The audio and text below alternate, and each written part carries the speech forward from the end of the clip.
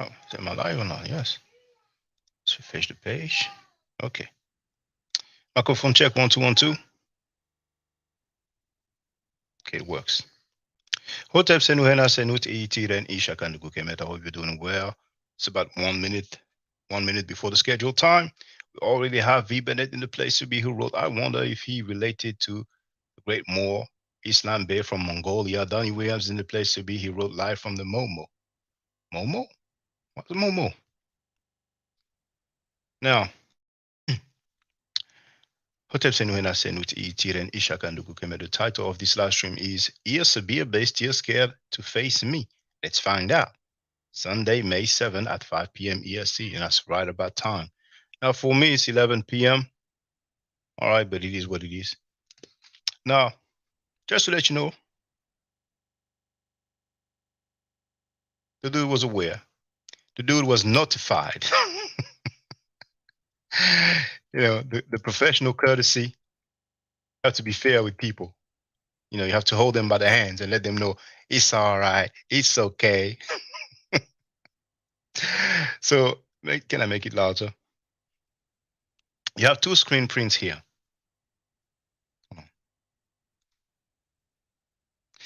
Hey, Andrew Burnett is in the place to be tonight. Now, what I did first is I typed the message that you see at the top, but I put the link. And then it came to me that when you share a link in the chat, if you are not a moderator, your message will not appear. You'll see your message, you see it there, but the people will not see it, So I did put the second message that you see at the bottom, and you can see that he put it on the screen during his own live stream, which was today. And he says, for the record, I'm not listening to this stream. That's just a professional courtesy. Bruce Lee said, wood don't hit back. I say cowards don't hit at all. And when I realized, oh, dang, probably my message doesn't show. So I went and typed the message without the link, without the URL.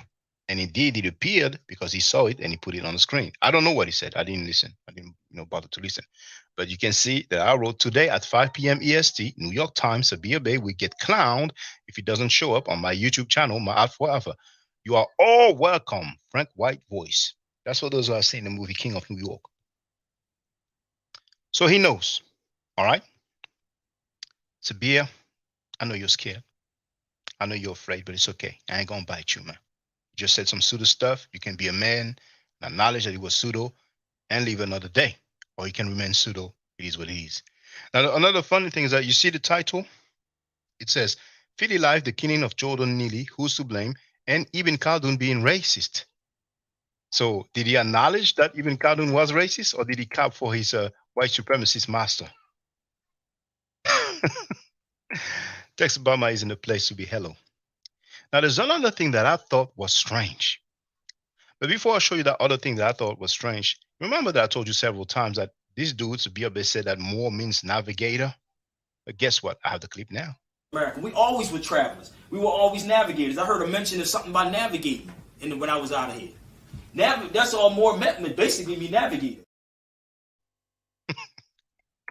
So if Moor meant navigator, then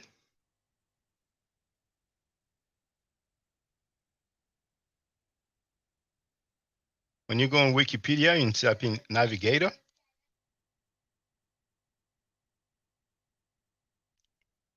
now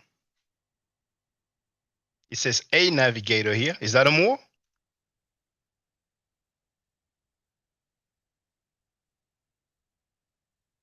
U.S. Navy personnel practice using a sextant as part of a celestial navigation training. Is she a Moor?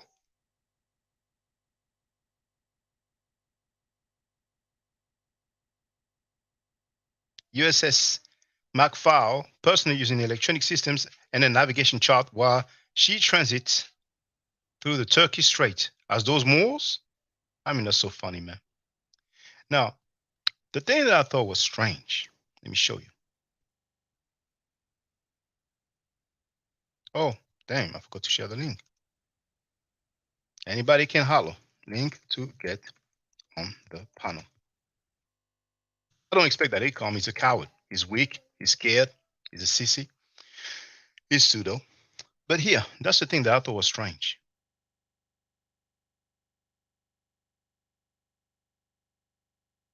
I need to reduce the window.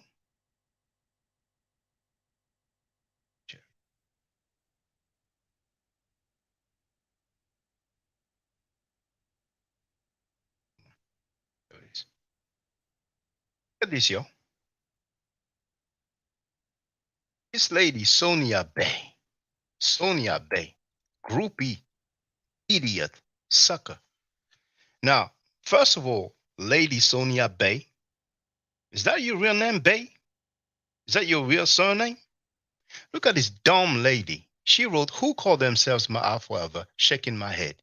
This damn idiot. When he has pseudos, most likely the people who follow them are pseudos and dumb. Now let's look at something real quick. Just dumb people. What does my name have to do with anything? That's not even my name. It's the name of my channel, you idiot. Some people, I mean, not only they're pseudo, those people are dumb. It's just embarrassing, man. It's an embarrassment for the human race. Now let's check something here. That's my YouTube channel. When you go to about, it says you have my email address, email for Medunature, hieroglyphic lessons only, and it says Shaka Ndugu Kemet sharing information about history, culture, including religion, and languages. Knowing is good, understanding is better. I don't argue, I state facts. Dua itu, dua necheru, and then you have the link to my website. And if anybody cares to go on the website, you know, at the bottom it says afrostyly.com Shakandugu Kemet. Back then I had a page that said Afrostyly, and it was just saying, you know, this is an independent website, you know, and blah blah blah, you know, by Shakandugu Kemet and stuff like that. So where did she ever get that my name is my forever? When I go on panel, I don't introduce myself as someone called my forever. I may mention the name of my channel, but I say I'm Shakandugu Kemet. So those are the people who say you need to learn, you need to study. They don't even get your name right, man. You're a dumb idiot lady. Grow up. Stop penis writing. That's ridiculous, man. And you out of the UK, do you teach this negrophobic stuff? Because in America, some people do, but in the UK, that don't fly, man. That don't fly, man. So do you hype up Ibn Khaldun over there in the UK? You know? Man, these people. So who has joined us? Donnie Williams is in the place to be. Young Hero is in the place to be. He wrote, "What's good, fam?" Tessa Bama wrote, she said, Matt forever. Or did she write it like that? let's see. Hold on. I'll, yeah, indeed. I mean, these people, man, it's so ridiculous, man. I mean, typos can happen, all right? You know, but indeed, she put Matt forever. Matt. Oh my goodness, those people, man, they're so ridiculous, man. Young Heru, okay. Tonight, yes. So I presume Sabir Bey being so weak and so much of a coward, he probably put all those messages of people going at me on the screen because he knows he can't do jack. But he's hurt. His feelings are hurt. He was acting like he's one of the top scholar, and you know, people got to see how pseudo he is. He learned that Cleopatra was Greek a few days ago. He was hyping up even Khaldun, holding up the book, and that same book says that dude is negrophobic. But let's deal with this actually. Let's deal with this. If we go to yesterday's live stream, this dude is a white supremacist, man. I'm going to share the title and the link as I usually do.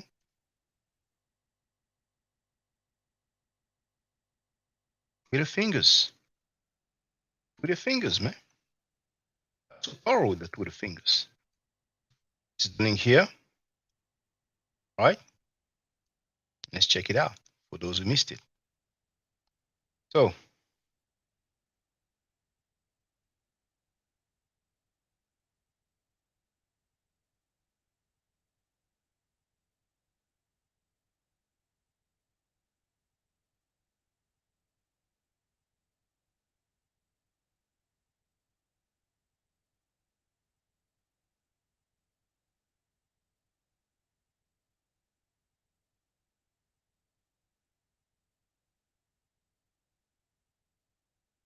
The book is holding here. Gonna share the link again. No.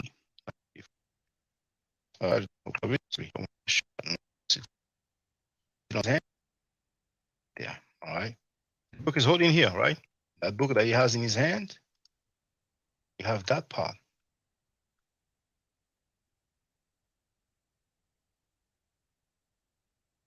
The Mukaddima. We have seen that Negroes are in general characterized by levity, excitability, and great emotionalism. They are found eager to dance whenever they hear a melody. They are everywhere described as stupid. Beyond the Sahel, to the south, there is no civilization in the proper sense. They are only humans who are closer to dumb animals than to rational beings. They live in thickets and caves and eat herbs and unprepared grain. They frequently eat each other. They cannot be considered human beings. We're not even human beings, man, according to Ibn Khaldun. Let's go back to his great teaching that he wants to be paid for. Undercover white supremacist, man. Well, I would label that, white supremacy. You know what I'm saying? But that's a teacher. This man, let me just show you something. This man right here, Ibn Khaldun. But they'll call him an Arab, but he's African. When you are the true Arab, and if you look at my hand, I'm holding a book right there in my hand in Tunisia, in North Africa. Everybody that graduates, right, they actually stand in front of this man's statue. How many people who truly know who Ibn Khaldun is? We don't know who this man is, but all of them from Zuckerberg on down, they all study Ibn Khaldun. Let me just show you something. Bear with me. I'm going to show you another one. Just bear with me. Khaldun. Ibn Khaldun. So actually, he actually stood in front of two different statues of Ibn Khaldun. Proud. And he's like, how many people know who Ibn Khaldun? Does he even know who Ibn Khaldun? I mean, he said that when I spoke to him, it's the first time he heard that Cleopatra was Greek. But anyway. Yep. So I'm over here risking my life to bring this information back to you that you. Now, this I like because he said it the last time. He's risking his life. Yep. He's traveling to Tunisia. He's risking his life. Now, lately, indeed, there's been some situation, about, African migrants over there. But I don't think they will holler at an American dude. If they know the person is American, I don't think they're going to want that smoke. Nope. You know what I'm saying? But let me. Yes, go ahead, he's on the light side of it, man. So he's on the very light side. So, I mean, why would they bother him? They don't have a problem with him. Their problem is with the other ones. Yeah, he's there on holidays, not there living, what I'm saying, like a quote-unquote illegal or undocumented, immigrant. You know who would be in trouble? Tar. He would be in trouble. He would be risking his life if he went. Based on what he's teaching, you know what I'm saying? Because he's not upholding those white supremacist heroes of theirs. But let's continue here. You don't even know about, but you want to talk about economics. Economics, really? You want to talk about group economics? You understand? If you read the Mukaddima, the introduction, if you read the Mukaddima, it's more books in this, but if you read the introduction, you will understand everywhere, every culture, how it's set up. Now, for the record, when hold on, please. When he says the introduction, it doesn't mean the introduction of the book. That's a translation of Mukaddima. It's also known as Progellimin or whatever. But go ahead, Bennett. But the Mukaddima, it sounds like one of them Starbucks drinks you can get, man. No, that's a real book. That's the title of the book of Ibn Khaldun. Give me a Mukaddima, man. How much? $3. Mukaddima chocolate. Yeah, that's what I'm saying. Sounds great. You can go to YouTube and punch his name in and sit back, but you're not being taught about him. You're being taught about a European. So this is what I'm bringing to my people. So none of these dudes have ever got on a platform and ever showed you who I'm talking about. Most of y'all may want to go Google this man, right? And find out who he is. So bear with me. I'm going to show you something else. Give me 1 second. Here's another one I have somewhere. Give me 1 minute. Another one here. Give me 1 minute. I'm going to pull this up. Sonny Williams, hop your ass up here on the panel, man. Right there. Ibn Khaldun. So when I'm over here, they're telling me I should stay in tune. Look at me. He told me when I was over there They said, dude, we got you. You will take care of your room and board, whatever you need. You can stay here to teach us. And this is what I'm saying. When you travel, brother, and you have this knowledge, this is the crazy part. They will take care of you and say, what you Can you picture, a black dude standing in front of a Hitler statue like that? And I'm saying, did Hitler say that black people are not humans? or close to dumb animals? He's proud. Look at him. He's showing to the people. It's crazy. Yep, he is proud. He's a proud bootlegger. I know. And he wants to get paid to have a discussion, man. Give me a boot, even Khaldun. Where is it at? Thank you, Master. There, and I know over here. I know both of these things. So imagine what I can do and take advantage of. Don't think because I'm on YouTube, I'm not giving you everything, because I do it on Zoom. And if anybody took my Zoom class, you would understand how I am. I just step back from giving y'all everything on here. But if you go back to any of my YouTube channels, you can see for years I've given you mad information and nobody else points out any of this information to you. None of them show you what they're talking about, nor do they share their library with you. So bear with me. Let me move forward on who this guy is. Okay? Bear with me. Let me go a little further on him. And there was a European that was actually talking about him. This was me when I was signing up for the class on Ibn Khaldun. These are the brothers that hit me up. Thank you for your research. So here, it was funny to me. I wrote in the chat, here, this dude is showing his acceptance to an online course. You would think it's like a university admission or something. You know what I'm saying? It's an application and admission into the annual Mukaddima program. Applications have been registered into our list. This is as a candidate. Why? Because they saw something in me. And what happens when I came on the feed with the brother for the interview, he asked me, how did you know so much about Ibn Khaldun? Why? That felt so gay. It for a couple of years. Saw something in me.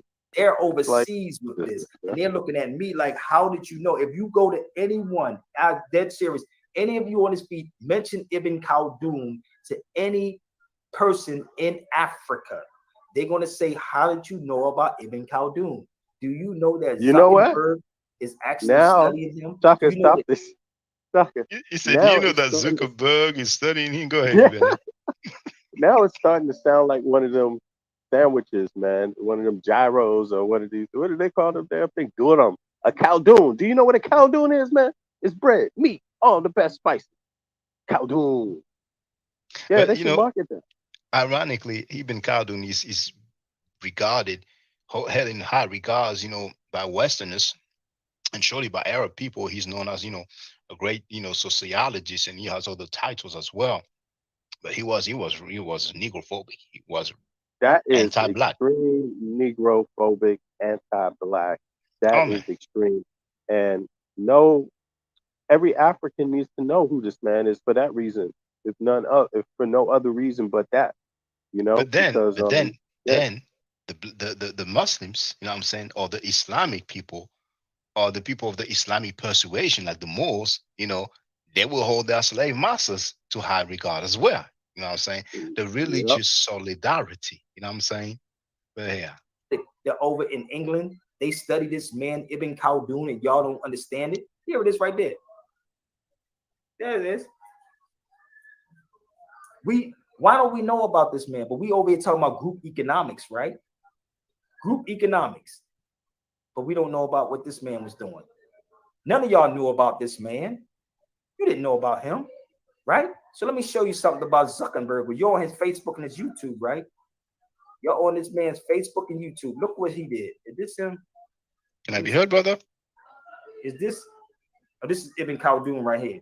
But this is just the greatest Arab historian. So what throw people off with him is they will call him an Arab when you don't understand that you are the original Arab people. And when I heard him say that, I was like, man, this dude is already pseudo, and I'm talking to I think we're getting the closer to the true original people. Go ahead, brother. We're getting closer to Donnie Williams' ethnicity and melanin part, I think. Keep going. Well, what did he say exactly? Off with him is they will call him an Arab when you don't understand that you are the original Arab people. You are the original Arab people. Well, the Arabs of the 7th century, they were surely not black people. You know what I'm saying? Who's he talking about when he says that's double speak? That's double speak because he says you are the original Arab people. But who's you? What's the word for you? Is he just going to say more? Well, you hear me? he doesn't like to use black, but he made it clear. You know what I'm saying? Like let's hear it again. Pull off with him is they will call him an Arab when you don't understand that you are the original Arab people. You are the original Arab people. You know, once again, brothers and sisters, how many times I told you to say, "Oh, the original inhabitants of such and such." Arabs of the 7th century, definitely not black. And look at the depiction here. You see the depiction that he shows himself. Look at the depiction here. Does it look like a black dude here? Does it look like a Moor here? Does it look like he's melanated here? You know what I'm saying? Come on, man. But anyway, let's listen to the rest. You know, That Arab is not no people that you see in the Middle East. Trust me. Go get the book, The Unknown Arabs. Get this book called The Unknown Arabs by Tariq Berry. Can I be heard, brother? Tariq Berry. And, you know, just for the record, let me show you the book. You know, so some people may think I was bluffing, and I showed it before. You know, so I'm gonna have to move a few, you know, because that's not on my desk. You know, it's back here. So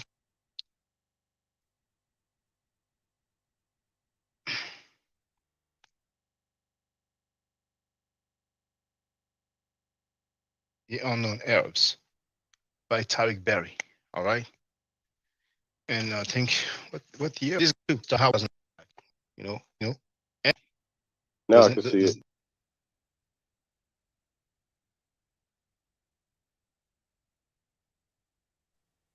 Again, for the record, I've shared the link to the university, Duke University. So you have some quotes from Ibn Khaldun.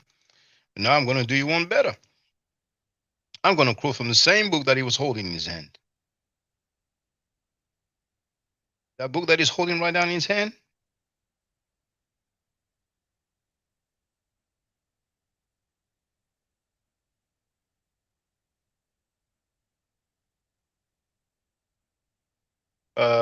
Here it says the greatest Arab historian. That move fast. All right. Forward, you see I'm on the panel here waiting. He shows Ibn Khaldun was the panel. You can see Ibn Khaldun's work. Shows Ibn Khaldun here. You have a depiction. Oh, snap. In front of the statue. Khaldun. When nation is all right. So here in the chat, you can get it for free. Where? Archive.org. That same book right there. Mm-hmm. And right here, you can verify with the book cover. See that? That's the same book cover. Right. So all you need to do is go there, right click, save as. Now that's in French here, but you know, save as, and then you can get it. Mm-hmm. So if I do a search on that same book that he showed to the people, and I put Negroes, Negroes. Now I'm gonna go to page 120. So first entry is page 1110. Next one, still 1110. The next one, the fourth result of the search, you know, control F, control plus F, or command plus F for those who use the Macintosh. Mm-hmm. Now, it says here on page 120, as you can see here, 120 here, all right?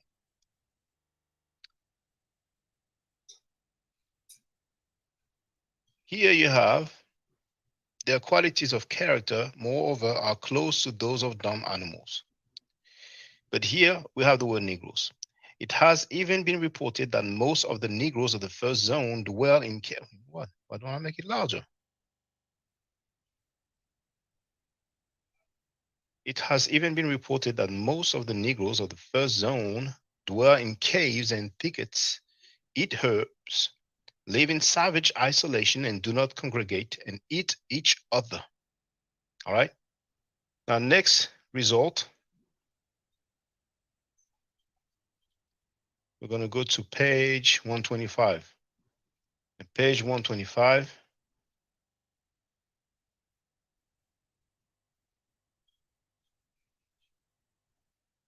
That's result 11 out of the 11 out of the 17 result for Negroes. All right. So here you can clearly see page 125 at the top left corner of the screen, and it says, "We have seen that the Negroes are in general characterized by levity, excitability, and great emotionalism. They are found eager to dance whenever they hear a melody. They are everywhere described as stupid. All right. And he goes on to say the real reason for these opinions is that it has been shown by philosophers in a proper place, joy and gladness are due to expansion and diffusion to the animal spirit. Okay. Now, next one, page 127, which is the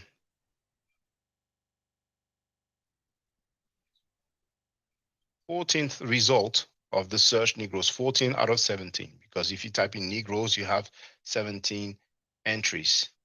As he mentions, our people are the inhabitants of the Hijaz and the Yemen between the seasons.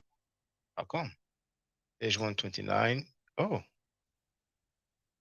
how come? Oh no, it's page 199. That's why. So page 199, which is the 15th result of the search Negroes, 15 out of 17. You can clearly see here, page 199, here at the top left corner.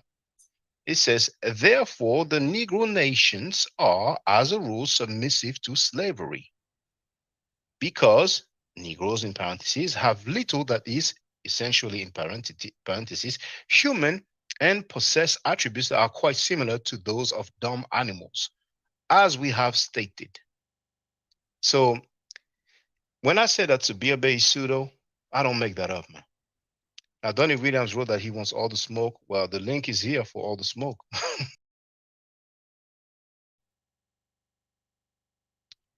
So in summary, stupid, animal spirit, submissive to slavery, attributes to similar to dumb animals. Sabir Bey is pseudo. His followers are pseudo. They are white supremacists.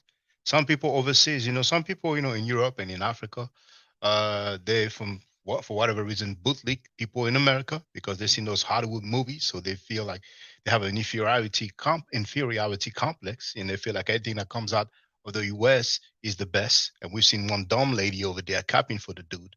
That's pseudo as F, man. So before I share the link again, because I've shared it already, but I'm going to share it again. Let me go to the comments that I haven't seen yet. So Donnie Williams was saying, he ain't going to put up, he trying to hustle up change for that motel room tonight. Hey, he's free to do what he wants, man. I'm dealing with public statements, man. He's going to recover in a few months' time, maybe a few years, because he thought that he was thorough for this 30-year-old teaching. But man, that white supremacy right there, man, hey, it's hurtful, man. It's part of Duke University's, this is part of Duke University's African Studies. I don't know, but you have the link there. I mean, it's not really, it's just hosted on the website. The link is there. So I wouldn't say it's part of any particular study. So, I mean, who knows? Let me see. What do they say? What do they say? It says Research Africa Reviews.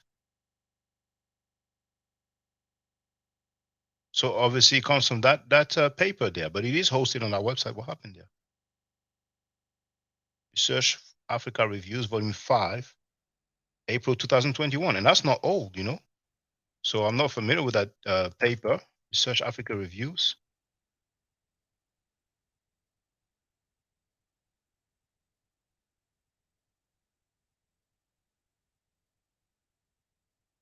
Now, let me show you what happens.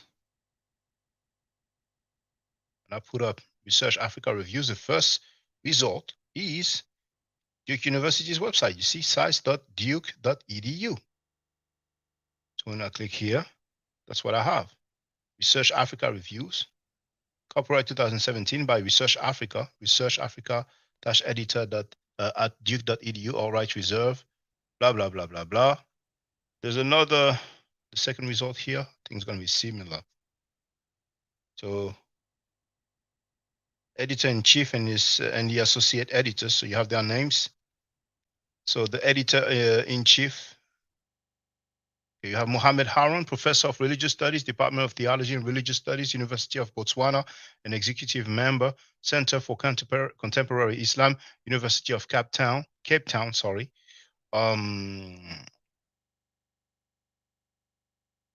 Cape Town, that's South Africa, if I'm not mistaken. Then we have Professor Wilson Fall, Associate Professor and Chair, African Studies Program. I'm not sure how to pronounce that. ECO, maybe. Center for International Education, Lafayette College. Then we have Hassan Juma Zovu, PhD, Senior Lecturer of Religious Studies, Department of Religious Studies, MOI University or Moi University, Kenya. Habari gani? Penda Kenya. Nataka kwenda ni Kenya. Yunus Dumbe, PhD, Religious Studies, Department, College of Arts and Social Science, Kwame Nkrumah University of Science and Technology. We have Badr Hamid, PhD, Assistant Professor of Curriculum and Instruction, Ain Shams University, Cairo, Egypt, Misr. Then we have Bamba Dramé, Dar el Hadith El Hassaniya Institute, Rabat, Morocco. And we have Mbaye Lo, Associate Professor of the Practice Asian and Middle Eastern Studies, Duke University. And you see the email address, mbayelo@duke.edu. RA Research Africa plans to bring new publications to more readers in Africa and beyond. So we have our answer. It's not pseudo people who wrote that stuff. Anyway, let me go back. Where were we?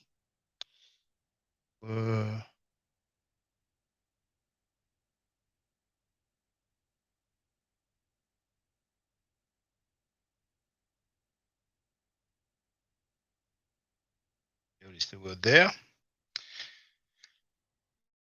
Then David wrote, "Get the F out of here." He said the Arab man told him to come and teach us to chant ourselves out of these lands. Nobody talks about the information you post because we hear thin four hats when you broadcast. I mean, they know the deal. They know what's up. They know there are pseudos. Majority of the conscious community people, there are pseudos. You know, I mean, you see in Trockfield, one of the biggest idiots in the conscious community. He went to speak easy and whispered into a pea hole. "Oh Lord, Arabs never looked and never locked their hair," implying Black African. Yeah, when he said us and so on. Born Fuji is in the place to be. V. Bennett is in the place to be. Hotep. V. Bennett wrote, "Sabir the Moor didn't show up." Wow, he surely ain't there. I'm going to share the link as I'm through with the comments here. Dang, dude be praising anti-Black racists. Yes, proudly posing in front of his statues, man. What a shame indeed, what a shame. So now, link to get on the panel. Feel free, brothers and sisters, it's roasting time, man. Feel free to roast the dude, he deserves it. I mean, it's not every day that you have some Black people praising a white supremacist. So he should, get a reality check, you know what I'm saying? So feel free, man, But if he wants to come in, you know what I'm saying? Yeah, he's welcome, but we know he's a coward, scared dude. He's a scary dude. You seen the movie Life? Don't be scared. Don't be scared. Oh, man, this dude been doing it for 30 years, praising the white supremacists, man. Praising the anti-Black person, man. Talking about, you know who translated it? Well, tell us the word that was used then. But actually, since there's nobody right now on the panel, let me show what happened when I asked him to speak for 1 minute and then ask him to speak for 30 seconds. Hold on, where is it?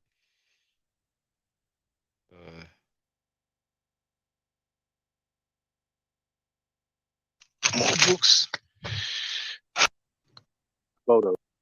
Be on and who and brother exchange that we had.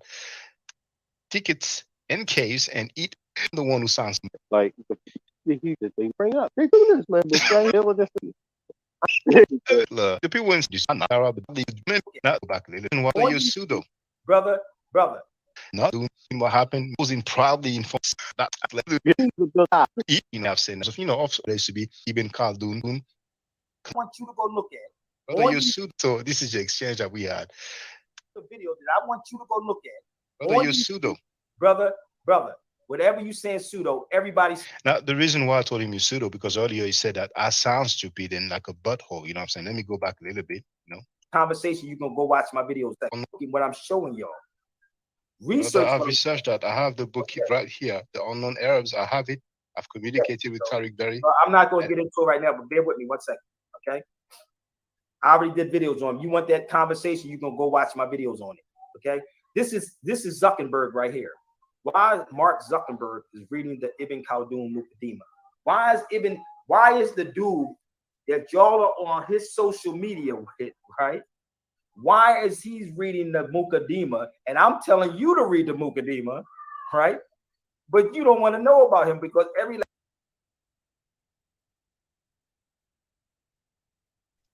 And I'm telling you to read the Muqaddimah. I'm in Sabir Bey, man. That's horrible, man. You show yourself taking pictures in front of that negrophobic, anti-black, anti-African person, proudly posing. And you tell people to read that book. Oh my goodness, oh my nephew, man. This is worse than I thought. Where's that lady from England, that Sonia Bay pseudo lady? Where are all the people on this channel, all the clowns, all the butt kissers on this panel? Where are the Moors? Where are the damn Moors? Where's Lord Abba? Where are all these damn Moors, man? Oh my goodness, you guys are so ridiculous, man. Last one of them reads Ibn Khaldun's work. Brother, you know he was anti-black, right? You know he made negrophobic statements. Anti-black, brother. He said that black people were inferior. Brother, that sounds stupid. You sound like a butthole saying that. Let me tell you something. You heard what he said when I told him that the dude was anti-black. I sound stupid. Now, who's stupid now? Who sounds stupid now? The arrogance of ignorance, man. And he's been doing this for 30 years, man. Why? Because you have groupies on this planet Earth. You have groupies on this planet Earth, man. I did a video on this. You sound like there's a video that I want you to go look at. Brother, you're pseudo. Brother, whatever you saying pseudo, everybody studied him then. I guess he said that black people were inferior. Brother, stop. Because they never use the word black. This is why you don't understand what the hell you're talking about. What word did he use then? Brother, stop. If you're not here to learn, fall back. And I did a video on this, and I'm going to explain this again. Fall back because I know where you're getting your information from. From Tariq Berry and Wesley Muhammad. This is the problem. You know, he says, I know where you're getting your information from. I read, now I've shown from the Duke University, but I've also shown from the same book that he was holding, the same book that he showed on the screen, that is on the screen now, the same book that he was holding. Now, he may argue he doesn't say black. Black is the English translation. You know, we've seen Negroes use as well. Then we can find out what word he used in Arabic. Probably he used Aswad or Sauda, you know what I'm saying? But we can find out. But he's in here buck dancing right now, you know what I'm saying? Because I asked him, what word did he use? That he's talking, I have a video about this, man. Okay? That people don't understand. That when the book was translated, I want you to do your research right now. Do your research on where and who translated. And just for the record, brothers and sisters, when people tell you, do your research, go do your research, it's a red flag. It's a red flag for some pseudo statement that they cannot substantiate. So then the burden of proof which should be on the claimant, they reject it on you. I'll just I'm saying, claim this is God teaching to the people. But anyway, let's continue here. Jared, because I know his lazy ass ain't gonna do it. Because somebody go find out who translated the Muqaddimah. Hold on. Was he talking about me when he said lazy ass? That when the book was translated, I want you to do your research right now. Do your research on where and who translated Jared, because I know his lazy ass ain't gonna do it. See, he was real salty, man. He was real salty.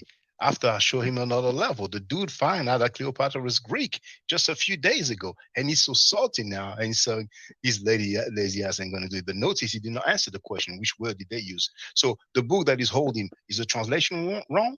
On the Duke University website, is the translation wrong as well? You remember the Hebrews were like talking about, oh, the translation is wrong on the Bible Gateway. You know what I'm saying? To fast means what was the word? To seduce.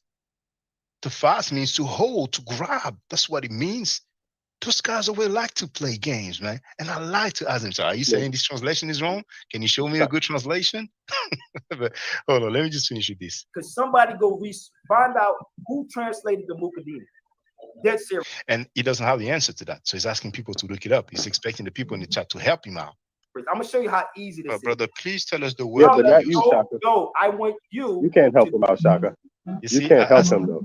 He's not asking you, Shaka. No, he's asking his people. He's asking his people. But you see, once again, I ask him, please tell me the word that they use. Do your research on where and who Jared, because I know his lazy ass ain't going to do it. Because somebody go find out who translated the Mukaddimah. Dead serious. I'm going to show you how easy this is. Brother, please tell us the word that they use. Yo, I want you to go. This is not no argument. And the funny thing is that, tell him who translated the Mukaddimah. Are we supposed to believe that there's only one person who translated it? But it's okay. You're not going to research. I'm going to click you off again. I said to you, please, brother, if you don't mind, just give me just 1 minute, please. No, I'm telling you. About something. Listen to what I just said. Period. I'm not going to. He muted me, so I'm going to mute myself like 3 or maybe 4 times. It's nothing else. I know you're streaming. I want your people to go research what I just said. Research who translated the Mukaddimah. Okay? I want you to do that first before you can ask me anything else, because you said he's racist. I want you to research who translated it. And when you do that, brother, then I'll give you your 1 minute. Okay? Please, brother. Well, give me 30 seconds, please. I'm not giving you nothing. I just told you what to do first. I can't do but I want to talk about something else. No, we're not talking about bro. And he just muted me. And now this is the guy. Now his name doesn't show right now. And listen to you, brother. You need to research or whatever. Brother, listen. He no, asked please. you. I'm trying to talk to. He asked you a couple of. He muted me when I first said, I'm trying to talk to Sabir. You can see his hand. He's like, But then I unmuted myself and said again, I'm trying to talk to Sabir Bey. Times to do research. Respect his wishes. Do the research, and then. So you can see kick me off, and you had that groupie. Now it sounded like he had an accent. Amazingly, I'm telling you, some people, they see people in America like, the best thing since sliced bread. They feel inferior. Respect the research. Respect the research. What research? Anti-Black teaching. So we have the Nation of Islam with anti-Black / anti-African teaching. I've played Farrakhan's clip. We are mocked, disfigured, the essence of ugliness. And now the most praising white skin / pale anti-Black person. Man. Now, it's going to be something funny because, you have to hear it to believe it. Now, there was a last comment here. And Donnie Williams wrote, the lack of logic is embarrassing, straight up by that dude, man. 30 years emeritus at Drakfields University, School of Pseudos. And they have the nerve to diminish and invalidate, or let's say diminish the intellectual level or knowledge. They have the nerve to diminish the knowledge and skills of PhDs, man. He really thought he was teaching. But they have groupies and they say, well, respect that research. Sabir is related to the father of Osman Batir, the great Chinese Moor Islam Bey. I am so done with the conscious community. Maybe he's anti-Black also. What kind of question is that? He doesn't understand Gaga Google, so how does he understand any other languages? Now, you may wonder, what is Gaga Google? Well, we're going to find out. Let's find out what is Gaga Google. This dude, man, oh my goodness. Oh my neferu. Neferbu.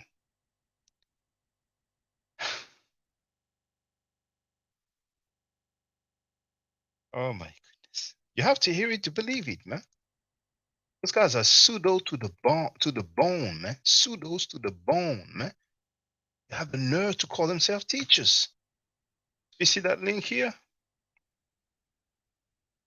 Gaga Google Scholarship. Let's put it up. $67.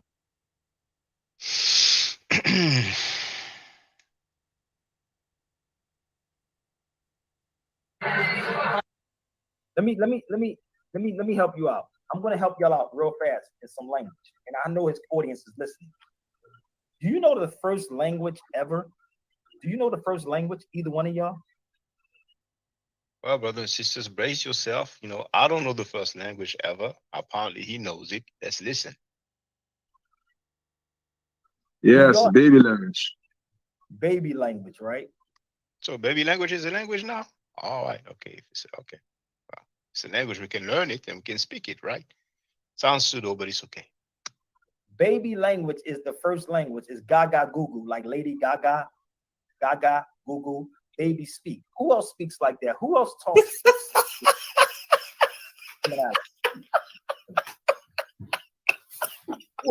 Whoever this is, who you are, let me see your face first. Or you're not coming on. You can just sit back. So Gaga Google is numbers, basically. Like most animals, numbers, hand signals, and stuff like that. Is it serious right now? Gaga Google is numbers?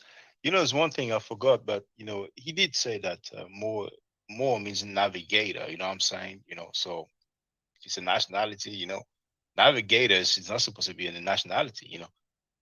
Anybody can be a navigator. It just takes a little training. You don't need to earn a PhD to become a navigator, but it's okay. You know what I'm saying? Let's listen to the first language, Gaga Google. Gaga Google, it's numbers. Babies talk to one another. They talk. They're numbers. The other they sure do. Right? They know what they communicate with each other. They be talking with each other. You notice that? They be sitting there talking to each other. You know what I mean? Like, we don't know what the hell they saying. The other language, if y'all not familiar with this, and if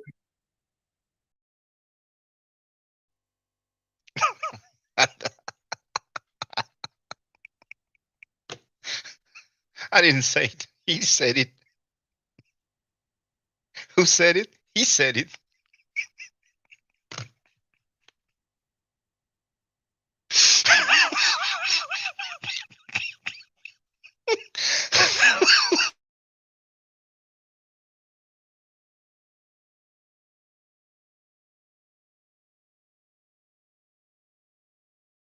I may make a clip out of this, man. Gaga Google. Oh my goodness, man. America. We always were travelers. We were always navigators. I heard a mention of something about navigating when I was out of here. That's all more meant basically me navigating. Oh my goodness. No. Last comment was about Gaga Google. There it is. Oh no, Sabir is the actual butthole, lol. I mean, LOL. Yep, cheap perfume he wears called arrogance smells like jealousy that females wear. Tries to talk from an authoritative position. I think it's strange he uses that terminology, butthole. Duly noted, Chaka, thanks. Mukadima, I'm literally going to Starbucks to get one tonight. Tonight! You're supposed to do research that very moment.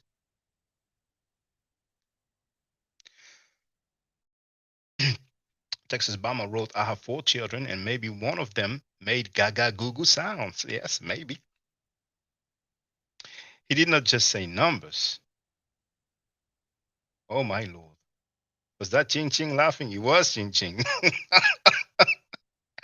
I mean, you seen the face palm I did when I heard him say that? I went like this, like, I mean, it's like with the pseudo Tazi, the Zaria. Dude, it's that booger signing photograph. It cost me $700 to get. It's about that tall, and you have out the station of Moses and Miriam and the hieroglyphic.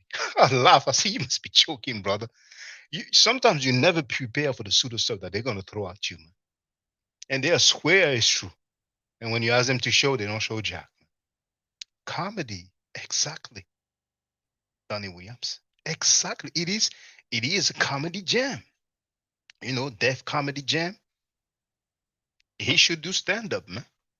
He should do stand-up, man. Sometimes I thought about imitating those cats. Then they're gonna say, oh man, he's doing comedy, man. That's why, I play the clips. He's better. Who said it? He said it. Who said it? They said it. I didn't say it. It's not a rumor. It's not an allegation. It's a fact. Now, I wonder how he's going to talk his way out of Gaga Google, man. See, before you will say, well, I saw a video where he said that. No, I didn't say that. Now you play the clip. What is he going to say now? Oh, you didn't understand what I meant to say is this. You lack comprehension. That's why he didn't understand what I was saying. When I say Gaga Google, oh my, Gaga Google. I can't. I'd have to curse him out. What? This other dude saying, yes, indeed. When he asks, they're talking to each other, right? The dude said, yeah, they sure do. Groupies, lames, pseudos. Groupies, lame, pseudos. 30 years he's been teaching that mess to people, man. Look at SETI. Like this funny behind. Oh, yeah, he's talking about that clip here. America. We always were travelers. We were always navigators. I heard a mention of something about navigating when I was out of here. That's all more meant basically me navigating. I mean, those are the cats. Those are the cats. Sabir Bey and his groupies talking like PhD is not that big of a deal. That you can be stripped of your PhD. And listen to them, man. You wonder why people in academia sometimes don't even want to hear when they hear something that's close to like African-centered teaching or thought. Because you have pseudos like that. You understand what I'm saying? Oh my goodness. Gaga Google equals 1, 2, 3, 4. Oh my goodness. You have to hear it to believe it, man. And this Gaga Google dude said that I should pay him to have a discussion with him. Do you believe me? You've seen it. Most of you seen it. Oh my goodness. I'm going to play a little some then. I'll be right back, man. I'm going to get something to drink, man. Oh my goodness. It's conscious community. Lames and pseudos. Lames and pseudos. Top of being scammers, rapists, child molesters, or child molester defenders. That cocktail, man. That cocktail, man. Okay, let's play this. All right, peace and black power family. Welcome to another Sarnetta TV House of Consciousness production. You already know what it is. This is your brother Sarnetta. I am your host, and I'm bringing in another heavy hitter. You brothers and sisters better be ready. When we build this wall, this comedic wall, oh my God, ain't nothing stopping. We bringing in another young brother. He's a scholar. You one leave, 5 more come in. Reggie leave, 5 more come in. You know what I'm saying? Garfield leaves and turn his back on Kemet, 10 more come in.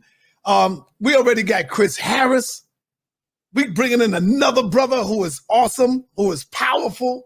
I would say I don't know, between him and Jabari, I would say they probably right here until I see the brother's work and ethic, and if he can handle the ring, getting in, or the battlefield, or whatever, anybody that come at him, if he can deal with that pressure, I think he can, because he's Kemet.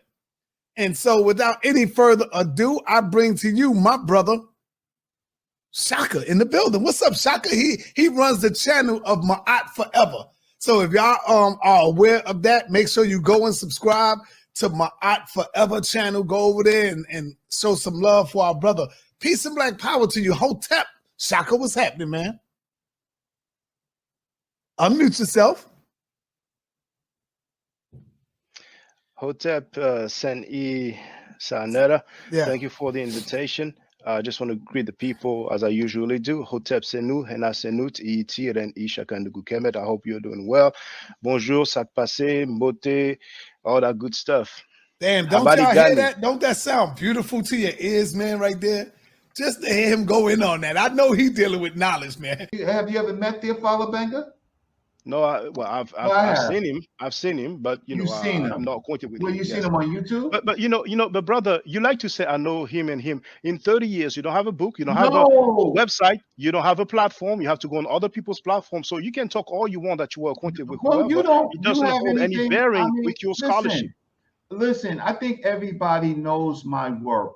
You're just being introduced. Okay? What is your work? You've been carrying their suitcases. You went errand and bought them drinks and coffee and tea. Everybody can do that. That's why I nicknamed you Butler. So Sonetta, Sonetta, so you allow this person to talk about I carry Sonetta's bags and suitcases. So you are Butler for Sanera as well. It's good to know. I didn't know that. Yeah. So and Sanera called you the B word. You did not object. You don't have any backbone, Reggie. You know.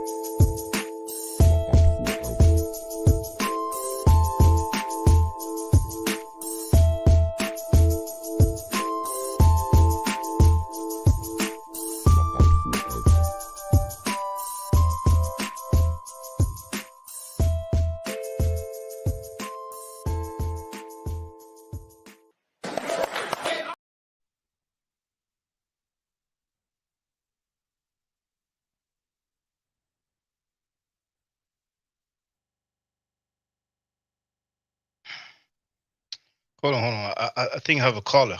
Hold on.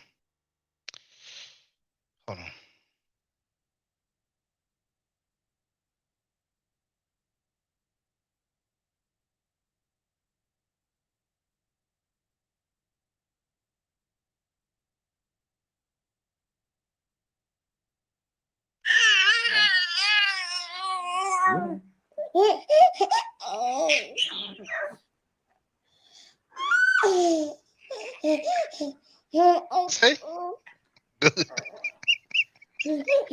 Google Gaga, Gaga Google. Is that numbers? What number is that? Seven circle Quran. Is that you, Sabir? Did you shapeshift into a baby? Oh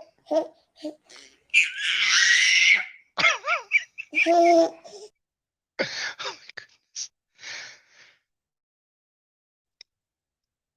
No.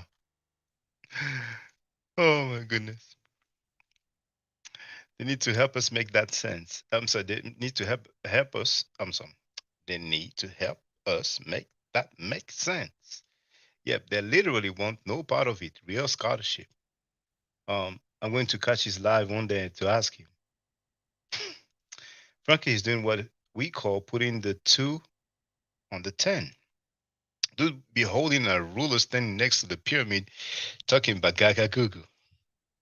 Dude be holding a measuring tape, talking about Gaga Google. No.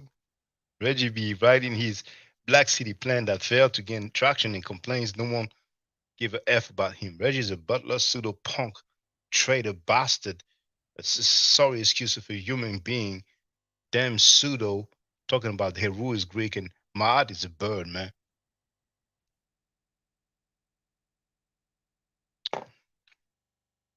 Shaka, how does he know Gaga Google his numbers? You're just supposed to believe his infant scholarship? Well, his groupies do believe whatever he says. Reggie literally has no work. A dream may be called Black City Plan. Nobody gives a damn about his Black City Plan. Reggie is a lifetime failure. He's a bum, a beggar. No platform, no book, no website. The dude is completely lame. He knows a little bit of middle nature. That's true. You know, he read a book or two. He's cool with child molesters. He's cool with rapists. He's xenophobic. Anybody who can answer that, what Gaga Google means in baby language, wins a prize. Oh my goodness. 1, 2, 4, 8, 9. Lord, Gaga Google is a mistranslation. But the baby really saying was gotta was gotta do. Oh my goodness. Oh my goodness. Oh my goodness. That would be a funny shot. That's how the IDs come. Design department, Gaga Google scholarship. No Gaga Google scholarship. Coming soon. I'm gonna holler at my design department. No Gaga Google scholarship. And I will order that shirt quick. Oh my goodness. Maybe the cap. Oh my, they're giving us ideas, man. You got to communicate with the pseudos because they're giving you ideas, man. Oh my goodness. So nobody wants to come on the panel? Get on the panel. Obviously, those moves aren't coming. They're busy communicating in Gaga Google, spending time trying to figure out what they're saying to one another. Feel free, don't be shy. Put up with it on Gaga Google. The first language. My goodness.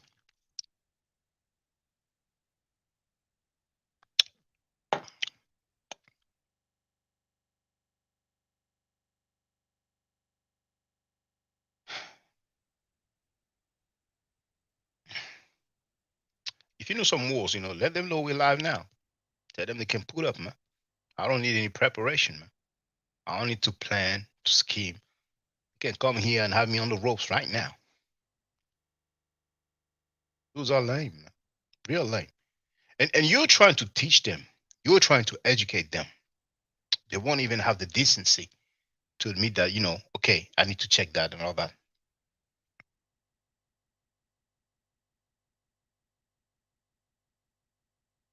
Nunu, net. Ket, Reggie can't kick that.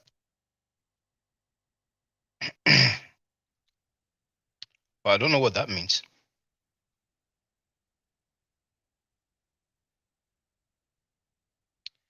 So what's going on now?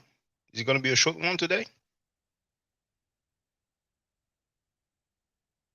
Most lost navigation to the link. America. We always were travelers. We were always navigators. I heard a mention of something about navigating when I was out of here. That's all Moore meant, basically me navigator. My goodness. Moore meant navigator. Where the heck did he get that from? Where the heck did he get that from? And some Moors like to boast and brag, saying, well, Christopher Colombo, he had some Moorish navigator. Well, they were weird whack then. Whether it was one or several, they were weird whack. Because he was trying to go to India, find himself in the Americas. And those guys, man, they are trying to decipher what Gaga Google means, Lord. Yeah. My goodness. But feel free, you can talk about anything else. It doesn't necessarily have to be about the pseudo Sabir Bey. You can see that he's scared. That's how he's made. That's what he's made of, He's scared. He's a sissy. He's a coward. He's a punk. He's crying in the car right now, listening to us. Crying about the fact that he doesn't have the courage to put up, just like that punk scam cheddar.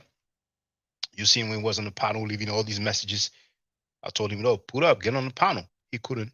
Some people are, just cowards, scared like that. You know what I'm saying? However, you heard him talk about, oh, yeah, I'm one of the best. The scholars or the so-called black scholars, Hey, I'm just one dude, man. No team. And remember, was telling his groupie audience, you see how I chopped that dude up? That guy from France, you see how I chopped that dude up? He chopped himself up, man. He cut himself into pieces, man. He cut himself into so many pieces, he can put himself in a backpack and, be I mean, dang. I mean, that.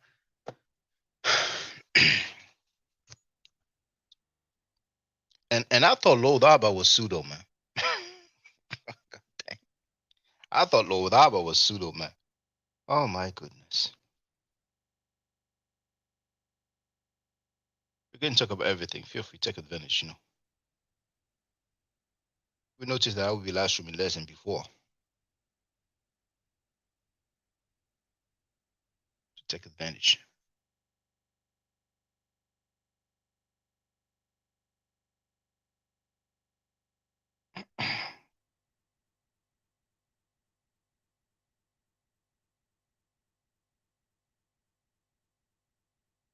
Pseudos everywhere, man. I guess the only strength they have is strength of numbers. They have many groupies, so how can people even consider as individuals? How can they call it teaching? How can they call it research? Gaga Google. Another one bites the dust. Another one bites the dust. Somebody kick the base. And that dude wants to get paid to have a discussion, not a debate, a discussion. Brothers and sisters, please listen to the PhDs. Please. Don't go listen to the Gaga Google scholars, man. Because then you wonder why we in the mess we in. People pay those dudes to get some so-called teachings, man.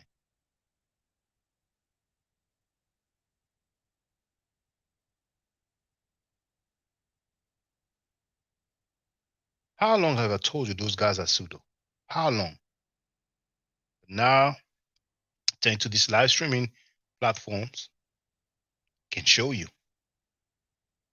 Black Hebrew Israelites, pseudos. Dagger Squad, dead.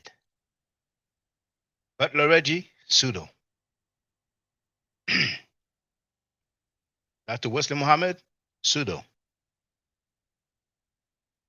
Moors, pseudos.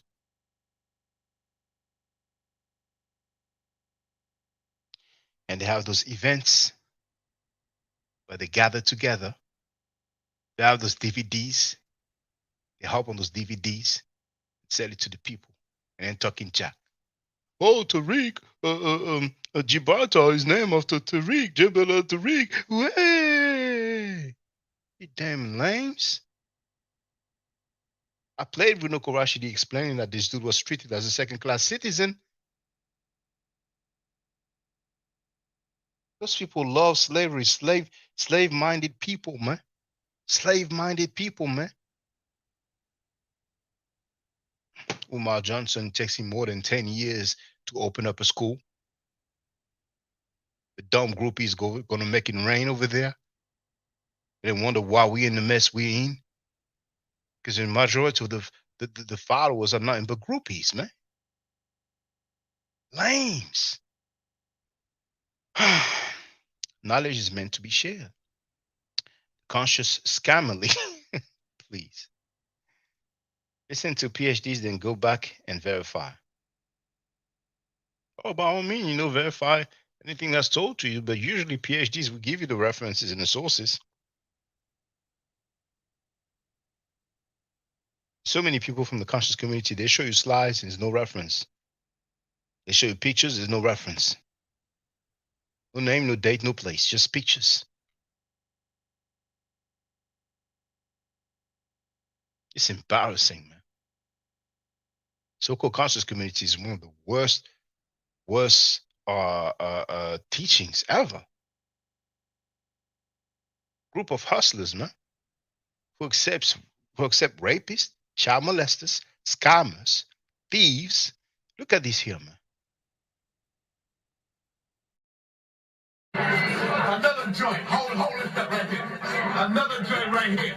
By Oswald Quake, Freemasonry, the origin of Freemasonry.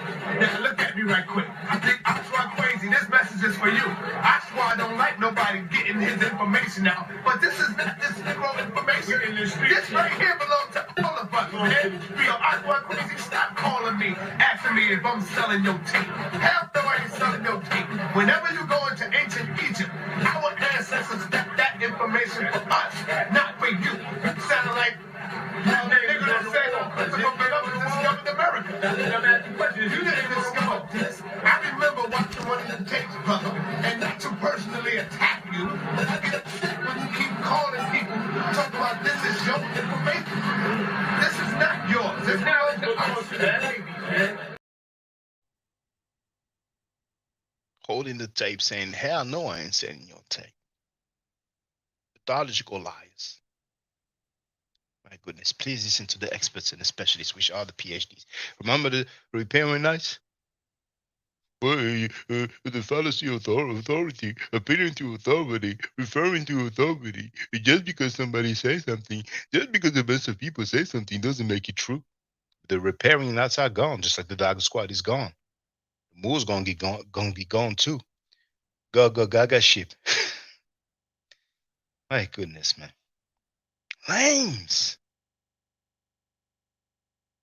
So when I say they are lames, I didn't wake up in the morning and figured I was just going to say they are lames for the heck of it. I didn't say they are lames for the sake of it. I should improve. Demonstration beats conversation. I mean, who in his right mind?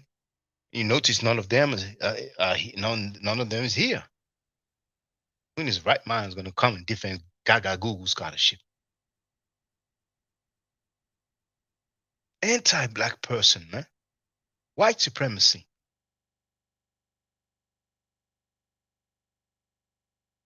Those are your teachers. Those are your teachers. Those are your scholars, man. Please listen to the experts and the specialists. Please listen to the PhDs. Please do. Don't become pseudo like the pseudo squad. No, those are pseudo killers. And most likely, anybody that you see down, track field and the rest of the pseudos, but most likely they are pseudo too. You know what I'm saying? Some people are guilty by association because they are capping for it, they are supporting it, they are promoting it. There's a saying that goes, show me your friends, I will tell you who you are. It may not be exactly the same in English, but we have that in French. Montre-moi tes amis, je te dirai qui tu es. Translates as, show me your friends, I will tell you who you are. Now, if you have a dude and his whole crew is pseudo, most likely the dude is pseudo as well. Real recognize real, man. All right, Chuck, I just spent. Want my coffee cup autograph saying tonight. Why I didn't think about? Oh yeah. I was thinking about one. I was thinking about one, but actually, hey, we didn't have people signing up for the free hat giveaway. And if you want to sign up, then it's okay. Gonna give something for free, but people don't want it. It's cool, man. Didn't know.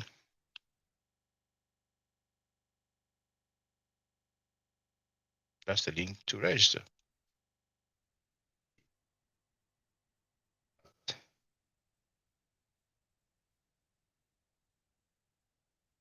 Wait. On the ground, they do book clubs. Who?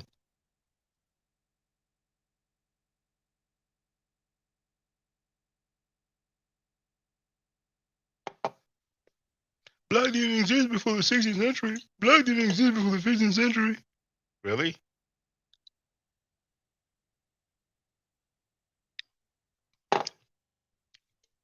The Muqaddimah is written in Arabic originally.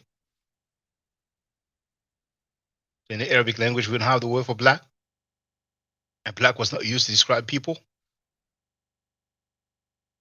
Black was not used to describe people in the Arabic language, which is way older than the English language.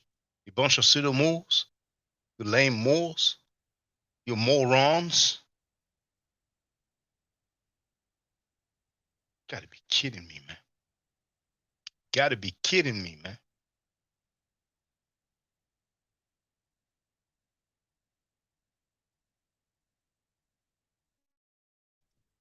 You see why they don't like me, man? I'm effing up their money.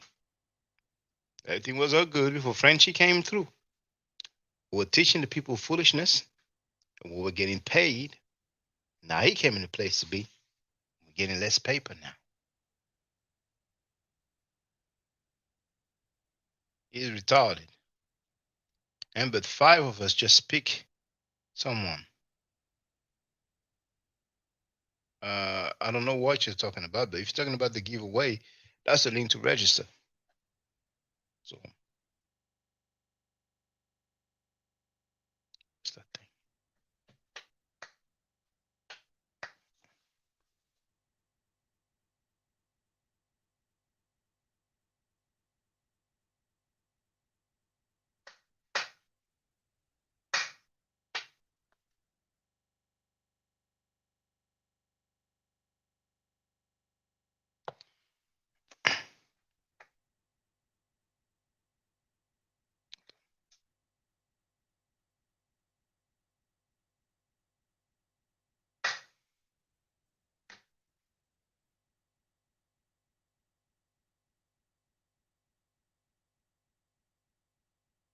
Joe and Emmy Kid. What about them?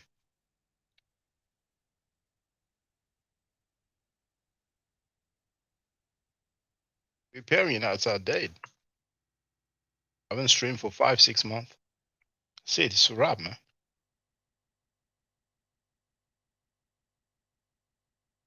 It's a wrap. Finally got the point that this Kemet means riparian land. Riparian zone was nothing but some hosts try to push their personal opinion hypothesis as some absolute fact, man.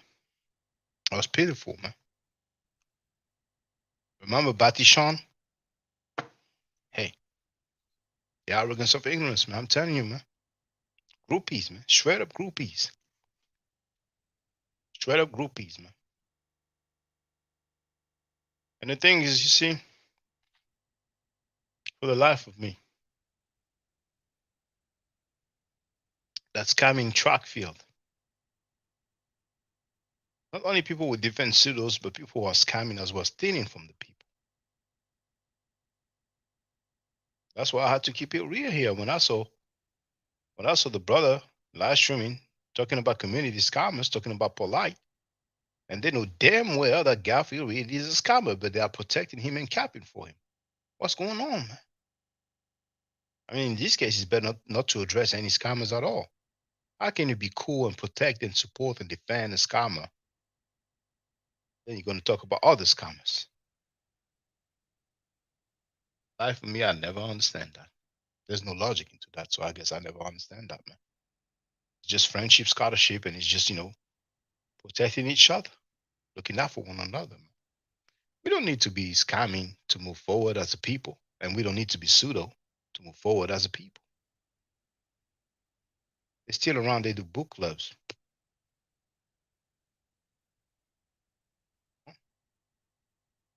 What is a book club? Are we going to read this book and we're going to talk about it like next week? All right.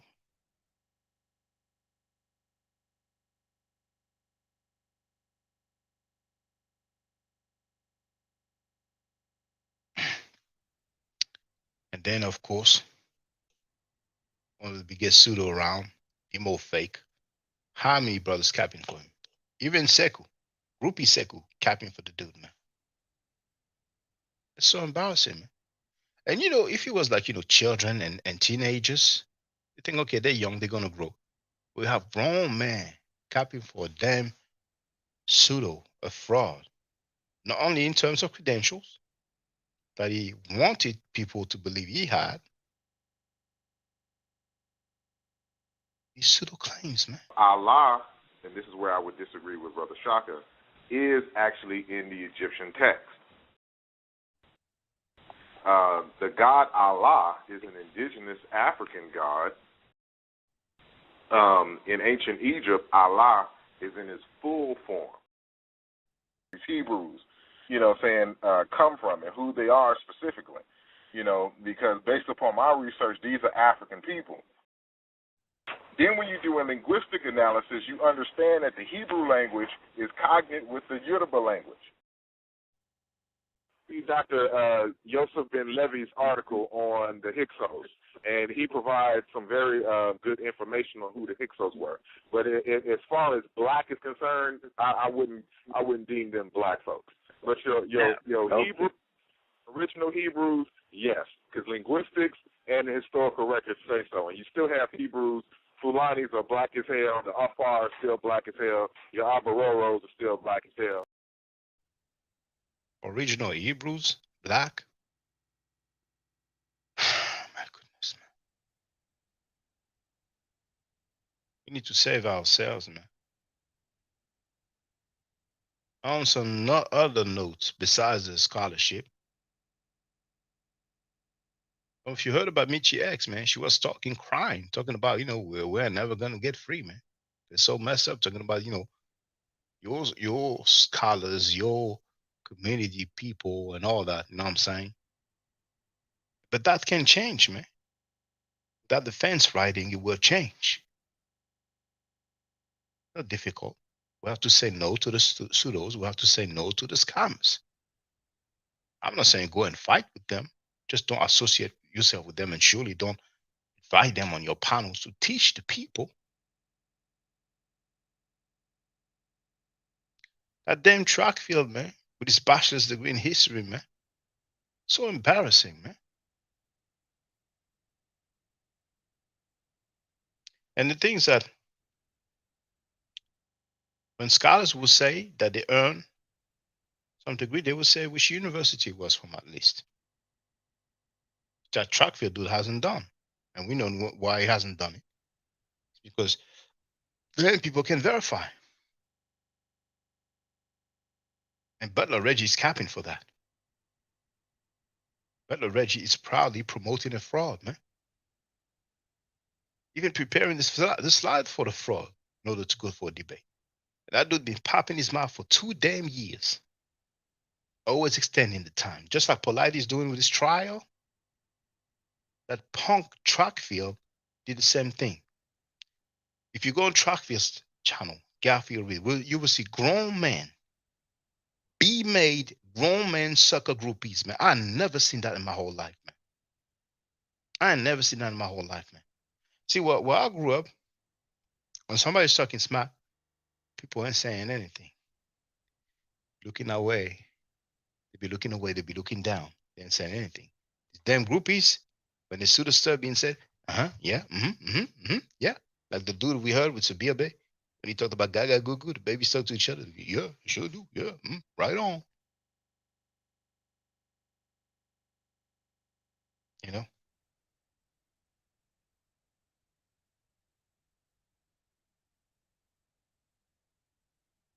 Michi was crying, yes. Michi was crying. Oh, she deleted the video, but she was crying.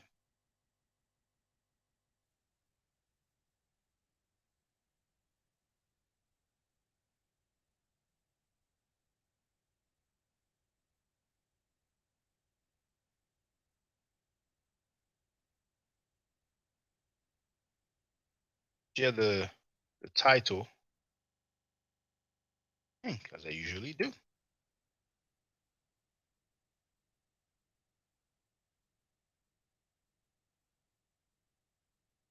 Whether it's scholarship or character, it's all messed up.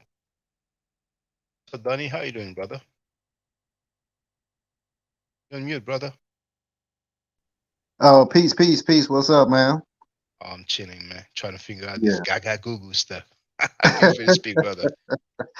I'm just chiming in, just saying what's up. Just came to kick it with you, man. Appreciate that, brother.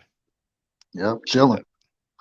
So this book club they're doing, what is it like? Is it like a email, Yahoo groups, or what? How is it? What is the format? No, they send out a first of all, they get a book, right? And then they just send out like a Zoom link, and everybody just you're supposed to read like a chapter or two, and then you come on and discuss it. It's kind of cool. Do you participate in that? Yes, I have. I participated in 2 of them. Do you know why they don't live stream anymore on YouTube? Is it out of embarrassment and shame? I think so. I think so. What do you think they are embarrassed and ashamed about? Well, that episode that happened on Smash show.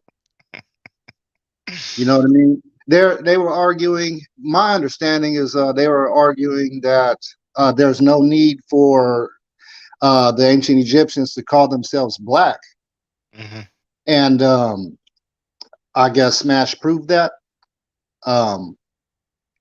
Gave demonstrations in the glyphs and stuff, saying that they were referring to themselves as black. Is that correct?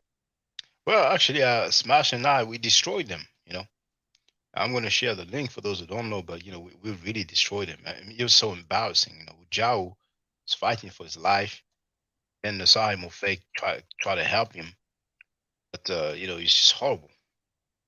Just feel horrible, man. Hold on, there it is. So this is an abridged version, which is already 3 hours long, but I do give the link to the full video on Smash's YouTube channel. I mean, it was just pseudo all the way. Yeah. Let's talk about. Now, you're familiar with the meta nature, right? So I'm a beginner. Oh, I'm a beginner. You know a little some. Now, the I6 glyph. What's the meaning of it? Cam, what does it mean? Black. I agree with you. And what did they say?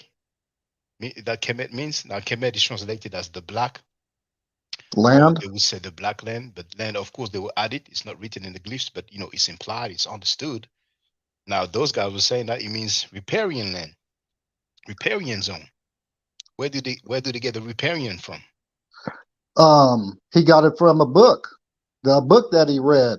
Well, what I think, the French book. What did he say? You didn't say the book. Are you talking about the French book by Pascal Vernus?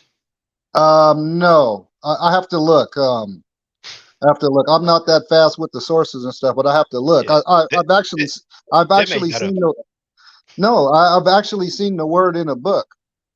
In a book, the book that the last book club I was in, it's in the book. Hold on. I'm slow with it, but feel free. I would love to see that. I would love to see that, man. I'm gonna learn something new today. I'm gonna learn something today, man.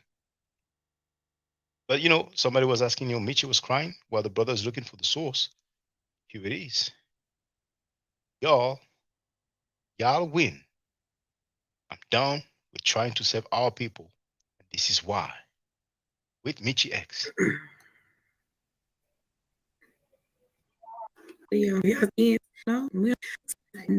Cried. It was so much love. So I don't want where I work from. Y'all say, Michi, don't pay attention to the. Although I will be honest with you, it weighs on a person. All but your thin and say shit in the comment section. You bitch that does, you motherfucker. Who ain't just doing help their minimum people's crazy some organizations for just like bad names. People that are all the middle cross running do that low shit. No, I ain't very half you motherfucking and I gave up $7,000 and damn near 8 of my own money. And I'm still passing out my money today to give to the organizations that I told them if there was any money left over, I would give them some. There was no money left over. But I have something that I guess a lot of people don't have called fucking integrity. So I'm gonna take some more of my own money and I'm gonna give them something. Because I believe in keeping your fucking word.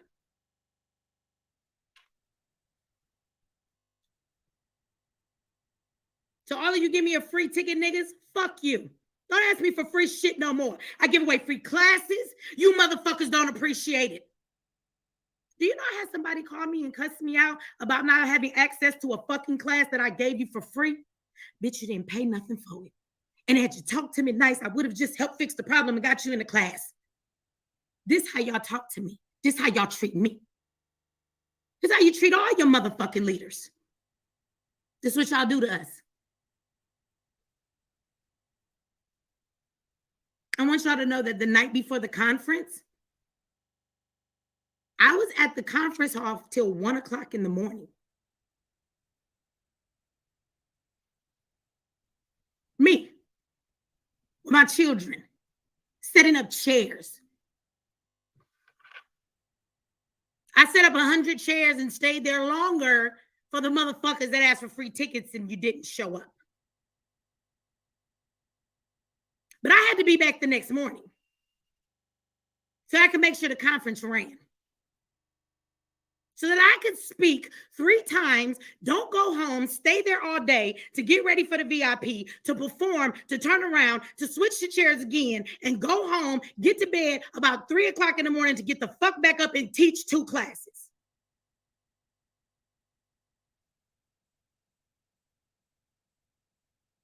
I'm just telling you what I give of myself.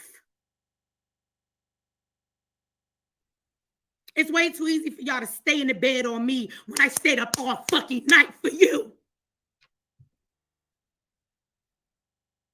I'm gonna be real with y'all like I always do. I know what the fuck you expect from me. I'm not coming on here to be fake. And then on top of all of that, I spent over $4,000 on fucking plane tickets to bring in ungrateful motherfuckers. Okay, Danny. Yeah, sorry about that. No problem. No, it's a book. It's called Ancient Egyptian Administration, and it's by Juan. The name it's got a Mexican name. It's kind of funny, but it's Juan Carlos Moreno Garcia, and it's loaded up with sources and all that stuff. And he speaks on riparian in that book.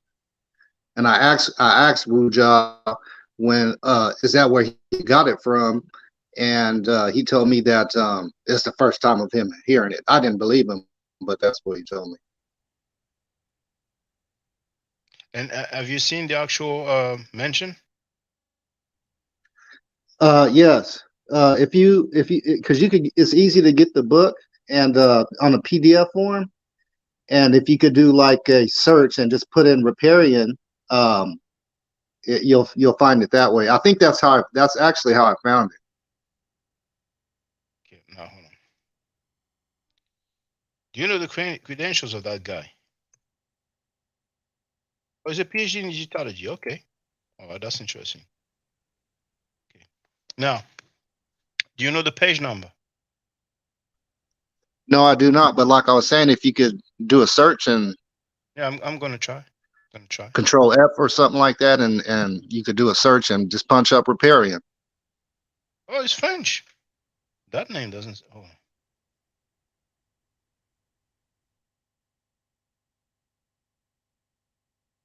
That name. No. Probably of Spanish or Portuguese descent or something.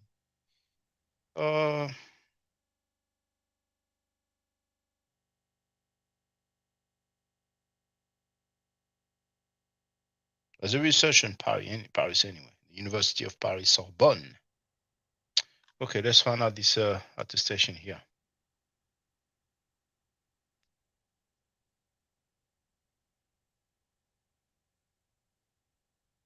I should put riparian. Yep. Riparian.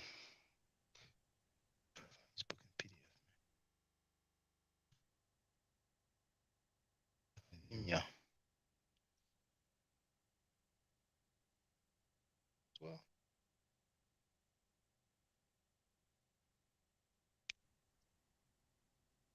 Did it come up? Oh no, I'm looking. Okay, he's the editor. They have it on academia, so I'm gonna download it.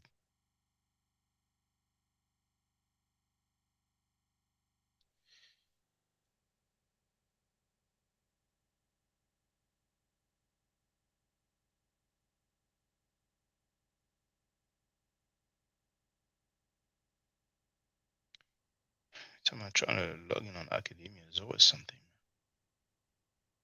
We sent confirmation email. Maybe it wasn't that email. Try another one.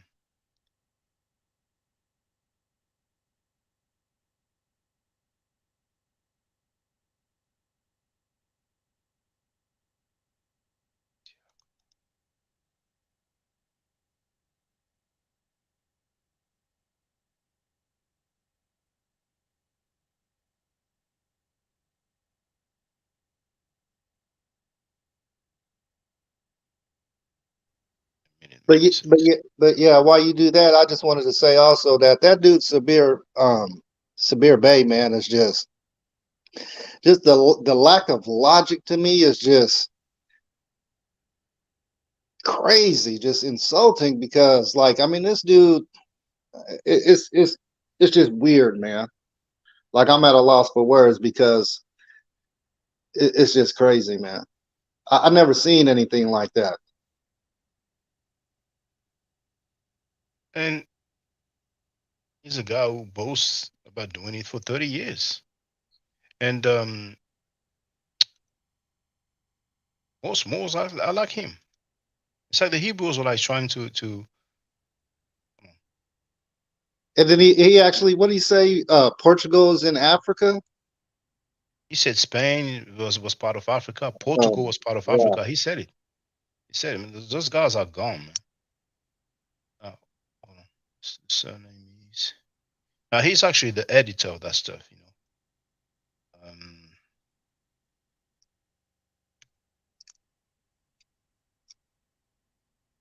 Okay. Okay, available online. Okay. University.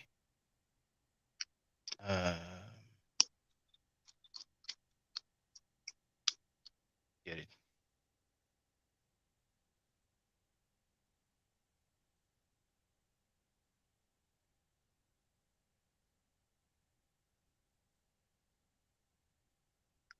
And another thing, Shaka, I don't know if you're able to take my question while you do that. Are you okay with that? Because I did have a question. Well, please hold that thought. Okay. Because I have the PDF here.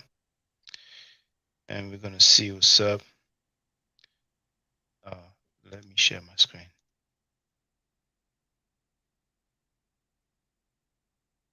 I can do a search. If I put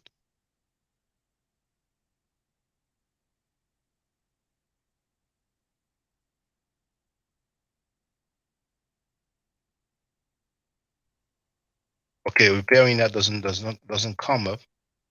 But this is not the full book. This is just well,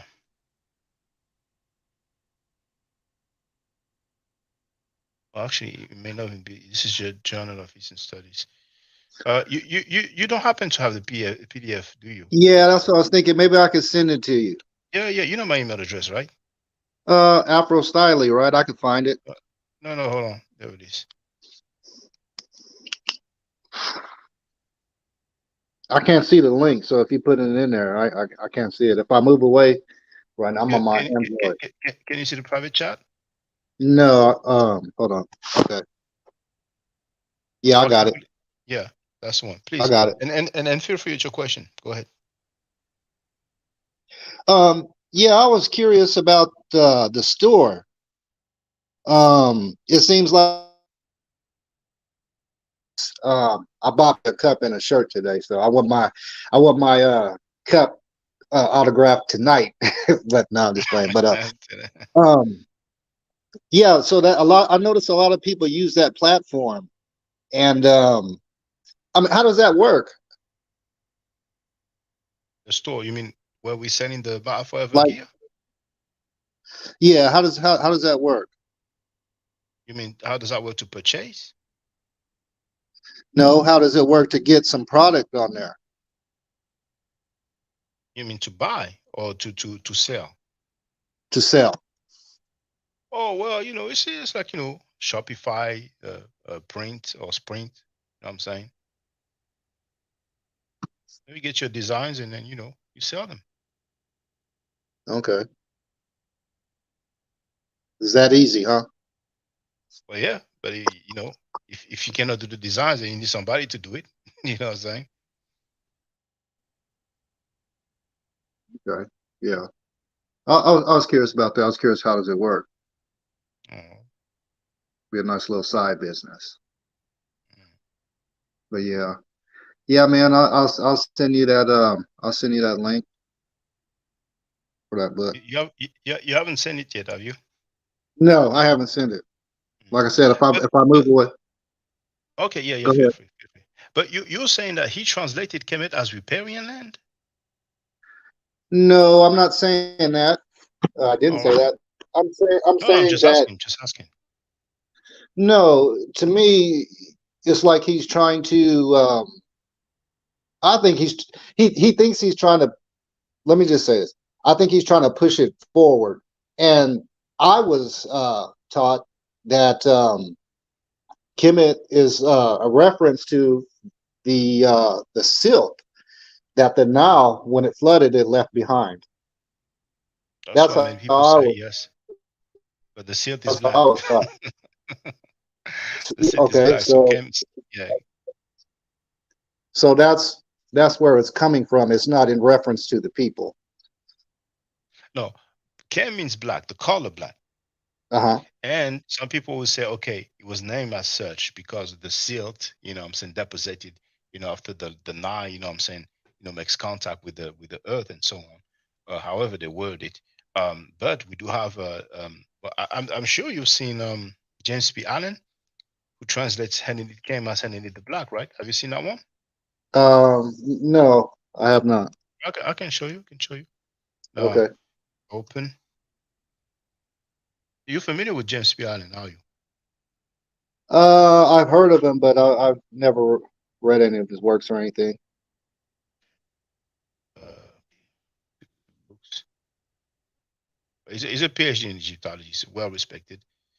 Other books.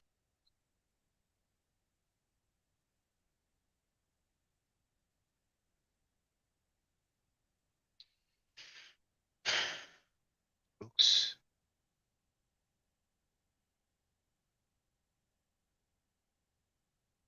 Okay.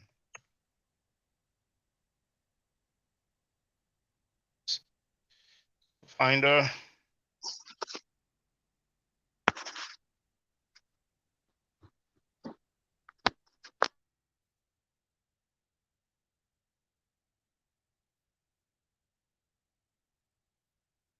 This here.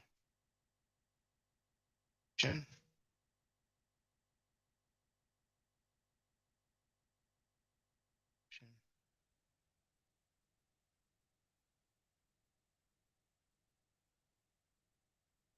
Let me look for something. James P. Allen.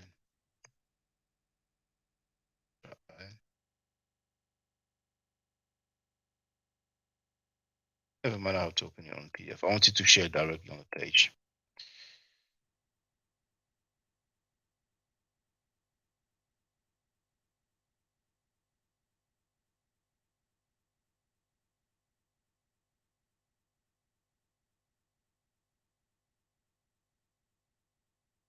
Oh, okay. It was on my desktop, so okay. Directly then.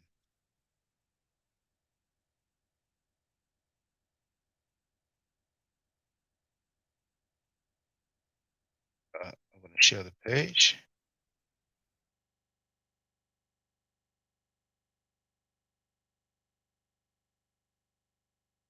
So there it is.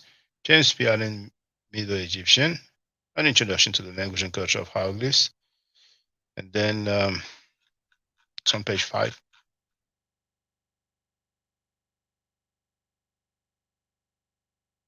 There it is.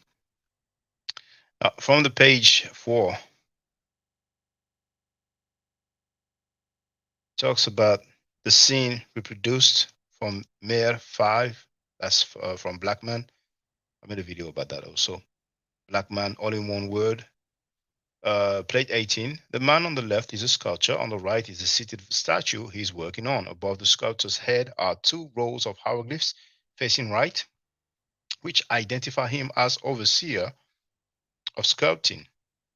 Each Jau and 3 rows of hieroglyphs Above the statue read, statue of the courtier, overseer of priests, Hananith the Black. And they face left at the statue itself. So we can see here they're facing left. You can see this is page 5. If we load up, then we do have here Hananith, and this is the I6 glyph Kem. So James P. Allen, that white person of European descent, he's not Afrocentric. He translated Hananith Kem as Hananith the Black.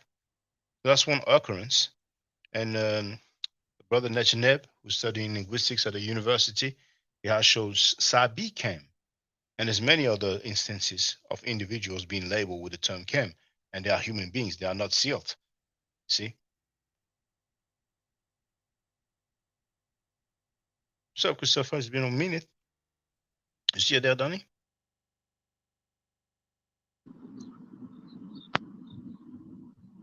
So, can you hear me, Donnie?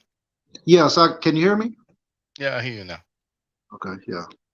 So yeah, there it is. I mean, it is what it is. Yeah, but those guys were acting like, doesn't apply to people. A bit like the Moors. I mean, Ujau was a Moor. He was part of the Nubian nation, and the full name is Nubian United Nation of Moors. I don't know if you had a chance to see the discussion that Ujau and I had on my channel. It lasted about 3 hours. And, he actually lied about the census. You know what I'm saying? Because when we talked about the black, and I told him, he was dealing with the Moorish stuff. And then I said, have you ever filled the census? He said, I haven't filled the census in years. So I said, thank you for confirming that you filled the census. So what did you put in the census? Then he said, no, I've never filled the census. So, it's on tape. It's on tape, How long ago was that? Well, I'm going to share the link so everybody can see it.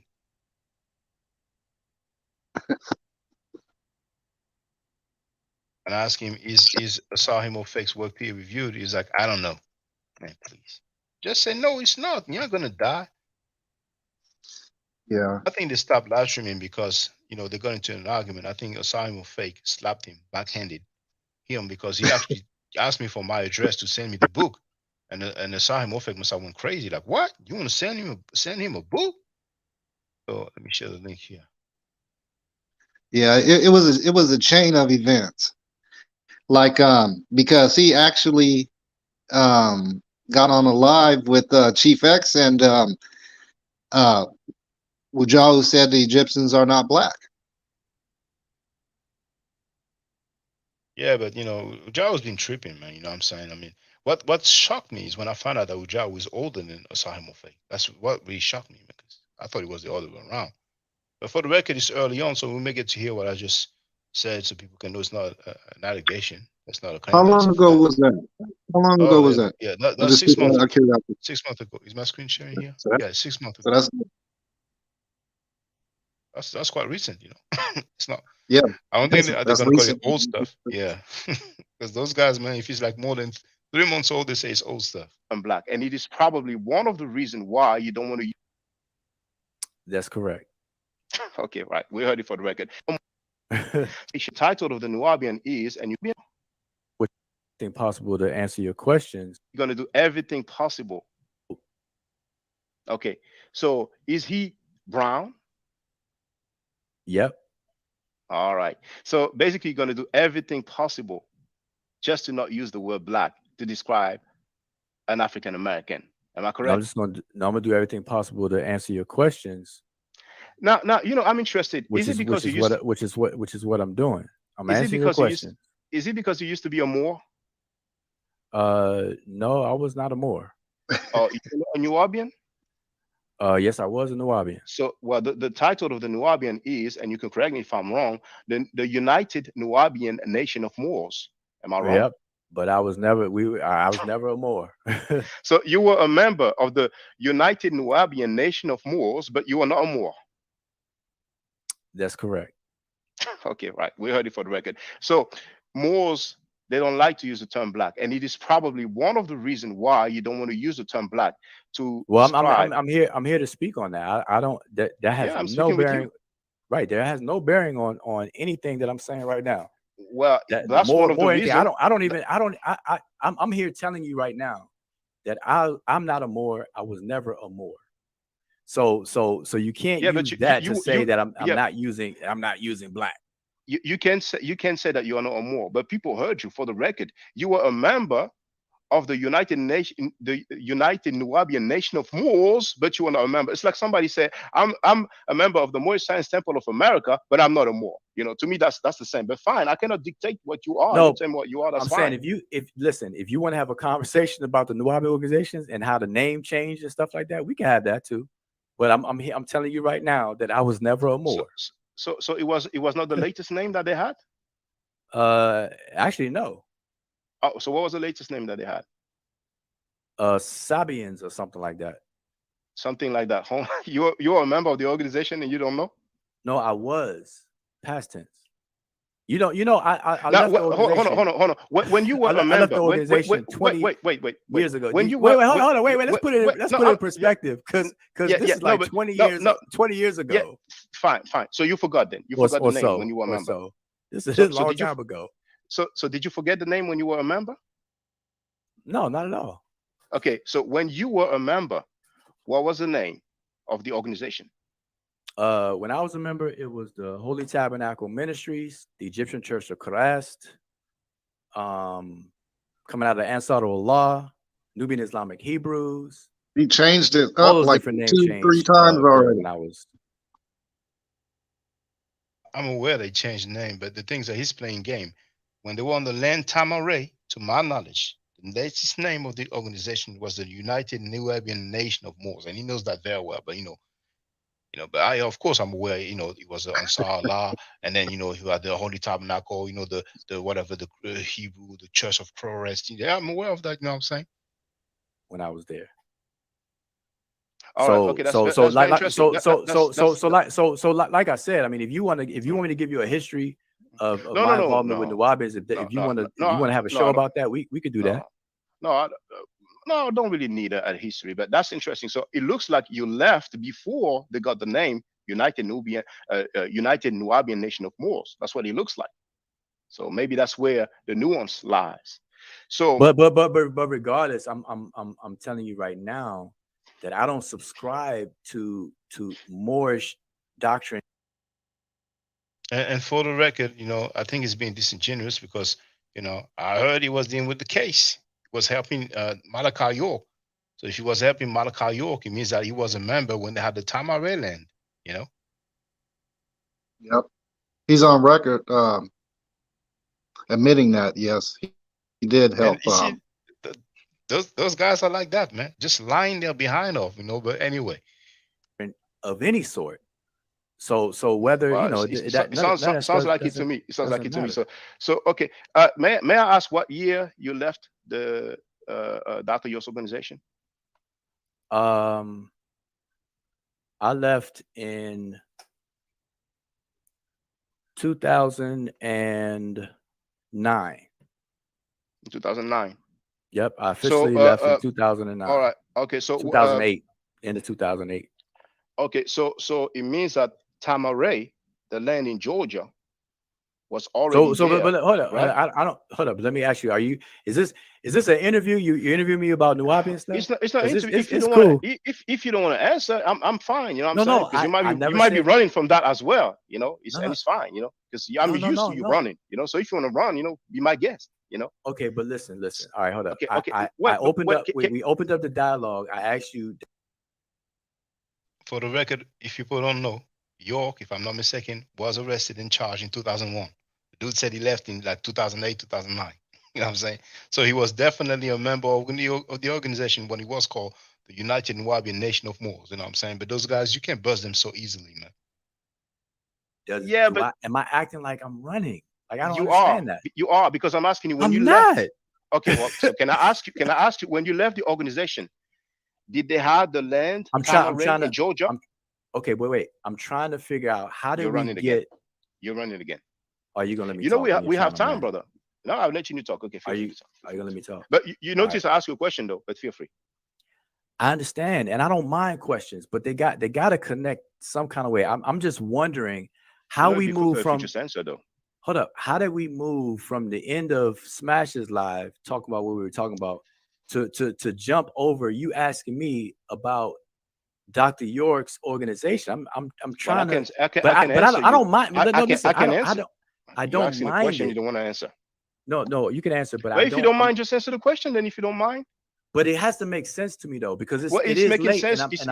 and I'm on your channel, and I thought you gave me the impression that we were gonna talk about this black thing and you being black or the color black and not and stuff like that. But now you're switching over to. I'm not switching. Well, go ahead. We're talking about the Moors. The Moors don't like Go you ahead. to turn black. And when they had Tamare, from my understanding, the name was the United Nubian Nation of Moors. You just said that you left in 2009. So I'm only asking you, when you left the organization, did they have the land in Georgia called Tamare? Yes, I lived there. All right. So from my understanding, from my understanding, at that point, it was called the United Nubian Nation of Moors. And you've been disingenuous once again, because you talked about the Ansar Allah community. You talked about the Honey Tabernacle. Those are organizations before it was called the United Nubian Nation of Moors. And I'm glad you said that for the record. Now, if you want, we can go back to the camp. Go ahead. Be my guest. Feel free. All right. So in Shaka and Dougal Kemet, you like don't even complete your line of questions. Good gosh. I'm saying I don't even know what that's all about. So for the record, So for the record, let the record reflect this. I don't subscribe and never subscribe to any Moorish doctrine. Oh, you have when you used to be a member of the Nubians, because they are once again the United Nubian Nation of Moors, and they have Moors in the name. So they were dealing with the Moorish doctrine. And we also have Dr. York with the Fairs on. So how are you going to be part of an organization that has more in their name and you're going to say, I never subscribe to it? Maybe you don't subscribe to it now, but you cannot tell us that you never subscribe to it. Let me ask you a question. What was the Nubian Nation of Moors Moorish doctrine? What was the doctrine? You really want to do that? Sure. So the Moors deal with sovereignty. Dr. York talked about sovereignty. He talked about having some black. So you don't like my answer? That's fine. That's fine. You don't have to. No. I don't mind. I'm not going to. Let me clarify my answer. Feel free, Donnie. No, I was just interjecting with the wow, because like he was trying to answer a question, then he flipped it back real quick. It was funny to me. That's all. I mean, anybody that's not seasoned, those guys will rock them to sleep. They talk them to sleep, man. And Ujao is like one of the most skilled and worst person to have a fair, logical conversation with. You know what I'm saying? Because he's the type of guy who would not say that he made a mistake or that he was wrong. So he's gonna, deflect and talk about so many other things. And I mean, I showed him another level when I spoke with him, and Nasai Mofek on Smash Panel, and then here also, you know what I'm saying? But I think the census thing's gonna come up. But man, these people, man, it's so funny to me. And it's a shame because he has knowledge of the Medu Nature, but he has what we have nicknamed magic Medu Nature. You know what I'm saying? You should stick to the normal Medu Nature. Clear for my answer. Because you like to ask questions hoping that people don't have an answer for it. And when they have an answer for it, then you want to move to something else. You're a professional runner, but go ahead. Oh my gosh, man. Yeah. Oh my God. Yeah. Jesus Christ. Go ahead. Do like Garfield. Call him Jesus Christ. This is crazy. So listen. It's not the same without the crew, huh? Because when you have your crew, then they cheerlead, but that's not the same. Listen, I be on my channel solo dolo. Listen, you never solo. You're never solo on your channel. You always have a crew.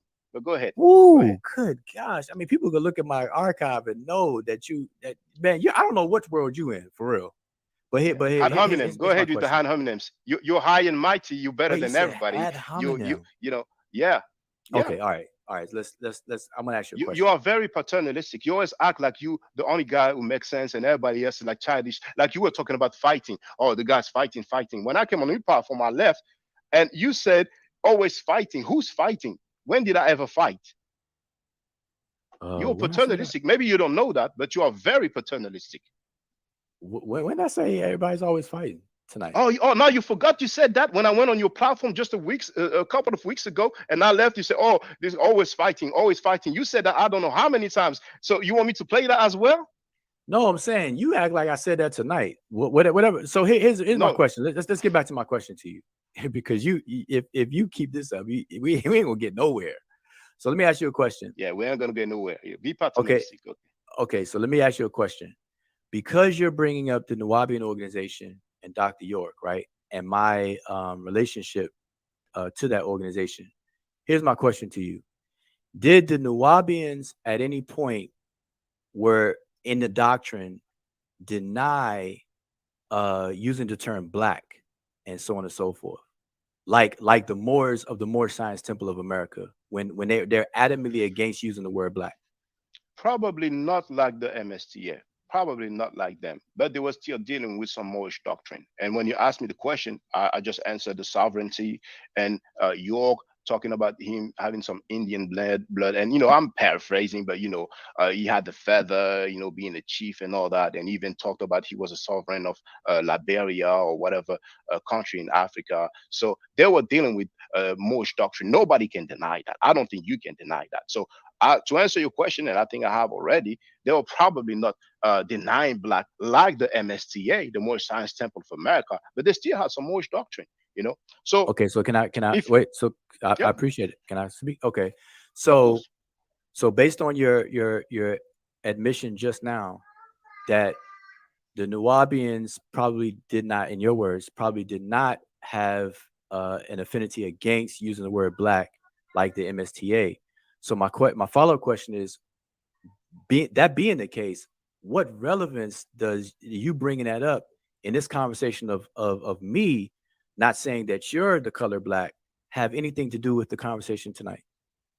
But because, once again, we'll ask you what's the color of Tyrese and Wesley Snipes and Michael Jordan, you have the nerve to answer, I don't know. And everybody can see through your game. That's a shame that you would do that in 2022, because you know the color, you know the skin color, but you don't want to say. If I show you green, you know that's green. If I show you yellow, you know that's yellow. If I show you white, you know that's white. But all of a sudden, when it's time to describe the skin color of Wesley Snipes, of Michael Jordan, of the R&B singer Tyrese, now all of a sudden you don't know now. And you teach Medu Nature. So what are you going to teach them then? Okay, so now back to you. So now I'm gonna use you as my exhibit, and I'm gonna rewind. What color do you consider your skin? A light shade of black because of the admixture. When people see me, they describe me as a black man. Okay, but all right. If the police will see me in America or will describe me like they might suspect me, they will say a black male. They will not say a Caucasian male. All right. So now, if you don't mind me asking, if you don't mind me asking, well, I had to follow on the census, what do you pick? Do you pick African American or do you pick Caucasian? I haven't filled out a census in a long time. So okay, but whenever you filled one, because you just admitted that you filled one. So when you filled one, what did you pick? No, actually, I've never done a census.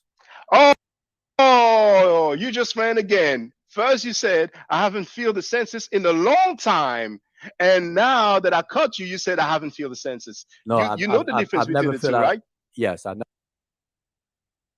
So it was a bit long, but, you know, we finally got it. The dude just lied publicly, live on air. First, he hasn't filled the census in a long time. Then he hasn't filled the census at all. So just for the record, filled one. Because asking. Well, I had to follow on the census. What do you pick? Do you pick African American or do you pick Caucasian? I haven't filled out a census in a long time. So okay, but whenever you filled one, because you just admitted that you filled one. So when you filled one, what did you pick? No, actually, I've never done a census. There it is. I still haven't received the email though, Donnie. Yeah, I haven't sent it yet because, like I was telling you, if I move away from this live, it'll screw things up. I'm definitely gonna send it. But yeah, no problem. But things I never seen the translation of Kemet as riparian land. Probably on that document, the person talks about riparian land or riparian zone. But I doubt that it will be the word Kemet that's translated as such. Do you remember if it was the word Kemet that was translated as such? No, I do not. No. You know that academia, I don't know if it's a full thing. But anyway, yeah, you know. Lying law. Yeah, that's what they do, man. That's what they do. Man. you know. And Simon Fake also, eyeing on Dr. Obenga, he said Benga doesn't have any degree in linguistics. Why did he say that? Because I asked him if he had any degree in linguistics. And the first time I asked Osahimo Fake, do you have a degree in linguistics? He said, well, I study computer science and we deal with linguistics. So then I asked him again, do you have a degree in linguistics? And he said, what did I just say? And for the record, just a day after, or a couple of days after, I've shown from the University of San Francisco, if I'm not mistaken, but I've shown it, did earn some degrees in linguistics. Mm-hmm. You know what I'm saying? I mean, those guys, they're embarrassment. They are an embarrassment. Well, Shaka, why do you use it? I have my disagreements with those guys and stuff like that. I mean, you played it. You see how their character is. They double talk, and they think they're really slick. But you did a good job holding him on that point. So shout out to you. You're very good at that. But yeah, one of we're talking about who did you just mention? Dr. What? Dr. Theophilo Benga. No, the other one. James P. Allen? No. Who did you just say? The excuse me, y'all. I'm bad. I'm really forgetful. But Sahimo Fake? No, it was one of the greats, one of the old scholars. Dr. Shekanta Diop? Yes. Diop, excuse me. So like one of his challenges was for people not to believe him and to push the envelope and keep studying and all that old good stuff. So why do you say they disrespect him if they're honoring what he wanted you to do? I'm saying that he, not they, Sahimo Fake disrespected Diop because he said that Diop guessed that Diop was irresponsible as a scholar. And I have him on tape. If you want, I can play. Do you want me to play? No, it's fine. That sounds like something he would say. But I'm not sticking up for the guys or anything like that. I'm just trying to, this shit I think. Excuse me, things I think about. Like if he wanted you to critique him, then it is what it is, right? Yeah, but critiquing doesn't mean saying, "Oh, he's irresponsible." I mean, how can someone who doesn't have a toilet paper in linguistics gonna go and say that a PhD was irresponsible as a scholar? I mean, I'm looking at for the video as I speak right now, but that dude said live on air that Diop was irresponsible as a scholar. What is he talking about? You can critique. You can say I disagree. You know what I'm saying? You can even say I think it's wrong. But to say he was irresponsible, I mean, Hassan Fake is the most responsible dude on the planet Earth, man. I mean, that's the guy who said that Allah is in the Egyptian text. Allah, and this is where I would disagree with Brother Shaka, is actually in the Egyptian text. With that alone, he's like the king of pseudos. My opinion. Now, have you seen Allah in the Egyptian text, brother? No, no, I have not. Yeah, I was just curious about that, but I never looked at it, from that angle and stuff like that. I just kind of thought, they were taking up his challenge. You know what I'm saying? But for someone, to your point, someone that doesn't have a degree, saying the things that he says, really disrespectful and outlandish. So I will say that. He also made similar horrible statement towards Dr. Obadiah Campbell. He compared Obadiah Campbell to a woman venting after her day at the job, man. To me, that sounds like complaining. I played that. And he did that when he was addressing the critique that Dr. Obadele Campbell made towards the book, The Origin of the Word Amen, because, Dr. Jai Issa, Dr. Salim Faraji, and Professor Osei, they did some linguistic acrobatics. So Dr. Obadele Campbell, he's a linguist, he's a PhD in linguistics. So he addressed it, you know what I'm saying? They have actually admitted that they were wrong. But him being a professional linguistic acrobatics, linguistic gymnast, he capped for them because, like, man, if I cannot do the linguistic acrobatics anymore, I ain't gonna make a living no more. So he came in and he was, I have the video, man. Not only he said that, he also diminished the a PhD. You know what? Look, just so that people can hear it, man. Which title would it be though? Well, actually, I think I have it on one of the clip. Actually, I still have it on one of the clip.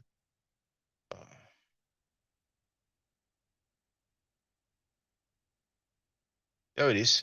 Cambone is not in conversation with the authors of the text. It's not like he is trying to teach them how to improve. It's like he's at the overall tone of the text is like he's at a barbershop and he's just shooting the ish with some friends and on how he don't like so and so and how this text is bullshit, basically. Right? He's not having a conversation with Professor Kwame Osei or Salim Faraji or Jahi Issa. It's not in the tone of a dialogue. And because of that, that's why he doesn't, it just comes off as just complaining or like a woman venting about her day at the job. Brother, it comes up as complaining or about a woman venting about her day at the job. The nerves, man. I don't know if you're available, but you're on mute though. That's a Sahim or fake. Yeah, I hear you. And he's talking about a PhD in linguistics who made a critique about about a book, which is more like a pamphlet that, let's call it a book, it's all good. You know what I'm saying? The nerves, man. And that's a dude who said that Diop guessed and Diop was irresponsible as a scholar. My goodness. Lies in Egyptian text. I even heard that he said that rise of volcano. He's lucky I don't have him on tape saying that, man. Because I asked Mash, did he say that? He said, yeah, he was trying to say that, but apparently he's not saying that anymore, man. He's lucky I didn't have him on tape saying that, because it would have been one of the stuff I played the most, man. Because lies in the Egyptian text, that's already damaging, man. What does he mean by a woman complaining about her day at the job? He's just being a punk. He's always been a punk, man. Sahim Fake is a punk. And no, it's not misogynistic, but it's like, it's like, it's not even subliminal, but he's throwing shots. You know what I'm saying? Yeah, it's an insult. It's an insult. Yeah, it is. And basically, he's saying, your gripe is be made. You know what I mean? He's basically being he's not using profanity, but it's as if he said that. You know what I'm saying? What is the other thing I wanted to say? Well, I lost my thought, but Trackfield. Garfield Reed said that Osahim Ofek is his master teacher. So when you have a pseudo as a master teacher, no wonder you're going to be pseudo, Mm-hmm. And the Batishan and the Donda groupie and the pseudo killers and so many people, they thought the dude was, Bobby Banger, formerly known as Brother Ankh, he capped for that pseudo fake wannabe linguist for a good decade or so, man. Bobby caps for everybody. That's sad, man. For everybody. But he's not capping for Sekou though. No, because he's got he was on Smash the Show not too long ago, and they were going over that he made some xenophobic comments, and a couple people on the Jed went after him and stuff like that. And you know, and He's a groupie for Simon Fake for the record, but feel free to continue, brother. no, I was just saying that. But to me, I want, like, for me personally, like you, Shaka. To me, I want to link up with you and connect with you and stuff like that. To me, that is like you know, Pan-Africanism, because I look at you like a black man, and you know, I'm sure you go through things as a black man wherever you're at, in France or whatever and stuff. Like, to me, this is a way for me to connect and be Pan-African. You know what I'm saying? And it's not a problem for me. But these guys like Sekou and stuff like that, you guys tried to bat for him at first. You know what I'm saying? But he made his choices. He made his choices. And so did Chris MVP too. They made their choices, man. This is a biatch, but I'm sorry to use profanity, but he's a straight biatch. They made their choices. That's because once again he called me, like, you know, a month prior to his foolishness, you know, ready to go in on Sa, because Sa, you know, didn't do right by him. You know what I'm saying? He's putting people's face and pictures and names, you know, but then he's acting like I don't do the beef tube. Yeah, go ahead, brother. Go ahead. Sorry, but this is what these guys do to try to, quote unquote, get on. You know what I mean? That it's just, to me, is I mean, I wouldn't do that. I mean, I made some mistakes in life and stuff like that, but I got character. You know what I'm saying? And this whole thing, if you're serious about your scholarship and standing on what you think is the truth, or, you know, facts that you're trying to maintain or whatever, you don't compromise that, or you don't do certain shit to, do certain things to, you know what I mean, put yourself in position. That's not how it works. And it shows. And you guys are very telling. And I'll see you, you know what I mean, with that fakeness. But yeah, but anyway. And Shaka almost also, you know, show that weakness as well, capping for Scam Cheddar. I made a quick live stream just before I did that one. You know what I'm saying? Dude is like, man, you know, because I told people that I spoke to him, he's like, you know, how do you know who I want people to know that I'm communicating with so and so? And I played when he was live streaming, and I sent him a text message, and he said, oh, it's my brother Shaka Ndugu. So he doesn't even hold to his own standards. It's a weak talking points. Yeah. And then he's like, oh, because I told him, I sent him a message, you know, out of courtesy, I'm informing you that I'm going to address Sanada, saying that you're recording the phone calls, you're welcome to come. And he's talking about it like it's something wrong. Mm-hmm. But he's the guy who's recording phone calls without even informing you of that. And according to Sanada, giving the recording, and then you want to act like, oh, you see, that's why, you know, that's not how I move, man. That's some sucker stuff, man. And I never thought that I would see Shaka Amos being such a sucker. You're recording phone calls, you don't even tell people you're recording phone calls, and you give the recording to people? Well, I he's too busy effing mothers and daughters anyway. Him doing that. I do see him doing that. No, but the thing is that, you know, Scam Cheddar throw him under the bus. So I didn't know before Scam Cheddar said it. You know what I'm saying? But then he's gonna complain that I said, oh, I spoke to him on the phone. But the dude's recording me, taping me. Man, but it's okay, man. This dude's getting weaker by the day. He's too busy effing mothers and daughters, like he said. He said that out of his own words, man. So he did that for on at least 3 other occasions. I mean, 3 occasions. Because it was the case that he talked about, that he made several live streams about, with Scam Cheddar. And I at one point, he's probably no longer online, but he said, you seen the video, did it look like he was? You know, but some people seen it. Because when the stuff's no longer online, they're going to deny it. They're going to say, prove it. You know what I'm saying? But there's a situation, you know, when he dated a mother and a daughter, right? That was a scandal. But just a few days ago, a couple of weeks ago or so, he was live streaming. And he said, I effed other mothers and daughters before. Plural. So at least he did it 3 times. At least. Lord knows how many times he did it, man. That's the guy who's like, that's not how I move with a character. You should. Some people, I wonder if they grew up with a father. Some people never grew up with a father. But they have way more character than this dude, man. You know? Yep. Oh, yeah. I mean, dang, man. But, you know, I'll never cap for him. But like I like to tell this story all the time because I quit messing with him. I'm talking about Frankie, lowercase Frankie. Um, when Polite caught the case, him and Bobby were on the live stream and they thought it cut off.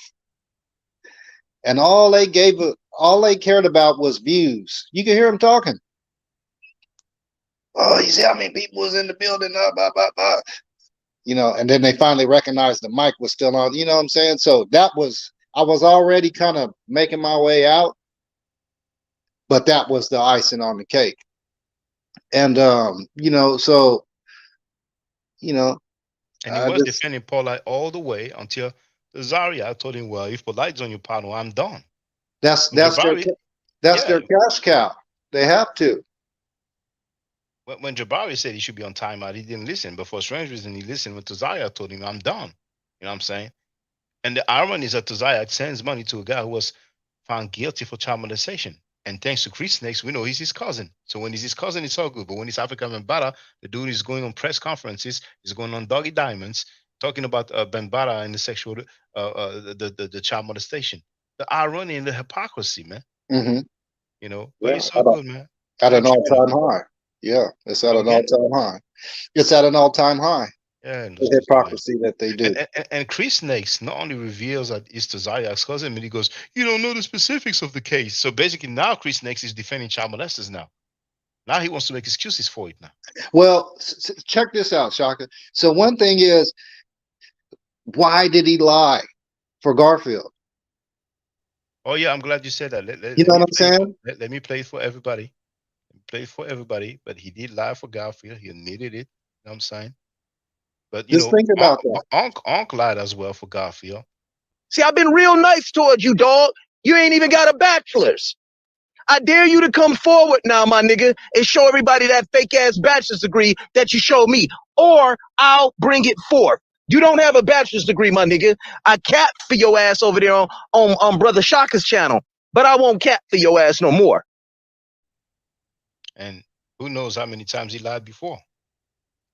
See, when people say that, you know, he helped Jabari, you know, and Jabari asked him live on air, "Did you help me?" And he said no. Hey, what is he gonna say? He's gonna say yes. Who knows? And actually, Garfield said that he sent him some information for his debate. Now he denied that he got help, but you know, once a dude is lying publicly, how do you know when he lies and when he's telling the truth? See what I mean? So it's just like how they say, you know, how you start is how you finish. So he came in capping. He gonna go out capping. That's just the way it works. You know what I'm saying? Straight up. And that was my thing. It was just like, you know what I mean? You guys tried to, well, give him the benefit of the doubt, you know, and stuff like that, just with like Sekou. But man, I'm telling you. But they made their choice, and you know, it's all good. But the things that, you know, Polite trial is coming up. Zion Lex said that Scam Cheddar was with Polite in Miami when he caught the case about the DNA, not when the event happened with the young girl, but when the, you know, the DNA thing came out, when he had to, you know, present himself, something like that. But I've played it. I've played Zion Lex saying that. So, I got a question. Yeah, go ahead. Feel free. I'm sorry. Go ahead. Go ahead. I was just going to say that, you know, that trial, probably we're going to have so much revelations and people are going to start singing like Mariah Carey and Whitney Houston. But go ahead. What's your question, brother? Yeah, he going to keep putting it off and putting it off. But so you spoke to the elders, reached out to you, or? Yeah, I spoke with the elder, and he has no public statement. Okay, well, we're not saying any names, right? Oh, you can if you want. I don't mind, but no, you're not saying that. Who's the elder that you spoke to? Well, really, I think people know who it is. You know what I'm saying? So, well, I would say James Smalls. I don't know if I'm correct or not. That's the only one. I mean, you're correct. You're correct. You're correct. Okay. No, I'm not slandering him. I mean, we had a good convo. No, that's what's up. Appreciate it. But I propose, you know, for him to come on my channel. You know what I'm saying? So that people can know where he stands. He told me he's not interested in that. Now, you know, to keep it real, I mean, you know, one of the things he told me is that if I see something wrong, if I see some evil, then go ahead and talk about it. He has no problem with that. You know what I'm saying? So, but he has no public statement, and it is what it is. You know what I'm saying? So, I'm going to do my thing, going to do my thing. But at least he reached out to me, and I respect that because he doesn't know me. He knows Reggie since Reggie was 15 years old. He could have just taken Reggie's word for it and be like, okay, that's just a Frenchie. No, he actually called me. You know what I'm saying? He told me why. It took a little while to get back to me. Some things happened. You know what I'm saying? Some personal stuff. But also, my phone number, he kind of lost it, so he had to go back to his log to find it and stuff like that. So because he heard that I was saying I still haven't heard from him. You know what I'm saying? But hey, it was a good convo. It is what it is. You know what I'm saying? But at the end of the day, hey, it's not like he told me stop doing what you do. So I'm gonna keep doing what I do. Yeah. I noticed you spoke on it earlier too, that you weren't live streaming as much as you used to. So I was kind of wondering, what happened and stuff like that. But as far my as studies, my studies, because for the last few months I kind of neglected my studies, and I still have some work. The year is gonna finish soon, and I had some essays to do, and but now I still have some lessons to go through and some activities. So that's the reason why. But feel free. Yeah. But no, I was just going to ask you. So, what is you and Jabari's status? I mean, I made a video and to ask him what is he going to do about the anti-African promotion. He sent me an email 3 weeks later, asking, why are you dragging me in your conflict between Scam Cheddar and you? Scam Cheddar is a member of his organization. Like I said many times, I don't need to know the inner workings of his organization. But on that panel, Zayak has stated he hates Africans. And for those who haven't heard it, Exhibit A. What's Exhibit A? As a people, I hate Africans because of what they did to my people. So if he is an African chief, a chief of an African village in Ghana, he's going to have some explaining to do. By going on that panel, it's a stamp of approval.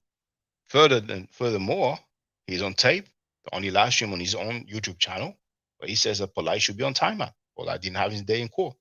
But here you have ICPK who support a guy who was found guilty of child molestation. That's not a problem to have ICPK members. Particularly the one who said that even though one guy was found guilty, he still sends him money. And you have the other guy, the TMH guy, who was also found guilty of child molestation. But then those should not be on timeout. He didn't say they should be on timeout. So it looks like it was hypocrisy when you talk about Polite, and it was about the competition. So he doesn't even stand on his own principle regarding the child molestation situation, because he spoke about Polite publicly, and also regarding the xenophobia, because he told Sekou that the xenophobia that he faced should be addressed. And people didn't say that they hate Sekou. They made xenophobic statement, but they didn't go that far. And here we have a guy who says that he hates Africans as a people, So how come we don't have the same standard? He told Sekou it needs to be addressed. Well, why don't you address Zayak saying that he hates Africans? Why do you put your stamp of approval by continuing to go on that panel? So he can do his thing. Of course, I didn't reply to that email, and he can do his thing. I know where he stands now, But when Polite is going to start singing, it's going to be too late to disassociate themselves from that dude. You know what I'm saying? Yeah. Yeah, and I'm sorry, go ahead. The elder haven't been on the panel for a good couple of years. You know what I'm saying? I'm just saying. But go ahead, Danny. No, Jabari. I don't know if a lot of people are aware of this, but he owns a brownstone.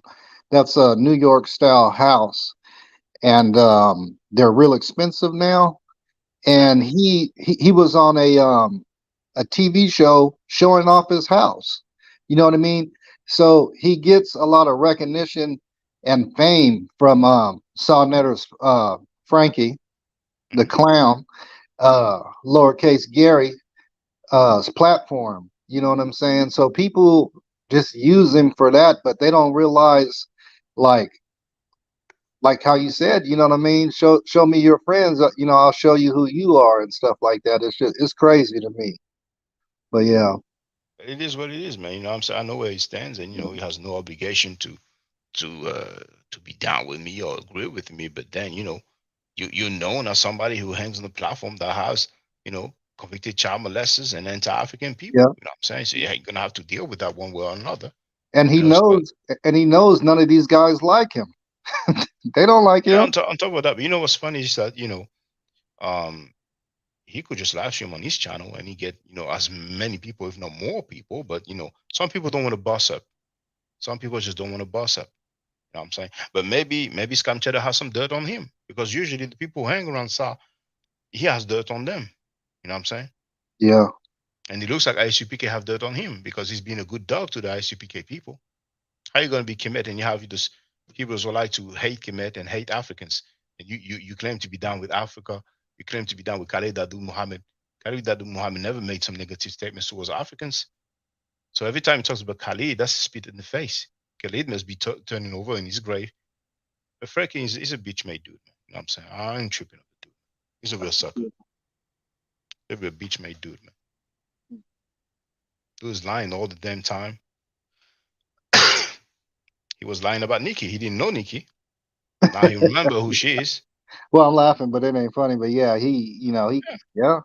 I mean, first he's like, "Who's Nikki?" Don't ask me this question like that. Then he's like, "Oh, she lives in the 4th, 5th floor." I mean, I think she lives in the Bronx now. I know her brother, sister. One day I might bump into her. Man, please. Man. Yeah. And Quran, if you're listening, Quran, hit the link, brother, and chop it up. But Enki has reached out to me again. But at this point, I'm like, people know where I'm at, man. People know where I'm at. It's not difficult. Shouldn't be long. Just come here, say what you have to say, and then it is what it is. Because I don't leave for Frankie. You know what I'm saying? I don't give a fuck about that bitch ass Frankie Sanetta. He's a sucker.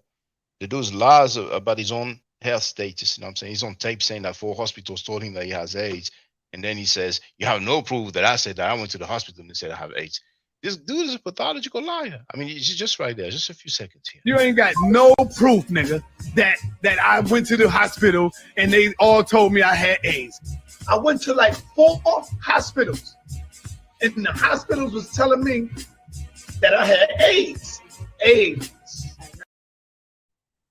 Now, you see, then he's going to cry on his channel saying that I said he has AIDS. He's the one speaking. Then he's going to try to, make us believe that, when he entered the hospital, they just looked at him and said, "Oh, you have AIDS." But what disappoints me the most is that elder from Bermuda that came on that panel several times that's capping for the child molesters. I wish he would go publicly and tell me what he was telling me, because they send you messages and try to act like you're wrong. He doesn't even care. He doesn't even mind what the dude said about my daughter. Talking about, well, what did he say that? What? It's so disappointing, man. Yeah. A dude who's a grandfather who's making excuses for child molesters, man. That's why I don't like the Twitter finger and the people who make statements privately, but publicly they won't make it, man. And I'm thinking, I don't know what you may have done in your past. Talking about, oh, in Bermuda, the age of consent is lower. What the fuck are you trying to say, elder? But anyway, sorry about this. Go ahead, young hero. How you doing, brother?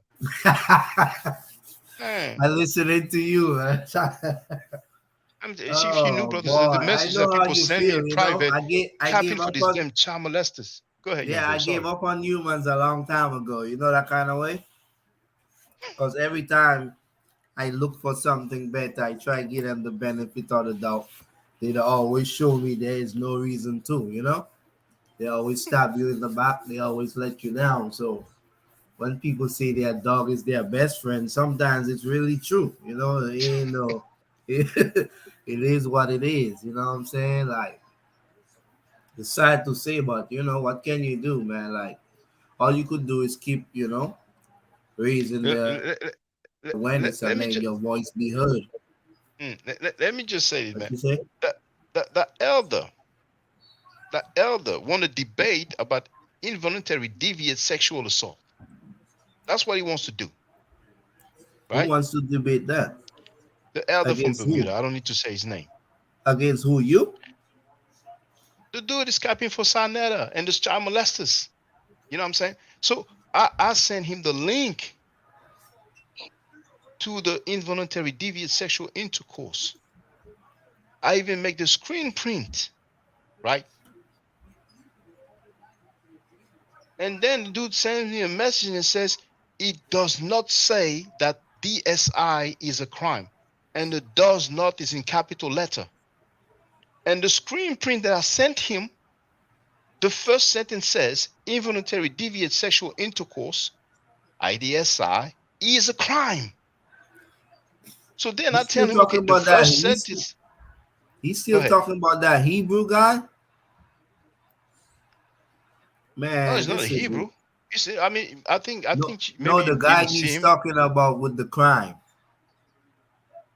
Man, everybody can feel free to ask him, man. But that dude is capping for still the child stuck on molesters. that, man. We've been past that so long ago. He's capping for child molesters, but he won't do that publicly though. And he wants to holler at me, talking about I ain't gonna look at your channel no more because it's trash. He dog hollers every time you criticize child molesters. The people who are not gonna be happy, they're either child molesters or they have family members who are child molesters. You know what I'm saying? Yep. You know what I'm saying? So I'll tell him the first sentence says the IDSI is a crime. Then first he cries about Chris MVP Harry beach ass, and then he's oh blah blah blah blah blah. Then I was like, okay, I'm done, man. I'm done, man. But the worst is that the dude is a grandfather, doesn't give a damn what the dude said about my daughter. Like he was justified in accusing me of being inappropriate with my daughter over what? Me playing what other people said? It's Enki who called him a pedophile. It's not me. I'm brothers and sisters. I've been around. All of them is characters, man. Shaka, I won't pay the. If he was, that's the same guy. I know who you're talking about because he ain't been on the panel for a minute now. So why he ain't come and ask you all these things online in front of everybody? He knows I will look bad. Exactly. And I understand now why he hasn't been there for a while because I was banging at the child molesters. Yeah, exactly. Brothers and sisters, I've been there since 2004, and I told you I got into physical fight because of the damn rapist. And trust me, man, a lot of these so-called elders, you know what I'm saying, they are fired as F. You know what I'm saying? Pan-Africans defend rapists and child molesters. That bitch made Reggie, pussy-ass sucker Reggie, punk-ass bastard Reggie Butler was making excuses for Karenga. Karenga went to jail for torturing black women. And what did Dale Jones say? I've believed, don't I? What did Dale Jones say? Let's listen to that. Take it in the community. It's like we haven't brought closure to Karenga. We let him build a holiday. The same one who set up Black Panthers in ambushes at UCLA and other places. The same one who tortured his wife and another woman brutally, sticking bottles in their vagina, using electrical shocks, and the FBI saved him. He said it, I didn't say it. So when you're sticking bottles in a woman's vagina, legally that's rape or sexual assault. If somebody rapes a girl or a woman in front of that beach ass Reggie ain't gonna say shit. Ain't gonna do shit. Same with them Seco was capping like a biatch for that motherfucking Karenga. Well, because fucking Karenga wrote some fucking nice books. Now we're supposed to respect him because he came up with a plagiarized fucking holiday. That's what they all do, Shaka. Plagiarized from Hanukkah.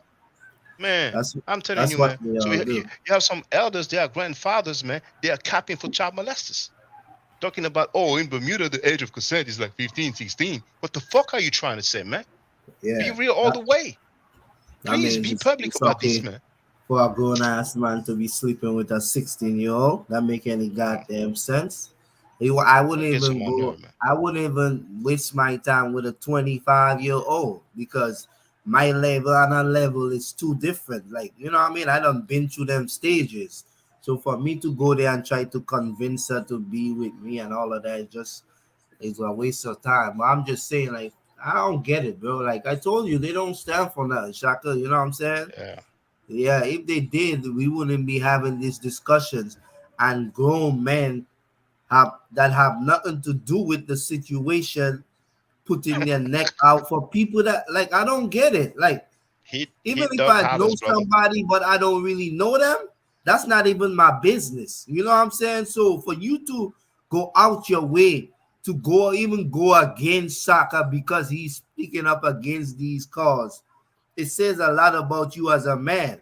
But they're so busy with the stupid biblical narrative and doctrines and debating and going back and forth, wasting people's time and life. Nothing ain't coming out of this. Is what's going on.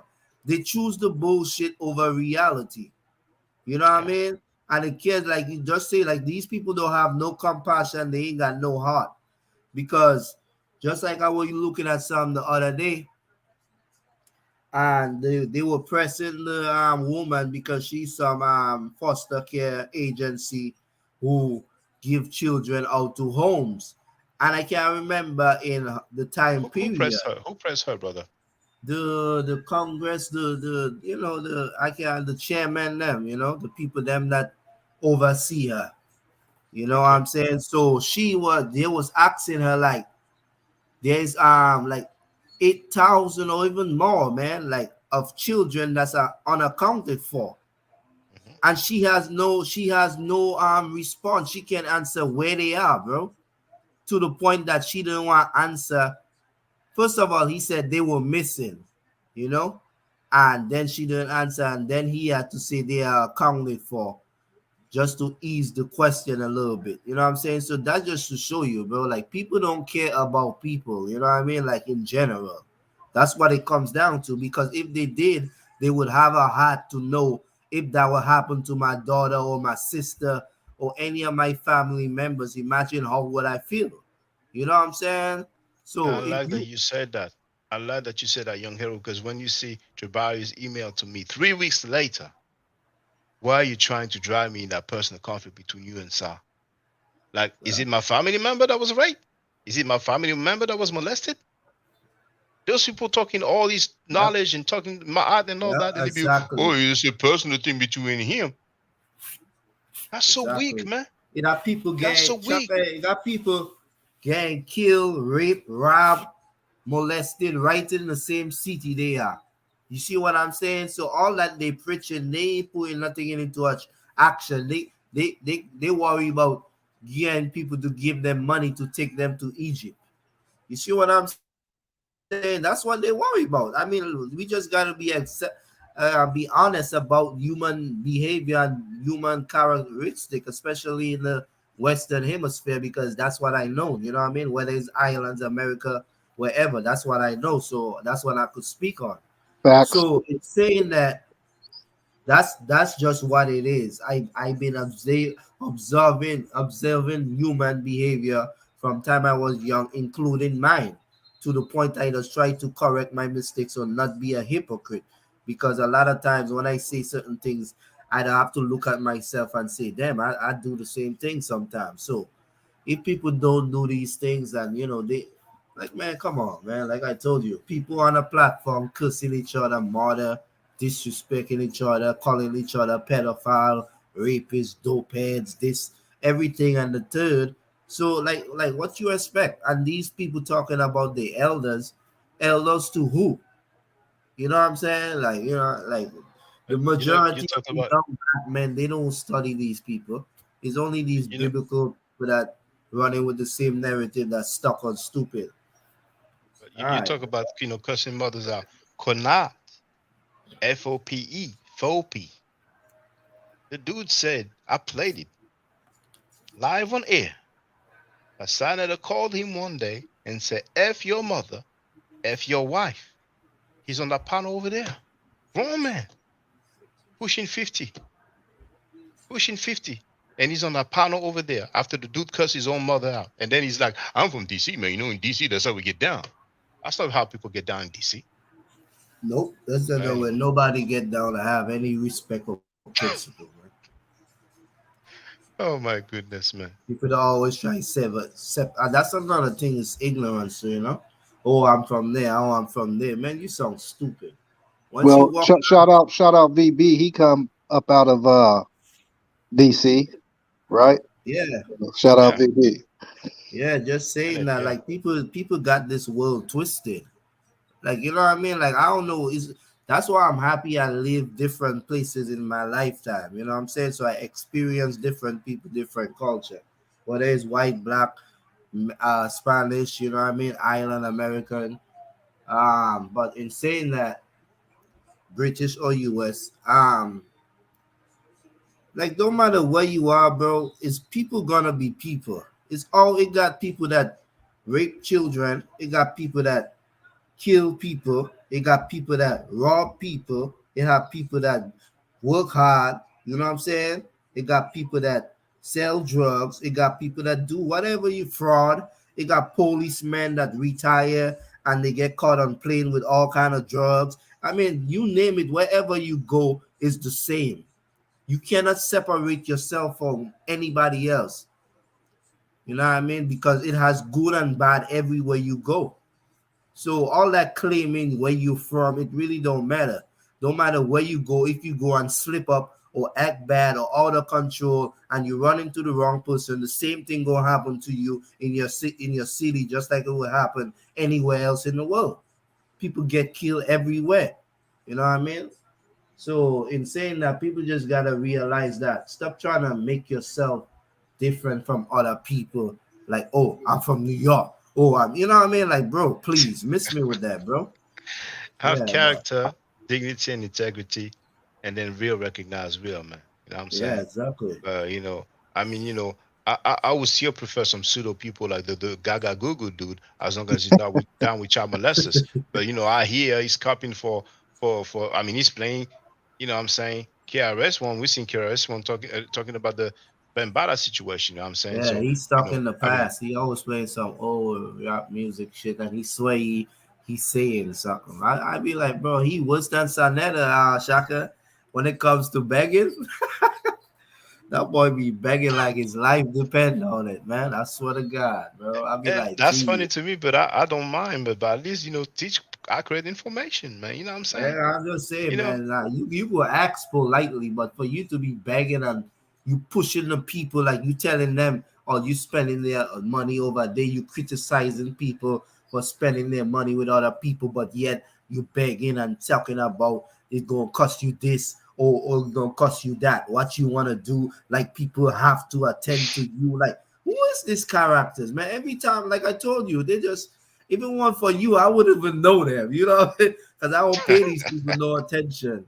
Yeah, you know what I mean? Because yeah. I just find it funny, like people wasting, you know what I mean? Me, myself, I'm trying to figure things out, but at the same time, I'm not gonna be dwelling on what people out here thinking. I don't give a damn what you call yourself, Aboriginal and Muslims and this. Bro, that don't have nothing to do with me. Whoever caught up in stupid, caught up in stupid. I got my line, my family, my bloodline. I got work, my people, them trying to do better so their children could be better off. That's all it comes down to. You know what I mean? Tomorrow you might be dead. Like, you think I got time to be wasting about who is what and who is God and who is like, bro, y'all miss me with that. Y'all can pray all you want, do all you want. You still have to get up and work a 9 to 5. Some of y'all still got But check the this out, most young Heru. He disgusting doesn't work a 9 to attitude. 5. He doesn't work a 9 to 5. That's why That's he's why they begging so beg much. so much. Because that's why they make him. Exactly. Yeah, you know what I'm saying. Yeah, So I'm they like, ain't no God, they ain't no man. you know, they have the opportunity to have the time to research. Like I told people, I do the 9 to 5. It could change if people, you know, wanted to help me to get to that level. But you know, I'm not gonna lose sleep over it. But those guys have the chance not to have to do a 9 to 5, getting paid with whatever they are teaching, and they cannot even come and bring correct information. That dude is in here talking about a negrophobic anti-black person and proudly taking pictures of in front of him. And when I tell him he was racist, he's like, "Oh, you sound stupid, you're like a butthole." What? So you have a black man that's insulting another black man in the defense of a white racist dude, man. And that's Yeah. scholarship. And then you have a punk ass, bum ass, silly lady out of England with a Bay in her name, in her username, talking about who calls himself Math Forever, shaking my head. That was Google Gaga ship. You know what I'm saying? There wasn't no Yeah. scholarship. Yeah, Google Gaga sheep. Oh Yeah, my goodness. I won't pay them no attention. So like I told you, these people stuck on stupid, man. Like, and like I told you, all that people talking and our opinion and like you know what I mean, like bro, like please just show me how you living, you know, because I'm pretty sure you out here working just like everybody else. You out here chasing, looking for a man. You know what I mean? Like it's nothing new. They act like they somebody or something different that people never seen to come on this internet and be trying to act like, bro. Like miss me with that. Wherever you were born, that's what your birth certificate gonna say. Wherever you working, that's your occupation. And you're gonna work till you die, just like the majority of human beings, because the system is a fraud. You know what I mean? Like, so if you ain't get rich, you ain't come up with no scheme, you ain't no entrepreneur, you ain't invest your money and got lucky, you know what I mean? Well, Like that's my thing, Haru. Excuse me. yeah, go ahead. Frankie, you know, you seen the video of him on 125th and St. Nick or whatever, Uh-huh. scamming, lying, selling DVDs. Yep. You know what I mean? Jamming up people that walk past. But so you know, he just was. I'm not capping for him. He's responding to his environment. You know what I mean? He's not like a pastoralist or you know, he's not a farmer or anything like that. He's on the concrete. This nigga got life rough. Yeah, and you know, You know, like I said, so it's funny that he turned out that way. yeah, it's choices and decisions that we make in life. For sure. The guy record show it for himself. The guy was in under jail doing dope. I mean, for him to get a good job, it probably would have been hard. You And know what I'm saying? yeah. Yeah, after he did all he did. So And it ain't still not like and still in people's work. yeah, it's what you call bootleg. I know people, and it's not just in America, all over the world that goes on. You know what I mean? Now most people can't do it because of the internet, and people just download. They have Fire Stick, they have this and that. So all that DVDs and all of that is out of the picture now. But yeah, people choose like a majority of these guys that in his circle, that's what they do. Most of them don't work. You know what I mean? That like you know, I like it's hustlers. We call them hustler. Anything they could get their hand on to make a dollar, that's what they do. Facts. So yeah, so that in saying that, the guy made choices that he probably regret, but regardless of what, you still could have get a job if you really wanted. Some people don't want to work; they're lazy. You know what I mean? A lot of people on this earth lazy, and because of entitlement and they feel comfortable to a certain extent that the Yeah. government, you know, provides certain things for them. But yeah, a lot of people are lazy, so they just look for the easy way out. And if it's selling people products or bootlegging or scamming or whatever you could think of, that's what they do. And they learn from the highest, they learn from the people above them. That's what the society is. You know, that's what you call what they call it, democratic. So Capitalism. so they learn from their masters. So in saying that, regardless of who you see Sanetta used to wap on this video, I mean, be realistic. Everybody know what tree to climb. Every dog know what who to bite and who to back after. You know what I'm saying? So he could have 10,000 people walking down the streets. He know who to go mess with and who to go attack. He's not gonna attack nobody that's not in that shit. He would have been got shot. Let's be honest. I mean, I don't know what world people living in, but don't be stupid. That's back in the 90s. Yeah. The majority of the people he choose, they were confused and they were white people.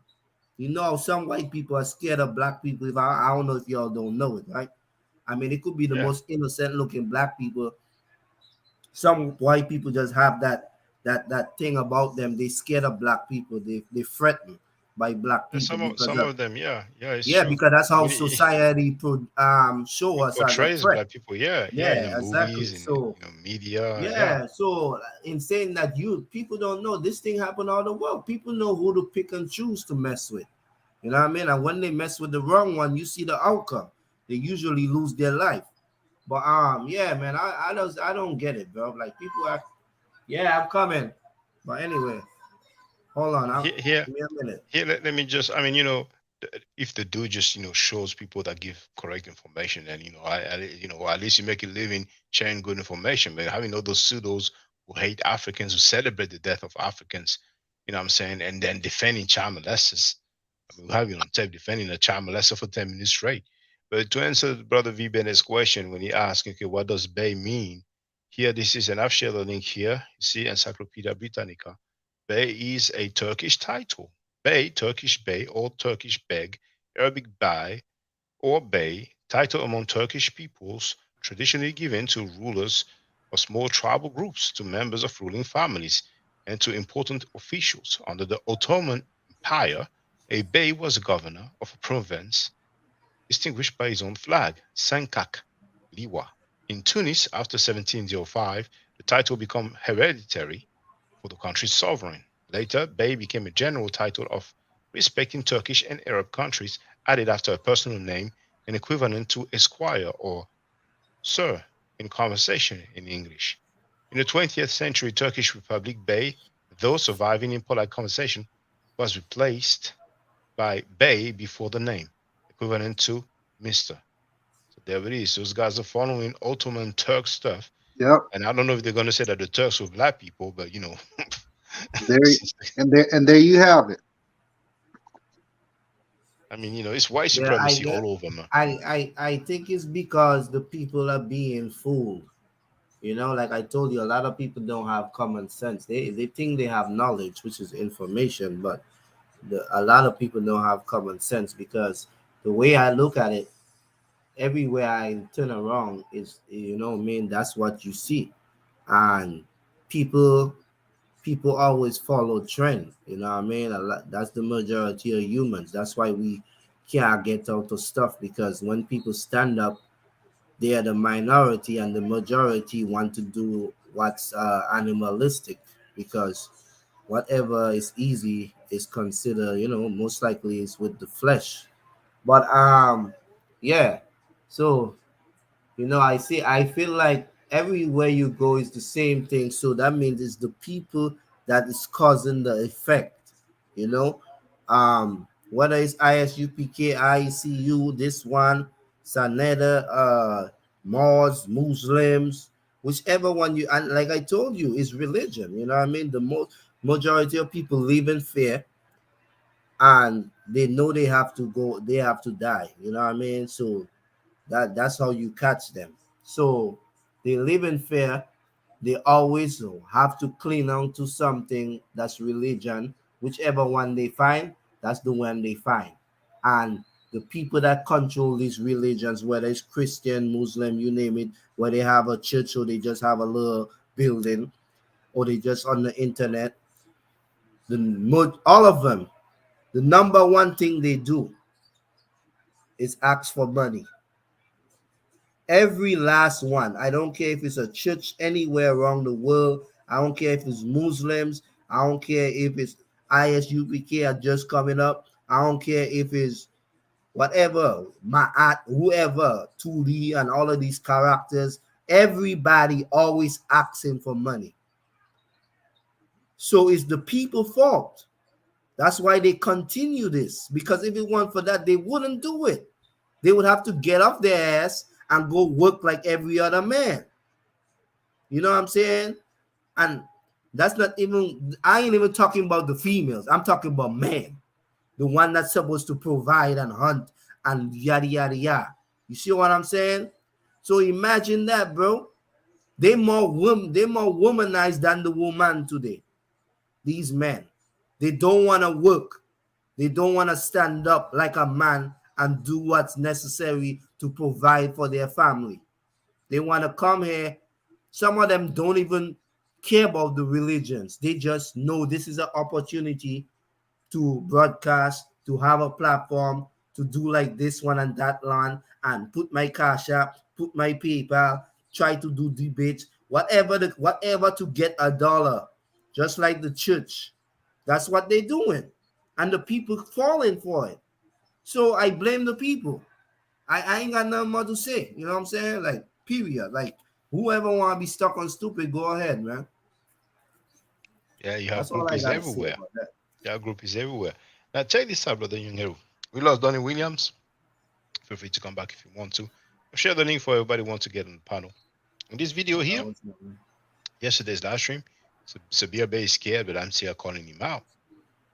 This is the comment that was just left a few, well, actually, it says it 2 hours ago, but I just got the notification. So let's have a look. Now, the username Black Ice, the collective Ray Reed, wrote, he's against education. How big is it? Okay, it's all right. Oh, Sister Andrea Burnett has joined us. How you doing, sister? I'm doing well. How are you doing? I'm doing all right. We see that Sabir Bey did not put up. He did not show up, but it's not surprising. He's busy with Gaga Google. Let me just read this one, please. Now, he's against education because he was left back in the 9th grade 3 times and then quit school in the 12th grade. He said this on one of his feeds. He probably felt too old to be there since he was old enough to buy alcohol for the actual kids that were there. That's my opinion. Also, he claims to be an avid reader, but you can tell by his vocabulary and pronunciation of certain words that he's lying. He shows and collects books, but he doesn't actually read them. And a lot of people do that. They will talk about books. They've read maybe a chapter or a few paragraphs, and they want to make you think that they actually read the books. A lot of people do that. I mean, personally, if I say I read a book, I read it, from front to cover. I may have not read the introduction, but when it says page 1 until the last page, that's what it is. But it's not an obligation to read a whole book from beginning to end. But some people are very skilled at that, just reading a few sentences, few paragraphs. They're not necessarily reading even a chapter, and then they're gonna claim they're familiar with the book. But anyway, as you can tell, I'm extremely happy to see you expose his delusional stupidity. Thank you, brother. I've only continued to watch his feed on and off, awaiting this moment. He's an idiot for real. I'm going to let him know that we're live streaming right now. You know what I'm saying? So he can join us if he wants to. So, let's see. Yeah. Yes. As we are live streaming. Yeah, but did you put the L at the end? Is that a fill? I can't see. Oh, thank you, sister. Okay. Thank you. And here's the link.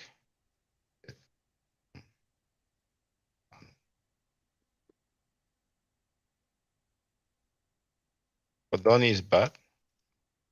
And I'm going to read the other comment. Greetings, Sister Andrea. Hey, Donnie. All right. Yes, ma'am. The second comment is Sabir.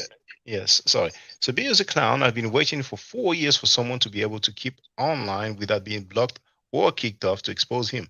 He kicked me off numerous times and blocked me. He's a coward, always begging for money. Young Hero, you were spot on. Always begging for money, but buy snacks for nothing. So embarrassing. Yeah, I told you. Thank you. Yeah, he the kind of man on the internet all damn day while his wife go work. And as soon as she hit the door, you ain't see the other day? Soon as she hit the door, what he do? Grab the baby and go drop it in her hands.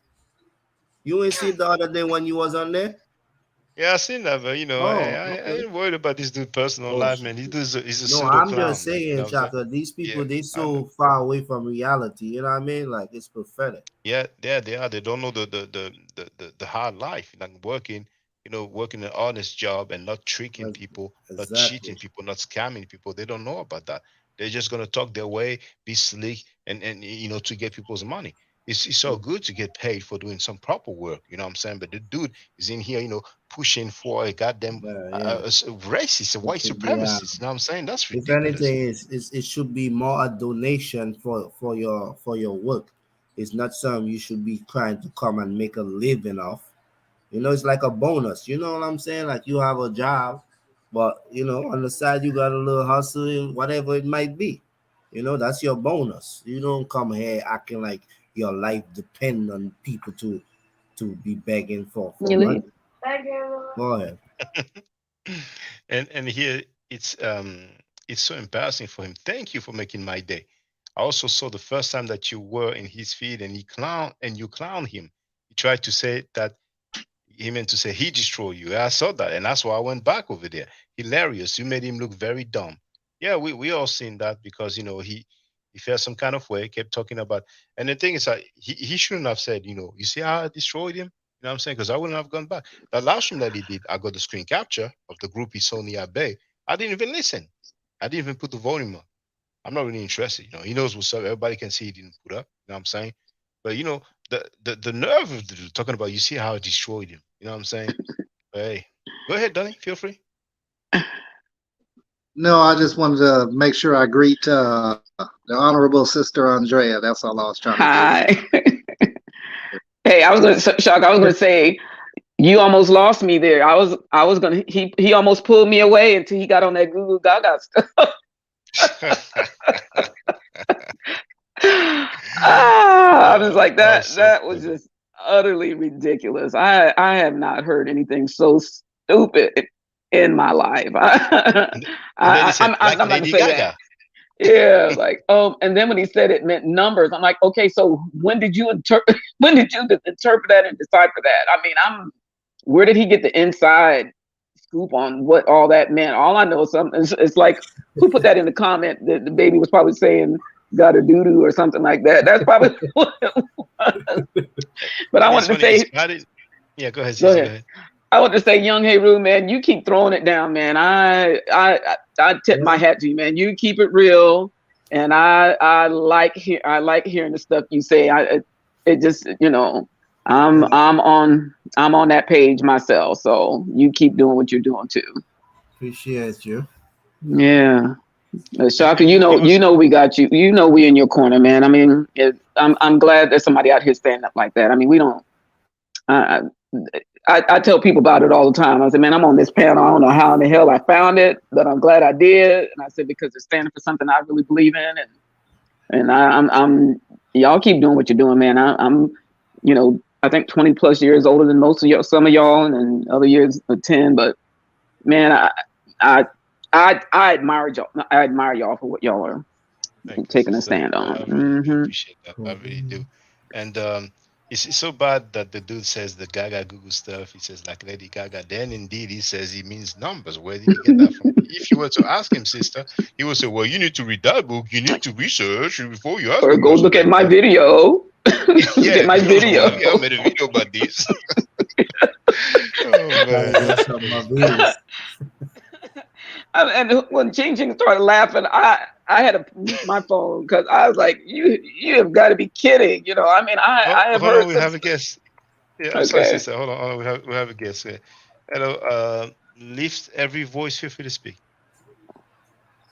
You're on mute. You need to unmute yourself. You're on mute. You need to unmute yourself. Yeah. You're on mute. You're on mute. Okay. Oh, okay. Can you guys hear me now? Yeah, feel free to speak. All right, cool. Peace to the whole family, everybody in the room. My sound is off. I'm not sure if it's because of my headphones, but I'm outside, so there could be sounds from the streets or whatever. I couldn't comment because I'm not a member yet, but I've been on your show. I've been on your own platform before. You were discussing some other guy. I think it was Umar. And so I'm definitely interested in hearing what you have to say about Sabir because, he's been in the so-called conscious community for a long time, so nobody's really challenged him. Yeah, are you the one that left the comment that I replied to? Is it you or no? No. Oh, okay. Yeah, you had the comments open probably a few months ago, and people could comment, but now I think it's only people that are members. Yeah. But hold on. Just 1 second, please. You're not Black Eyes. Black Eyes, the collective Ray Red. It's not you. No, it's before us. Okay, no problem. Well, what I think about him, I don't know if you saw the exchange, but he said that he was hyping up Ibn Khaldun, the 12th century Tunisian or Arab philosopher or sociologist. And I told him the guy is racist. He was racist. He said that black people are inferior. And he told me, you sound stupid. You sound like a butthole. He actually kicked me out. And I shown using his same book that the dude said that black people were stupid.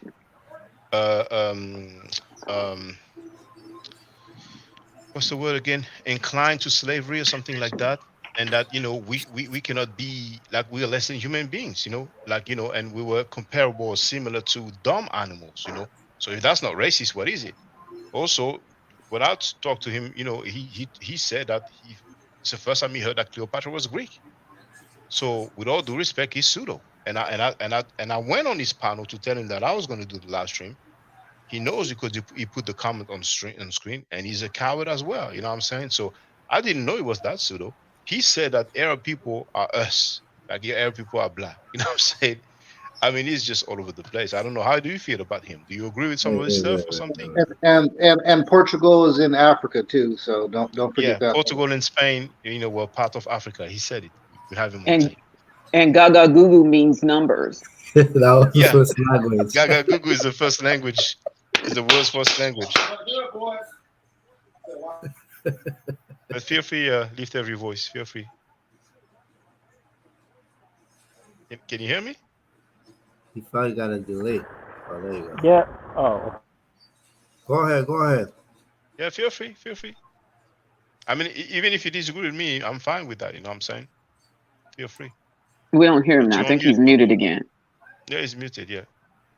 You can just unmute yourself. You know, we hear a little background noise, but we can hear your voice. So but it looks like there's a delay. I think there's a delay when I speak.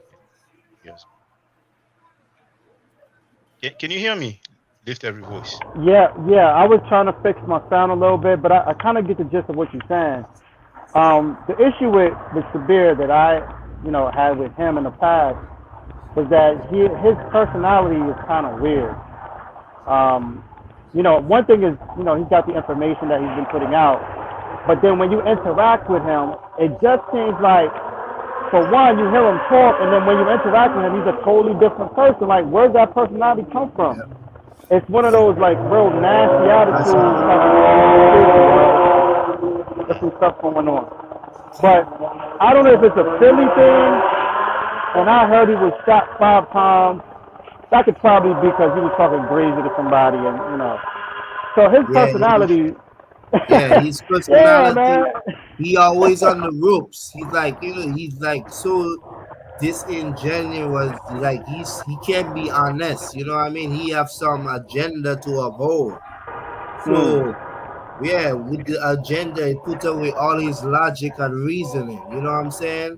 It's because he doesn't want to be proven wrong. So it's when you hear him talk, it's like, if you agree with everything he say, it's gonna be the most beautiful conversation.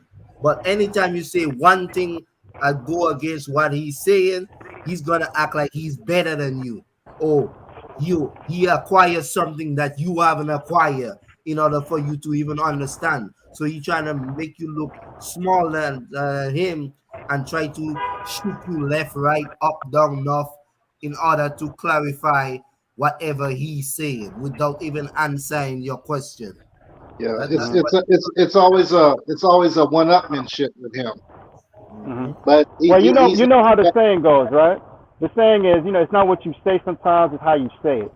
And the way he speaks his language, especially when you disagree with him, man, it's like he changes his personality. I don't know if it's history of him being in Philly and the environment that he's from, but he doesn't know how to really engage a lot. And so he might be, there might be something in what he's saying that's, fruitful, and you have to really... Maybe 5%. Maybe 5% of what he says, maybe. Yeah, but his personality gets in the way, and that's a huge turnoff.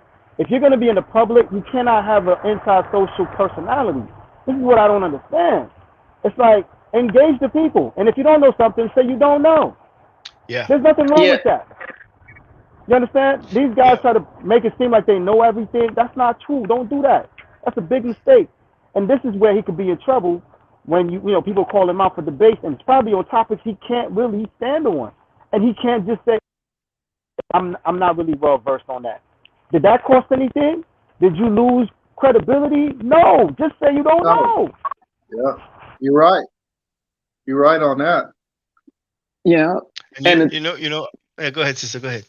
No, I was going to say, you know, when you said it's not how you, what you say is how you say it. Look, man, you can, sometimes you can deliver stuff to people with sugar on top, you know, as smooth as silk. But if they already have a disposition to have an attitude when you say something that's contrary to what they believe, it ain't going to matter.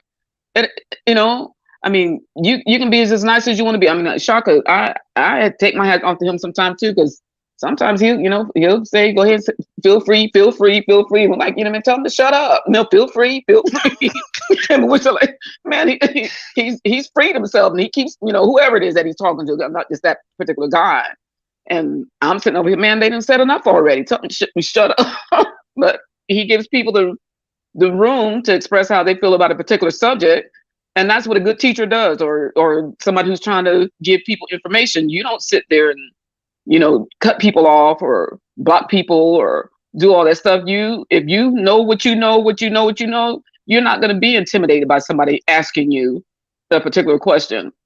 And if they know something that you don't know, again, you just say, okay, I didn't know that. And I've heard you say that too. I've heard you say that, Shaka, I didn't know that. I didn't know that. That's okay. Yeah. I don't know. I have no idea. And when you can do that, that means you're comfortable in your skin and you don't have to be right all the time. Some of them never pass teenager, you know? They can't take criticism. They can't disagree and agree and don't get in their feelings.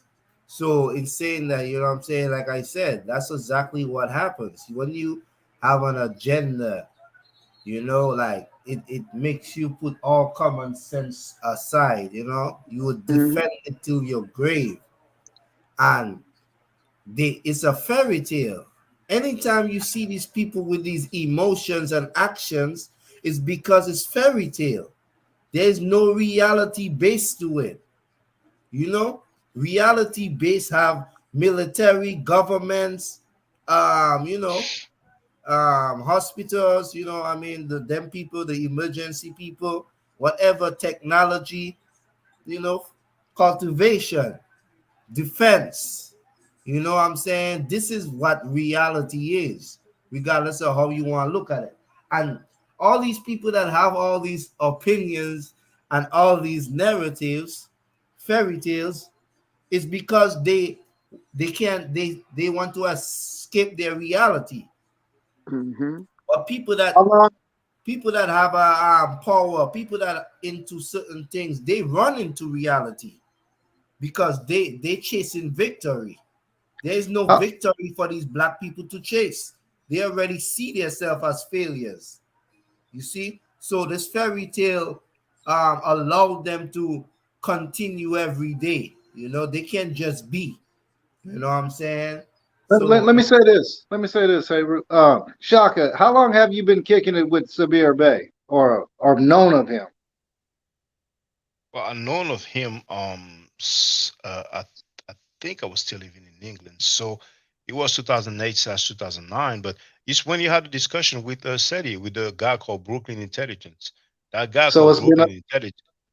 Yeah, but I just want to clarify that, you know, the guy called Brooklyn Intelligence, at one point he showed the feds, and he said, you know, yeah, we used to wear the feds. Same reason, you know, brothers wear a cap today. But I heard about that discussion, and then years later, I heard Tariq Nasheed, when he used to have his podcast, saying that he was bootlegging him, and then I saw one time it was with Tariq Bey in New York, but I didn't listen, you know, because I know the Moorish stuff. I think 10 years is fair. No, but I'm trying to say that, you know, I saw his quote unquote debate with SETI like in 2008, 2009, but I never listened to the dude like that. You know what I'm saying? And then just recently when Ching Ching told me about him, you know, and he said, okay, now he's live.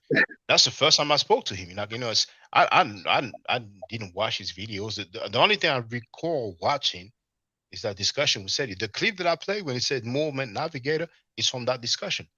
You know, Well, so I was just trying to demonstrate that this guy has no growth. I mean, it's one thing you start out believing this nonsense, and that, you know what I'm saying, there's no change. It's 2023, and this he guy's said it still 30 standing years. on 30 years. nonsense. You know what I mean? But the So I thing just is that, wanted you to know, point that out. I can engage him because I'm familiar with the Moors claims. And the claims of the Moors, like Lord Abba, I had discussion with him back on the, Ahmed Ra squad, and I've been hearing other Moors people. So I watched the debate between Alim Bey and Seti, you know what I'm saying? You know, the Moorish stuff is, and I've told people for a few years now that this hoax, black Moorish rulers controlling Europe, this is a hoax, you know what I'm saying? And it's a shame because, um, me and him, we could have had, had some good discussion, but his character is off. He's not gonna acknowledge that he's wrong. And I heard earlier somebody said that he was shot like 5 times. That's unfortunate. But even when we look at the debate with SETI, the way he is, like, what I'm saying, it's like a bit paternalistic. But one thing I heard, though, it was on a radio broadcast. The guy has a deep voice, who apparently is of the Moorish influence, because I think he said at one point, race is a social construct, and a lot of Moors love to say that. But he said that Sabir Bey got beat up by Ali Muhammad. Now Ali Muhammad, I was told that he was into martial arts. I don't know exactly if it's karate or whatever, but so I don't know what it was about. You know what I'm saying? But knowing how he is, that doesn't really surprise me like that. But then again, maybe he was totally uncalled for. I don't know. But hey, man, he can do his thing. As long as he has his groupies, and he's going to continue to make a living, and it is what it is. But what I'm interested in is the accurate information. We can get clarity, So all this stuff he's talking about, it's not what you know, it's what you can prove. And I pride myself in substantiating what I'm saying, and I've been doing that for years. You know what I'm saying? And like the sister said, "Well, I don't know," I said, "I don't know." So I say it's out of my lane. When somebody bring up, biology or anthropology, it's not really my lane. You know what I'm saying? But unfortunately, you have some people like, Lord Abba, for example. Lord Abba, if you listen to him, he's like one of the top scholar, and he's never wrong. You know what I'm saying? And we have people like that, even outside of the conscious community. We have some people who are never wrong, and it seems like they know it all. And people like that are toxic, man. You know what I'm saying? And when we ask them to show and prove something, they cannot even do it. Like the discussion that I had with Lord Abba on Scam Channel panel, it's a summary of many, if not most Moors. They would claim all day long. I just asked him to show me a black Moorish ruler, and that dude put up a picture that he got out of a Scots language page of Wikipedia. He knows damn well it was not on any English page, or you know what I'm saying. And when we look at the picture, for the most part, it's white depiction, white painting. Same for the Canaanites. I said, can you show me white Canaanites? I'm sorry, black Canaanites. He went on and ran his mouth and showed some scholars and showed some books, and then ultimately showed a depiction, try to make us think that he's a black person. And at some point, it's insanity, man. White people don't, I mean, well, okay, they won't do that, but a lot of people like to say, oh, they're doing cultural appropriation. Those conscious community dudes are doing the exact same thing. You know what I'm saying? Actually, that's Sabir Bey. The feed comes up when you go on some panel, some feed comes up. So it has a video saying, that Black Americans, it says, if I remember correctly, so-called Black Americans are the true Arabs, man. Can you believe it? Oh my I'm going to God. show it to the people. So people, look, I'm going to go there. It's These on his channel. idiots will do anything to separate themselves from Africa. Exactly. What black Exactly. Arab? What the stupid boy? You must be some idiot. Well, you go over there with that. I know what I'm craving. There it is. I'm sorry, young Hill. I just want to show the title so people can see I'm not making it up. So, live from Philly, so-called Black Americans are the true Arabs.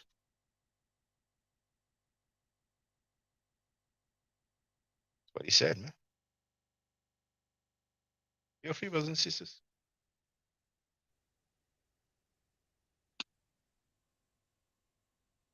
You hear me? Yeah, we hear you. Yeah, like I said, he lost me on the Gaga Google stuff, so I have to keep bringing that up because it's just I don't know none of these characters that you guys are talking about. So anytime y'all play something about somebody, I'm like I feel like I'm like a deer in the headlights, like what, like what, over and over again, like what, really, So that one was like way over the top. I mean.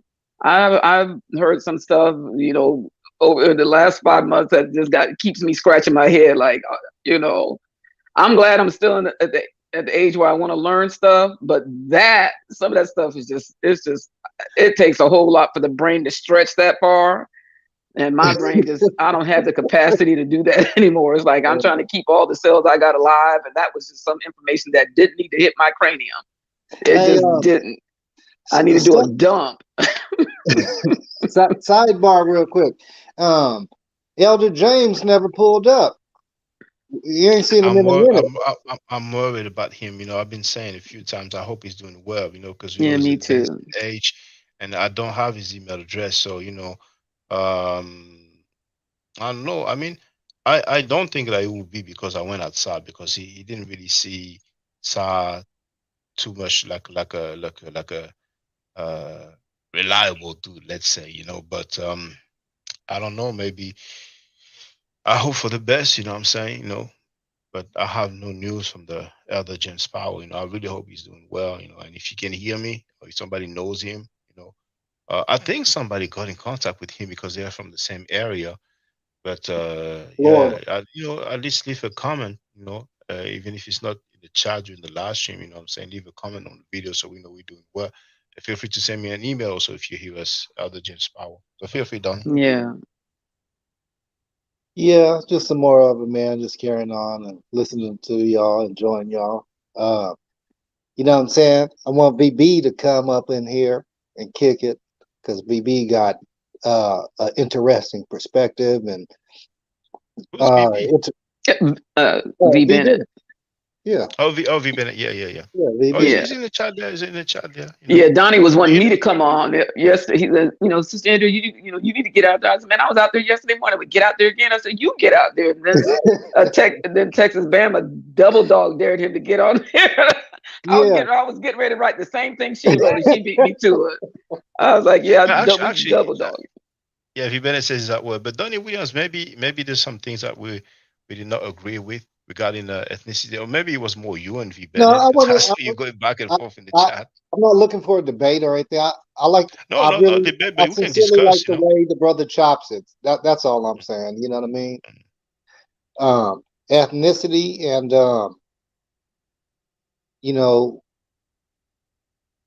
and melanin is two different things. That's all I'm saying. True. I agree with that. So. I agree. That's not the same thing. Yeah. Well, you know what I propose here? Yeah. What I propose here is just listen to a little bit of Michi X, because you're going to hear how she talked about, I think she hasn't said it yet. But, for the record, I actually like Michi. Is she? I kind of like her a little bit. Is she leaving? Or I saw something down there that said she's tired of trying to help Black people and she's out.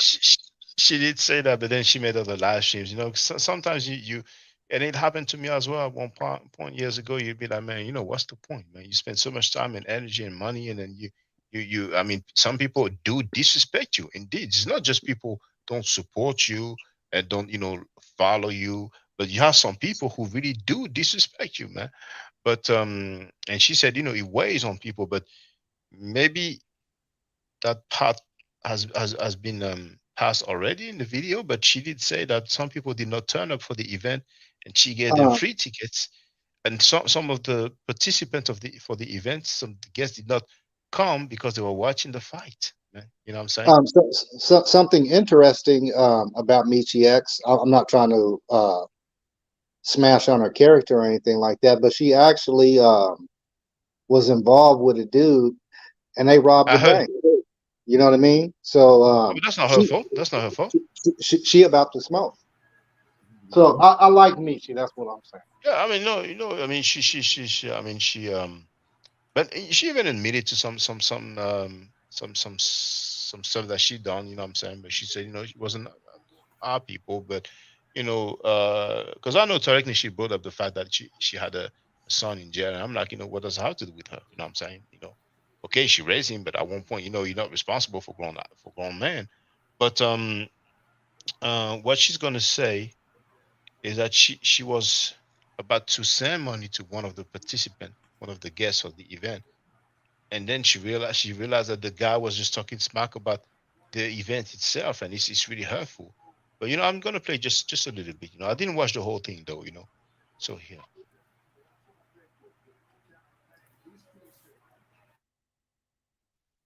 If you know me and you know the Black agenda, you know that it's not about me.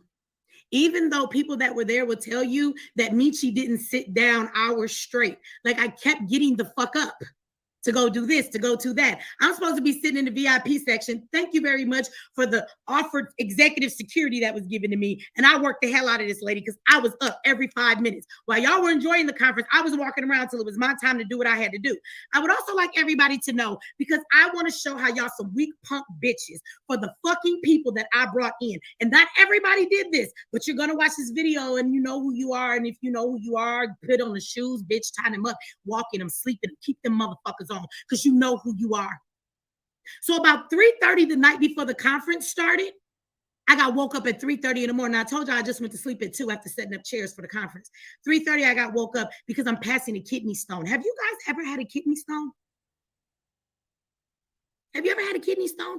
Sisters, it feels like you're in labor. You be having contractions like you in labor. So I was asleep for an hour and a half. At 3:30 in the morning, I'm like, what the fuck? The pain is back. Today of all days, I got to go work the conference. I was having those contractions until 7 o'clock that night. Y'all didn't know, but through the whole conference, I got on them panels.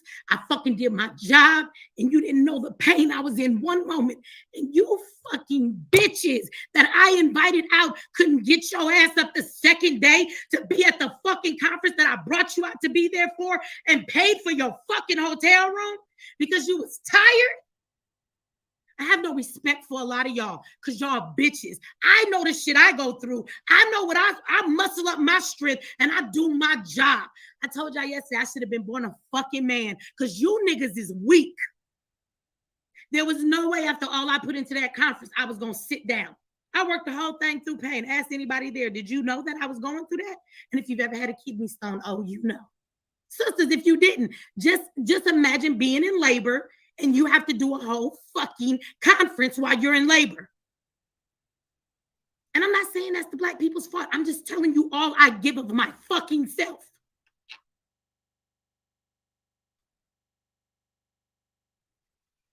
Let me go back. The people that I flew out that are activists, you know how many of them would not share the video or the flyer? Now it's over. I'm going to talk. They would not share the video or the flyer. And do you know these niggas is so arrogant that instead of making a flyer for the event, I paid for everybody to have their own individual flyer. I said, okay, well, maybe if I play to these niggas' egos, I printed out 18 separate flyers that highlighted each person. Who the fuck do that? I'm bringing you out to an event. Matter of fact, I'm giving you money if we make money, and you won't even help me promote it. Now, when I'm talking about this, I'm not speaking on everybody that came. But the people who did this shit, you know who the fuck you are. And I won't take their names because I want y'all to keep believing in them because they doing real work. They just got egos now, and they don't care about anybody else but themselves. I have people that I invited and put clips up on the internet of them talking and wanted to get clout off of the views of my conference, but nowhere in the caption or anywhere did they say I'm at the Black agenda because they want me to promote them, but they act like they too big to promote me. When I remember when the fuck you didn't have a following, and I've done nothing but promote you for years on end. I use my email, I use my audience, I've pushed thousands of people to your organization, and you give me your ass to kiss. I don't know why. All the activists, most of them were acting like they had a problem with even promoting the flyer. Why are you coming to my event if you can't post the flyer? So I want you to know that's where the arrogance started. Then all the people that I invited out, We had a VIP party, okay, that evening. Now, the VIP party was supposed to be for all of the people that spoke on the panel. We've spoken in Zoom meetings for fucking months. And they know they were expected to be there. That was part of why people bought VIP tickets. In that VIP event, these niggas didn't come back. Wait a minute. I paid for your plane ticket, bitch. I paid for your hotel room. I put some people in Airbnbs because they brought their whole families and their friends. And I was told the next morning that they didn't come back to the VIP because they was watching the fight. I want to go downstairs on that note and get something to drink because I'm thirsty, but I ain't gonna leave. I'm gonna stay here. We're supposed to be getting free, and your activists won't come the fuck back to an event they were supposed to be in and have known this for 4 fucking months because you were watching the fight.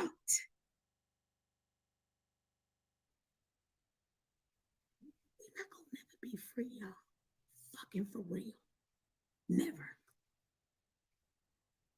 Your favorite activists didn't show up at my VIP because it was watching the fight. I didn't bring you out to watch a fight, bitch. How disrespectful is that? And the crazier thing is, the VIP had sponsors and people who were waiting to meet you, stupid motherfuckers, so they could give you some funds. But you watching a fight.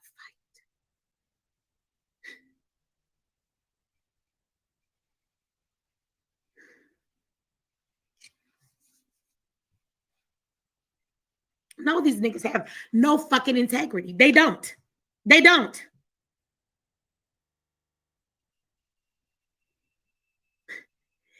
Then I had one of the speakers, I guess they were sleeping through the conference or something. And because they thought that I didn't acknowledge their organization, which, first of all, it was your job to honor your motherfucking organization. Thank you, Reed.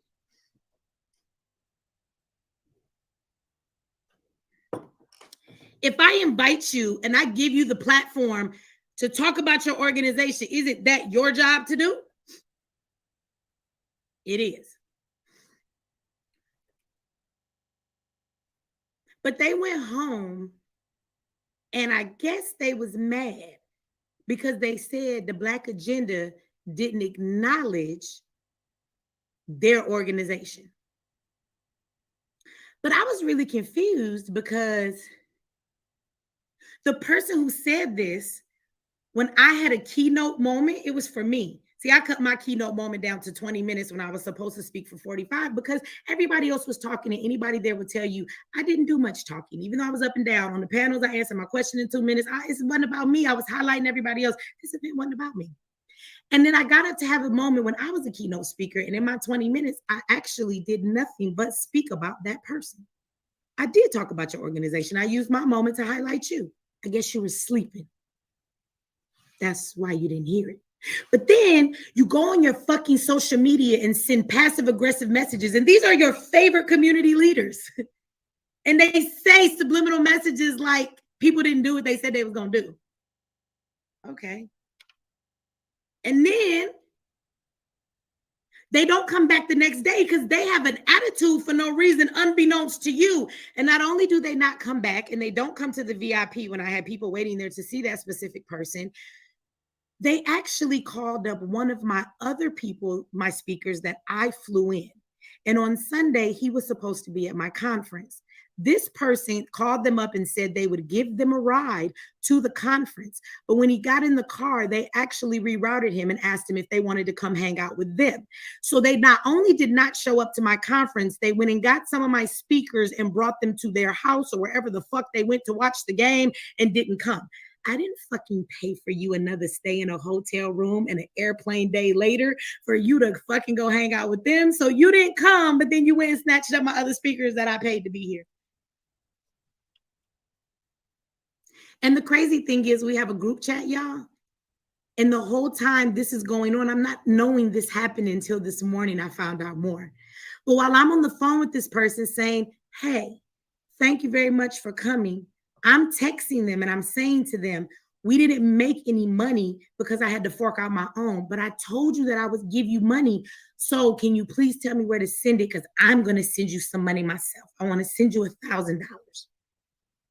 And while I'm texting this motherfucker to say this, they're in our group chat saying how, yeah, the event was wonderful, but I didn't hear nobody talk about my organization. But I did. You were the only person I spoke about in my whole speech.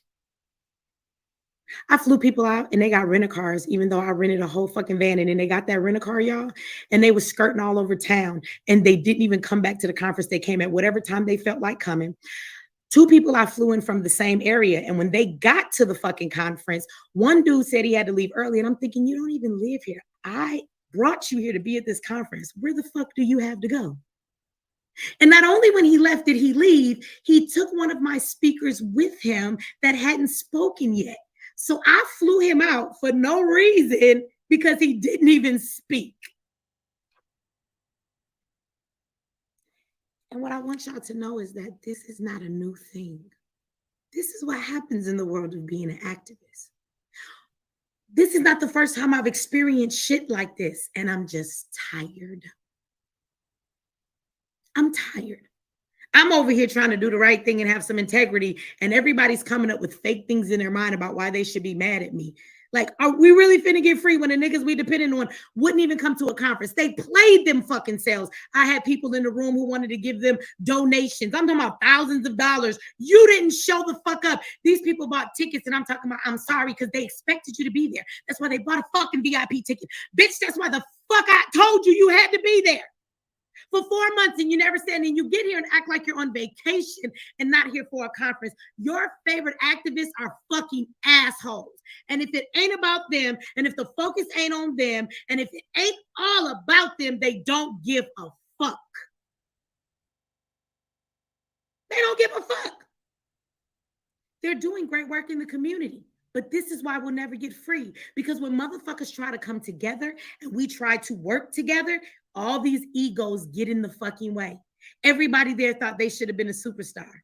I'm so offended because the last thing I give a fuck about is being a superstar. I don't want to stand next to motherfuckers and do this shit. I could have saved my money and I could have just spent $10,000 and opened up another Zyx or something. How about that? But instead, I pulled together a whole conference where there's over 300 people in the room, hundreds of people watching live. I was setting the stage for you stupid motherfuckers to tell the community what you do. So you could fucking have some eyes on you. I work to put people in the room so you could fucking have partnerships with people who wanted money. People who wanted to help your organization. But you motherfuckers wanted to watch the game. You needed to go get some Chick-fil-A or some shit.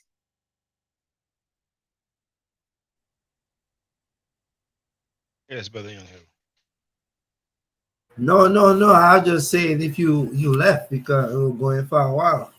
No. Yeah, I don't know what that woman and what she really into like that, but it seems to be some activist thing, right? Yeah. And she was showing a conference to some and the people that was annual event. Yeah. There's a brother who's on Scam Chatter panel, Q Butter. Yeah. He's been working with her at some point, if I'm not mistaken. And I mean, Texas Bama was asking if we know who she's talking about, and she's referring to, because there's one in particular that she was referring to, but I don't know. But in her video comments, and also Pan-Africanism Strikes Back, he covered that as well. So there are some names mentioned. But you see, when I heard that video, I didn't watch the full thing, but I watched, the beginning. It reminded me of the Pan-Africans that I encountered, particularly the French-speaking Pan-Africans. The nonsense you're going through right now. So-called conscious community.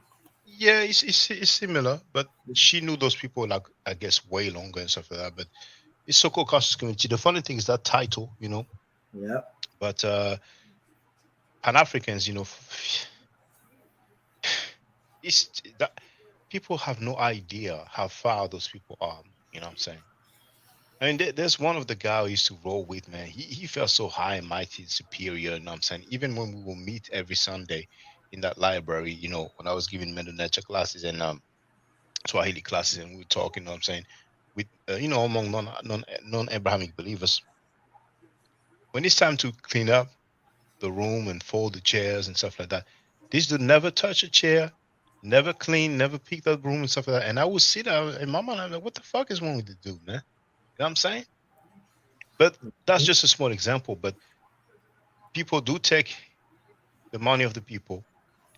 There's a known professor I talked about. He's known for scamming people.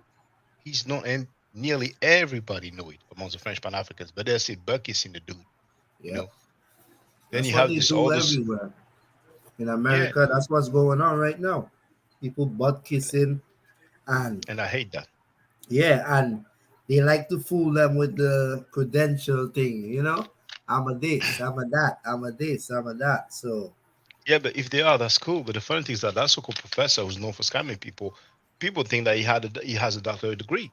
He went on a message board talking about he defending his thesis. that's what I mean. You know what Yeah, I'm saying? Then he gave names of professors because somebody said who oversaw the thesis. He gave some names. The person contacted the professor and said, I never heard of the dude. He never had no thesis. You know what I'm saying? yeah, And so that's what I mean. and They, well, yeah, go but ahead, they go ahead. No, go ahead. even when they do, they try to use it as something to overshadow anything they might have done that's not right. You know what I'm saying? Like, nobody don't care what you got if you ain't living based off of principles and morals.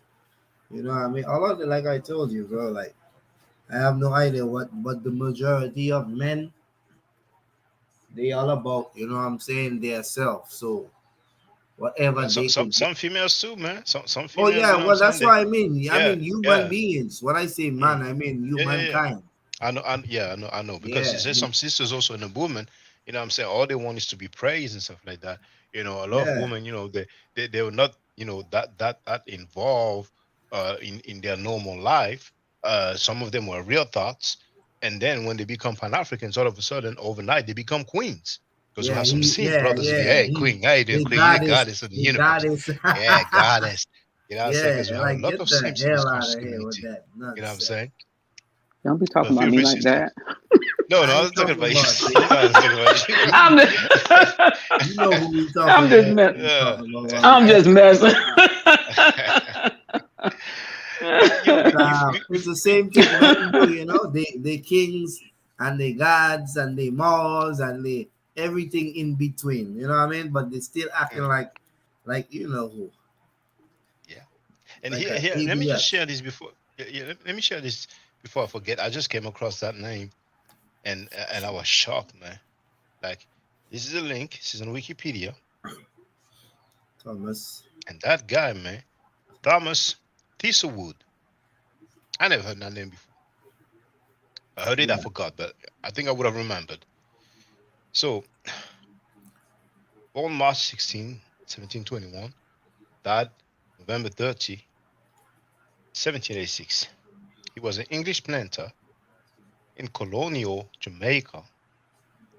Thistlewood migrated to the western end of the colony of Jamaica, where he became a plantation overseer, plantation owner, and slaver. His lengthy and detailed diary is an important historical document chronicling the history of Jamaica and slavery during the 18th century. The diary includes a detailed account of the brutal treatment of his slaves, including his torture and rape of enslaved women. Thistlewood routinely punished his slaves with fierce floggings and other cruel and gruesome punishments. Known as the Diary of Thomas Thistlewood, the 14,000-page diary provides a detailed record of his behavior and deep insight into plantation life and owner-slave relations. In 1751, he became overseer of a sugar plantation called Egypt. Within days, he began raping the enslaved women. His diary chronicles 3,852 acts of rape with 138 black women.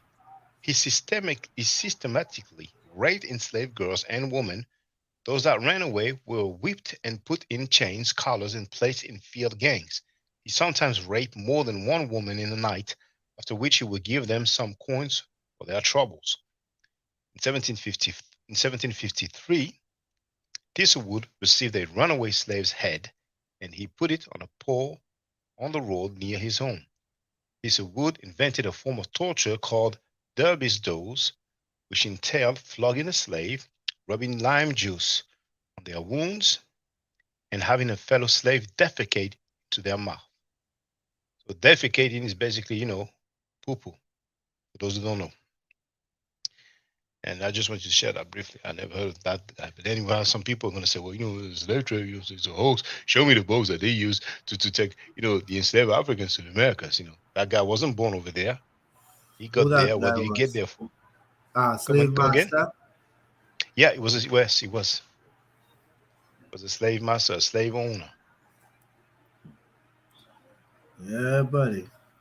Came out of Britain, and then, he migrated to Jamaica. Yeah. Oh my. Yeah. Now, I'm not tired, to be honest. So if somebody else want to get on the panel. What time it is over there? 1 o'clock? 1:30? Oh my goodness. It's almost. It's 2:50. Yeah. I had a nap. There's no work. There's no work tomorrow. No, there's no work tomorrow. Yeah. Cool. Yeah, well, like I told you, sometimes I don't wish I have a voice, you know what I'm saying? But I know I have to a certain extent.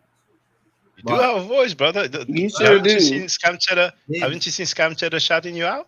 He says, they don't listen to me. I see you. They rather You haven't seen that? listen to people. They call him Young Doodoo. Yeah, after once. He have obsession with doodoo. He always using that word, so like all of them, they got issues. I ain't even care about them. Like, they ain't got nothing to do with my life, you know what I mean? In reality. I know. It doesn't move me no way. Yeah, man, like I was saying, like, you're like, what can you do? You know what I'm saying? Most people, they don't want to hear the truth. They don't want to hear honesty. They don't want to hear reality. They want to hear some fiction, fairy tales, some whatever they into. And if that's what they into, you into it, you their friend. You know what I'm saying?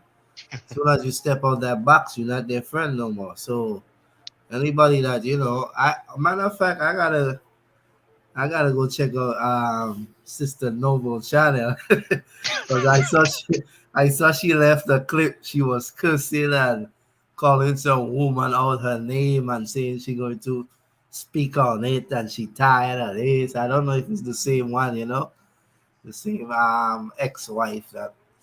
Yeah, but anyway, and I was on YouTube and I realized, I was like, damn, I only looked at it for a second, but he deleted it, Black Jesus was calling out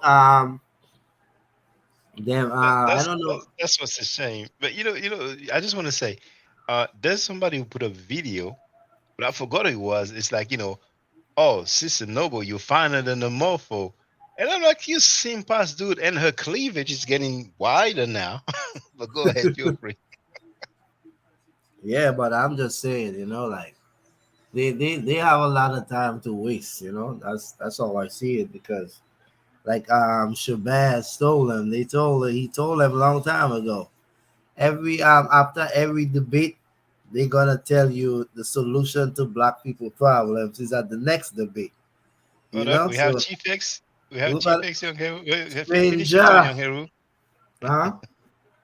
Finish your thought, Young Heru, and then we No, I'm just saying. That's what I was saying. They're gonna tell you the Black solution will be at the next debate. So I just see all these conversation and discussions ain't going nowhere. So whoever have time to waste because they're not productive in reality, that's up to them. You know what I'm saying? That's what's up, Young Heru. Hey, Chief X, welcome. Hey, can you hear me? Loud and clear. Feel free to speak, brother. Okay, I just seen the title. I just wanted to jump in real briefly and say something. You should play. I don't know if you've seen it. I have a video called Sabir Bey Caught Lying. I don't know if you ever seen it. And he was that's on your channel. Yes, sir. Oh, okay. And you should subscribe, hey Lou. And he was talking about the artwork that's been floating around and the pictures on some people's books they've written about the Moorish chief, right? And he was saying he was a Moor from Alhambra and such. But come to find out, it's a painting. It's Oriental. Excuse me. How you say that? Oriental legend is Oriental legend. Well, I see what you're trying to say. Oriental right. And then ism, something like that. Yeah, and there was a painting, not even back in the years of let me see, 1800s. So it had nothing to do with the period of 700 to 1400 when the Moors, the so-called conquered Spain. It's like the Western Muhammad, you know what I'm saying? He has a depiction of a black prophet Muhammad, but I mean, he's not lying about the date, but some people don't understand anachronism, because well, it doesn't show well, but I've shown it in the previous live stream. It comes from a shield, and that's like 1300. And Prophet Muhammad, that's 7th century. But is that the video right there here? Yeah, it's called Moorish Sabir Bey caught lying. Yeah, let me play. Let's hear it. It's really good, very good. It just exposes. Chief X of God best reincarnated with some more common sense, science, reality, and truth. You see the name above, Sabir Bey, on here lying to people again, miseducating the public on purpose, not an accident. This is on purpose. He's been doing this forever. I've called him on it. I've asked him and even wanted to pay him to come on his live stream, but he won't allow it because he don't want to be proved wrong in front of his followers. I just want you to see how Sabir Bey lies intentionally to people in America and in Spain. He's over here on a little vacation or whatever he's doing in Spain, and I want to show you a video clip of how he just blatantly lies to this French African brother while he's in Spain and tries to tell him that this guy was a Moor in Spain in the years of 700 to 1400. Remember, I said 700 to 1400. You see what I'm saying? So once they got in by infiltration, yes, that was the weakest. Yes, that was to weaken the Alhambra. Yes, a lot of people don't know that. But you ever see the Moorish chief? You got your phone? Yes. Look it up. I'm gonna show you the Moorish chief. Yes. It was inside the Alhambra. Just go Google the Moorish chief. He's asking, has he seen the Moorish chief, which is a picture or a painting, excuse me, a famous painting that's in the Philadelphia Museum. But Sabir Bey and all the Moors always lie and act like it's a Moor at that time. There's even books written by some wrong scholars with this picture on the book cover, just misleading people. What's his name?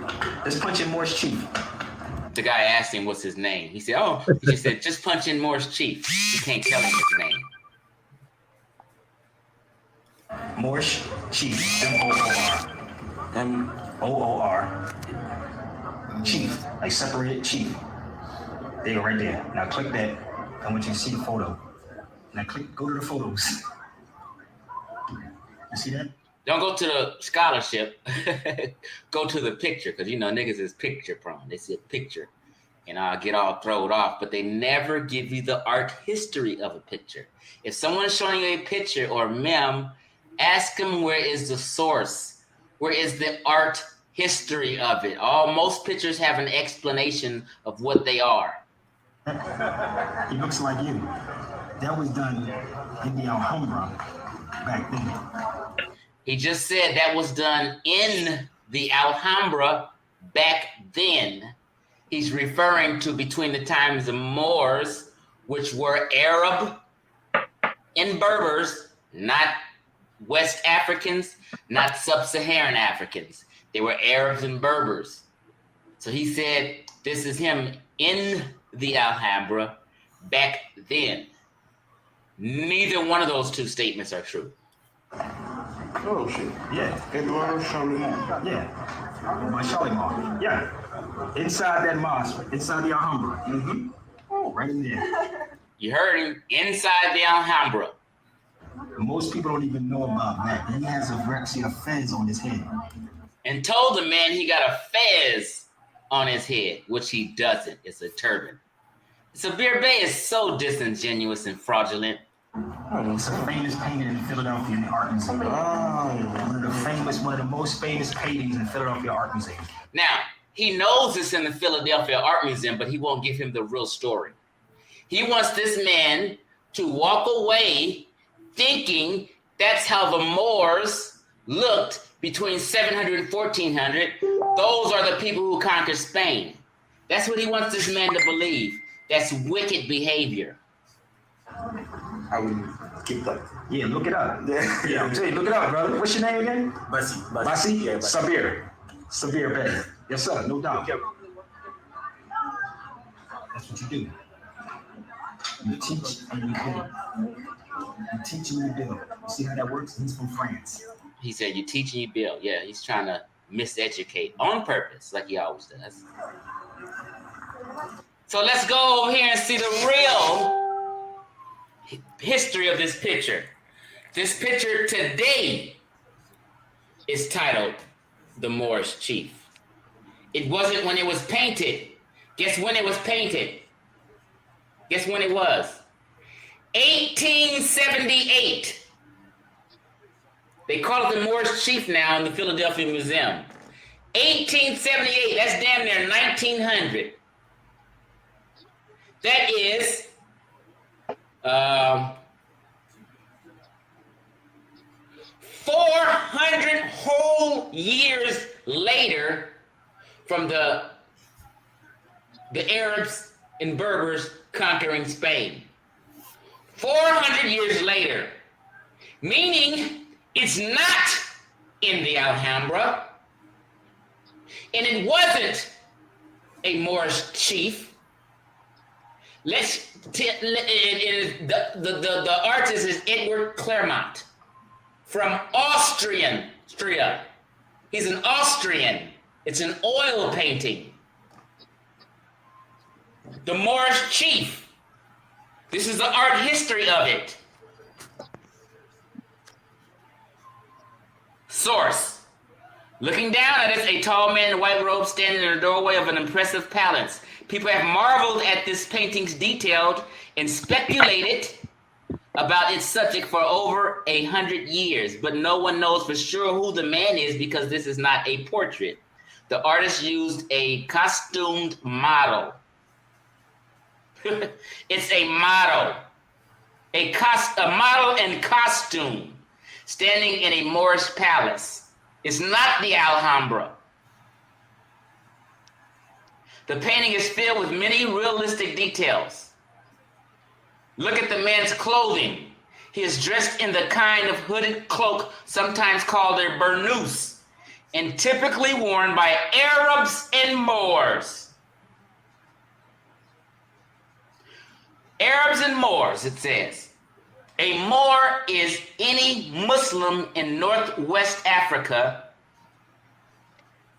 between that time period. Mainly Berbers and Arabs. On his head, a headdress, they call it a kafiyeh. It's not a fez like Sabir lied to him about. Sabir knows that's not a fez. It's a headdress that almost completely covers a crimson cap underneath. Okay, it's just talking about the history, but let's go down and we'll see what it talks about. The background of this painting is based. Can y'all see that? The background of this painting is based on the Alhambra, a famous fortress overlooking the city Granada, Spain. The Alhambra was built during the 13th and 14th centuries by Moors, Arabs and Berbers. Now, Arabs did have African slaves. or sub-Saharan African and West African slaves. Okay, they weren't the chief of anything; they were the servant. By Moors, Muslims. Okay, look, it just corroborates what I said. Actually, the Alhambra was built during the 13th and 14th century by Moors, Muslims from northwestern Africa, who ruled large portions of Spain from 700 to 1400. Okay, just like I said, West Africans, sub-Saharan Africans never ruled or conquered Spain. That was what the Arabs did. That's Arab history, Arab and Berber history. Although Spain is part of the European continent, it is located just across the Straits of Gibraltar from North Africa. I always tell people you can swim from Morocco to Spain. The painting probably gets its current title, The Moorish Chief, from the Moorish architecture in the background. But when it was first exhibited in 1878, it was called The Guardian of Saragossa. Pronounce it Seraglio. I gotta roll the tongue, excuse me. Seraglio. That's the original name of the painting. The Guardian of Seraglio is the name for the special quarters. That's what the original name was, the Guardian of Seraglio. It is a name for the special quarters in a Muslim residence where the women of the household were sheltered from strangers, being protected by strangers. So the title identified the man as a guard of the women in the palace, a servant, a guard. He's not a chief. He's not running nothing. He's a servant. Arabs and Berbers enslaved West Africans and sub-Saharan Africans, and they were servants, and they were Islamized. They weren't anybody special. So the title identified the man as a guard of the woman in the palace. He's working. But it's a painting and just his imagination, though. But this is what's his imagination. He painted a black man guarding women, doing his job as a servant. However, after being purchased by Philadelphia collector John G. Johnson in 1892, the painting listed as the Alhambra Guard was another name. When he bought it, the painting was listed as the Alhambra Guard.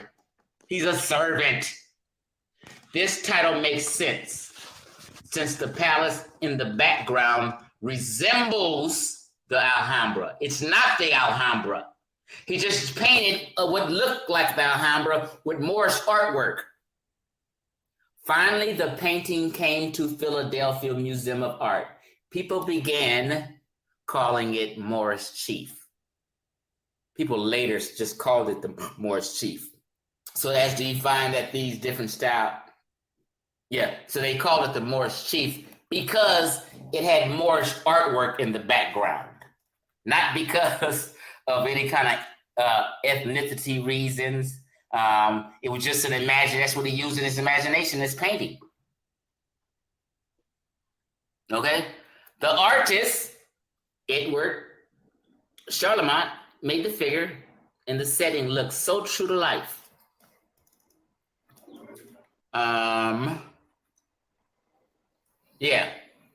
So that was it.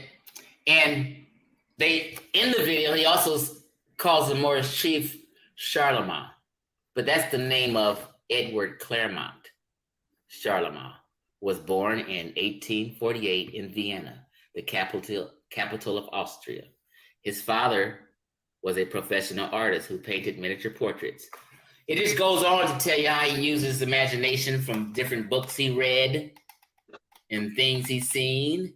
And at that time, he was sure, because it's the fact, that any Black in Spain more than likely was a servant or slave to the real Moors, who were Arabs and Berbers.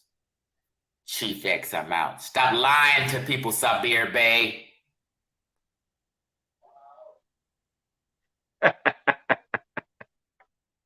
That's what they do all the time. And I'm in agreement with that on with you about that. I've said for years that the people who conquered and ruled parts of Europe were not black people; they were just Muslims. And amongst those Muslims, you had some mercenaries or soldiers, and that's it. But the majority, even in the golden age of the Moor, we see a bunch of people, and sometimes we see a few black people. You know what I'm saying? You know, notice this black Moor, notice those two black Moors, but the majority are white people. Right. So what people think are black Moors, they always refer to the tribe called the Tuaregs, right? The Tuareg tribe is an anomaly. They're an outlier tribe, right? Who are kind of nomads of the deserts, right? But even the Tuareg consists of, I'm not saying white as in white people, but I just like to juxtapose and say black Moor, white Moor. But the white Moor took on sub-Saharan women servants as concubines, right? And when they took them on as concubines, the white Moor had babies with these black servants and women. So their babies and the children had allegiance to their daddy, to their Arab or Berber father, because the man, you know what I mean? So for generations, they had generations of servants and black people born into the Tuareg family, but they come from sub-Saharan Africa as servants or concubines or slaves. So for generations, they're born into slavery, and some of the Tuareg may look dark and black. That's just because of the history. A lot of people don't know. But you'll never have a discussion with Sabir Bey. I have a video on my channel. I've offered Sabir $300 to have a 1-hour discussion with him on his channel. He refused it because he is not going to allow any of you, Shaka, or me to embarrass him on his channel in front of his followers. He will never allow it. But I did that, that wasn't my plan. But the dude said that he learned about Cleopatra being Greek just a couple of days ago. And the funny thing is that he and other Moors like to say, well, there's no black before the 15th century or the 16th century. I'm like, are you kidding me? That's the English language. In Arabic, we have Aswad, Sauda, it means black. In Middle Nature, we have Kem, it means black. It's so funny when they come with that talking point. I mean, he said he's been doing this for 30 years. For 30 years, he's been pseudo. And I said, like Lord Abba and most of the Moors. I don't know if you had a chance to see when I was on Scam Cheddar panel like 6 months ago. And Lord Abba called in. And I said, can you show me a black Moorish ruler? And give me his name, his title, and the territory that he ruled over. And he showed that dude, with a painting that kind of looks black. But when I pulled up that person's name, all the paintings were white skin. He just picked that one where he appeared to look black. And same for black Canaanites. I said, can you show me black Canaanite? He showed us a white Asiatic from Kemet. And it's always like that. They talk a good thing, but when it's time to show and prove, they don't show nothing. They show. So people confuse, like, even the Moorish Science Temple of America out here, they wear a fez, the little red hat with the tassel hanging. But in Morocco, them Arabs and Berbers and them Muslims didn't wear fez. They all wore turbans. So the fez copy comes from the group of people in Central. Huh? The Turks, no? Well, the fez, yeah, that too. But in general, the look of that fez that Black Americans believed and thought were Moors were the Askari. The Askari are the police. The Askari were Black Africans in Central and South Africa and East Africa who were the police fighting for colonial forces. So they was the white man's boy, and they became police and had guns and weapons, and they wear a fez. So Black Americans confused that and start wearing a fez, thinking it was Moors. You get what I'm saying? It's confusing. People have to know the history. So like when I broke that picture down, people have to understand all artwork has an art history attached to it. So this is why you get a lot of the abos and them Aboriginal cats.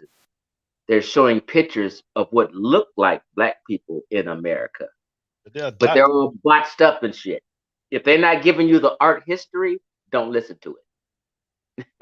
Yeah, they are like, you know, tan Native Americans. A lot of time the pictures are black and white anyway. You know what I'm saying? So, you know, from the phenotype and the hair texture, I mean, you know, they don't look black at all. But you know, those guys, they are desperate. They do everything to detach themselves from Africa. Young Hero, if you want to speak.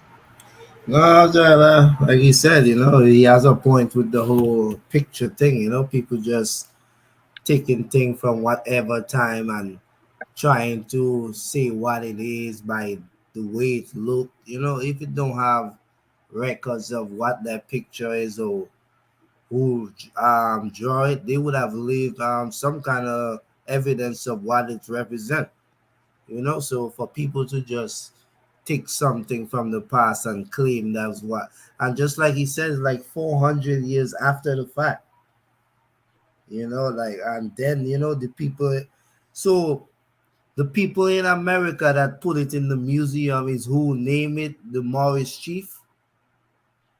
Yes, it changed. The name changed several times over the years. Yeah, that's but just the last crazy name to it me. changed to was the Moorish chief. Yeah, what? So who did they trying to claim these Moorish people were?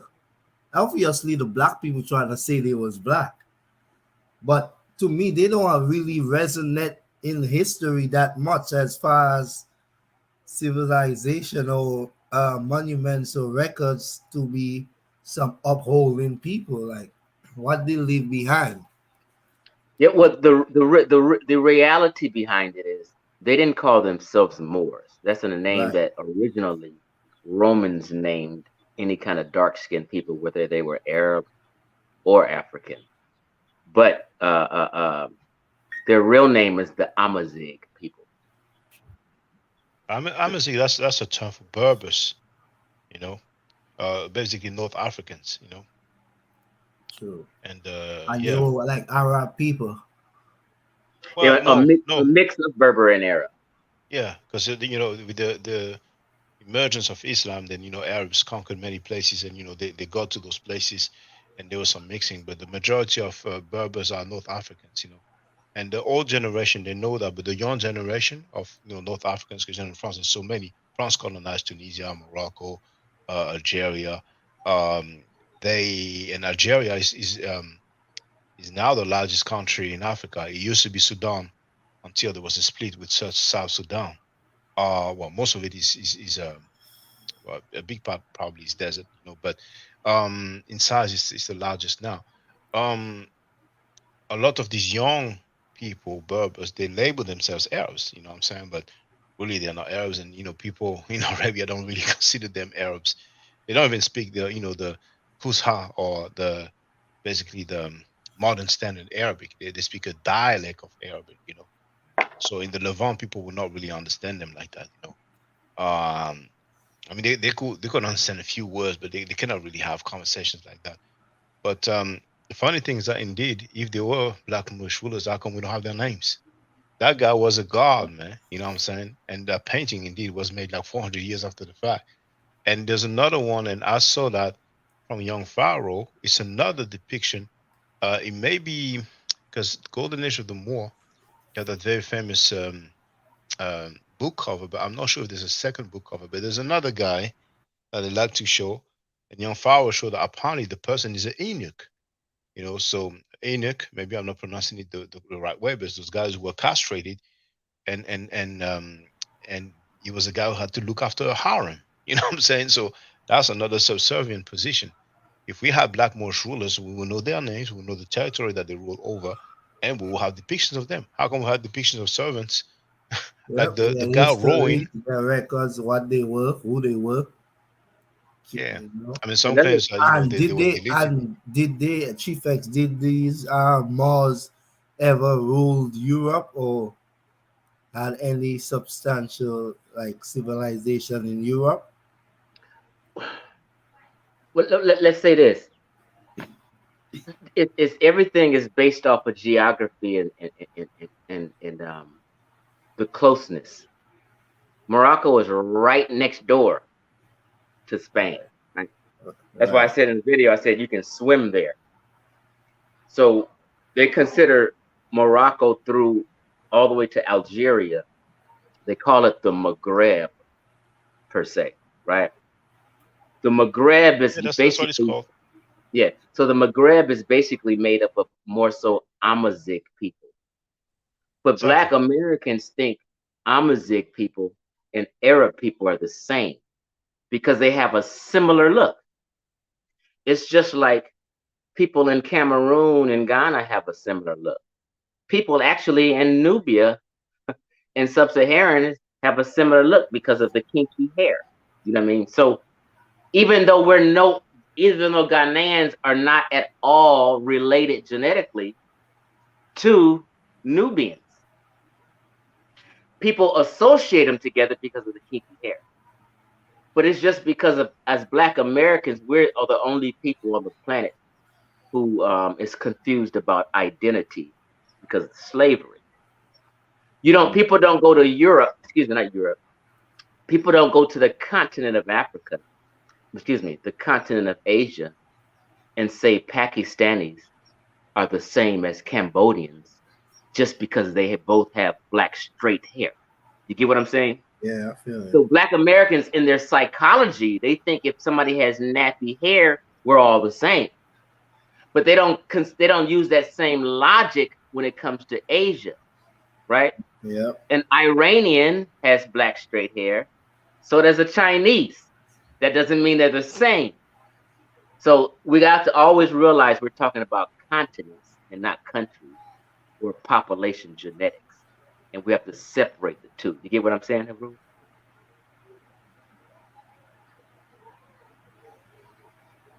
Are you there, Haroon? Yeah, I am. I totally understand where you're coming from.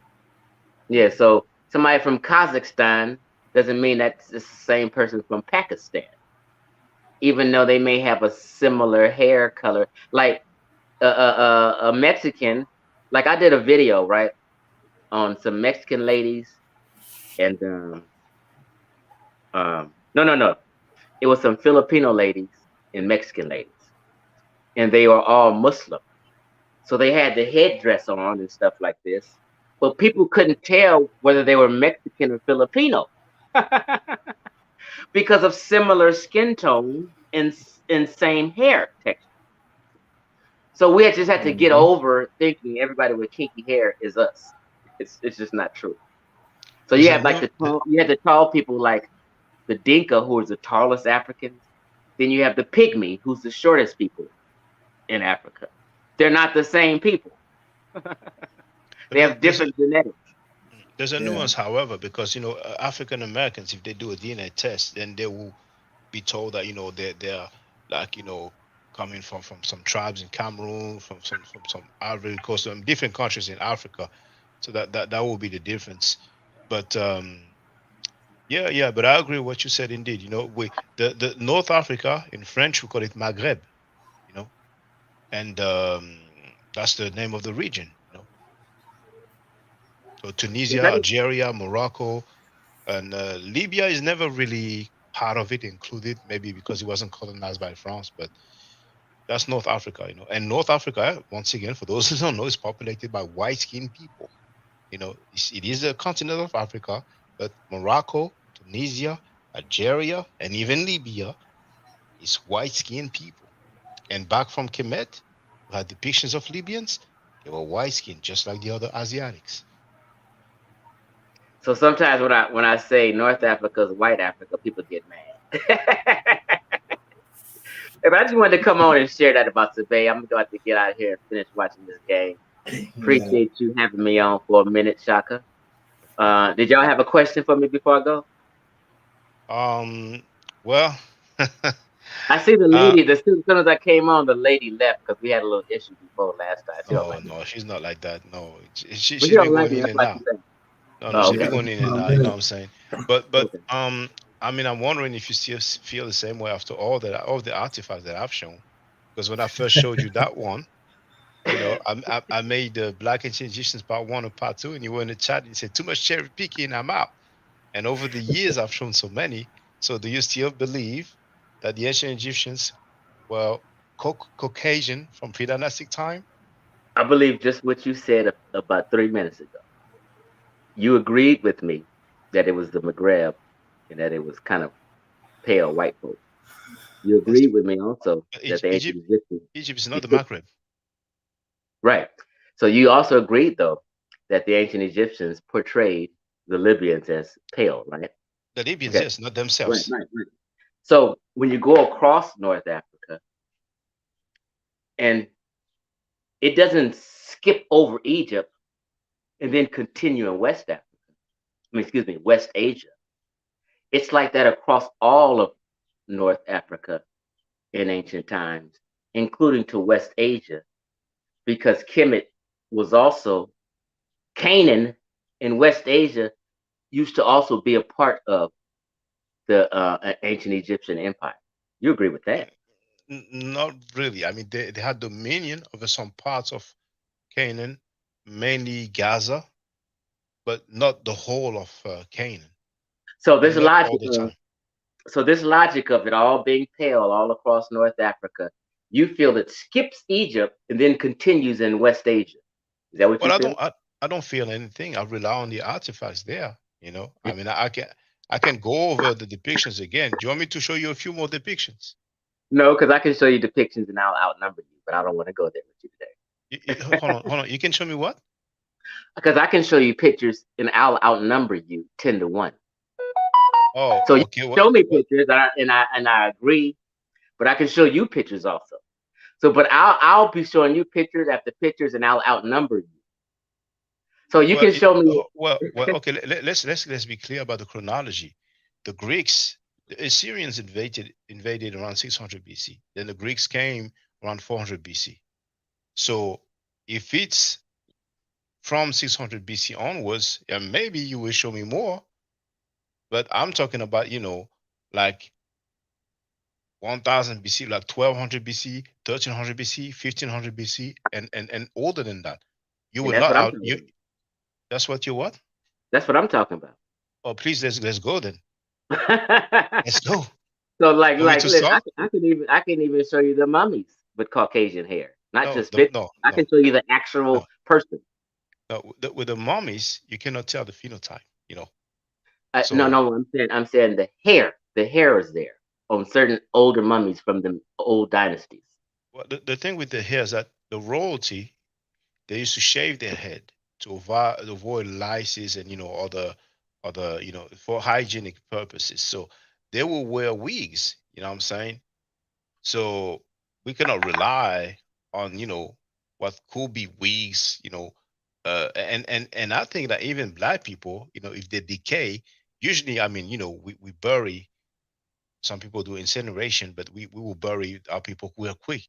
The difference with ancient Egyptians is that they will mummify, the kings, some of the people from the elites. So preservation over thousands of years, it's possible that the texture will change because of the decay. So we cannot rely on the hair. But still, if you want to deal with the mummies, we can do that. I'm pretty confident that I will show you more paintings of Black ancient Egyptians that you can show me of mummies with so-called straight hair. So I'm down. We can do that now if you want. You want me to start? So in other words, you feel that the Maghreb, all across North Africa, all the way to Libya, was Caucasoid. It skipped over Egypt and then continued in West Africa. Well, West Africa, listen, North Africa is there. West Africa is below. So I don't understand what you're saying when you say it skipped over to West Africa. So what I'm saying is, North Africa, I make this claim, right? You should check out my video I made last night, right? It's deep.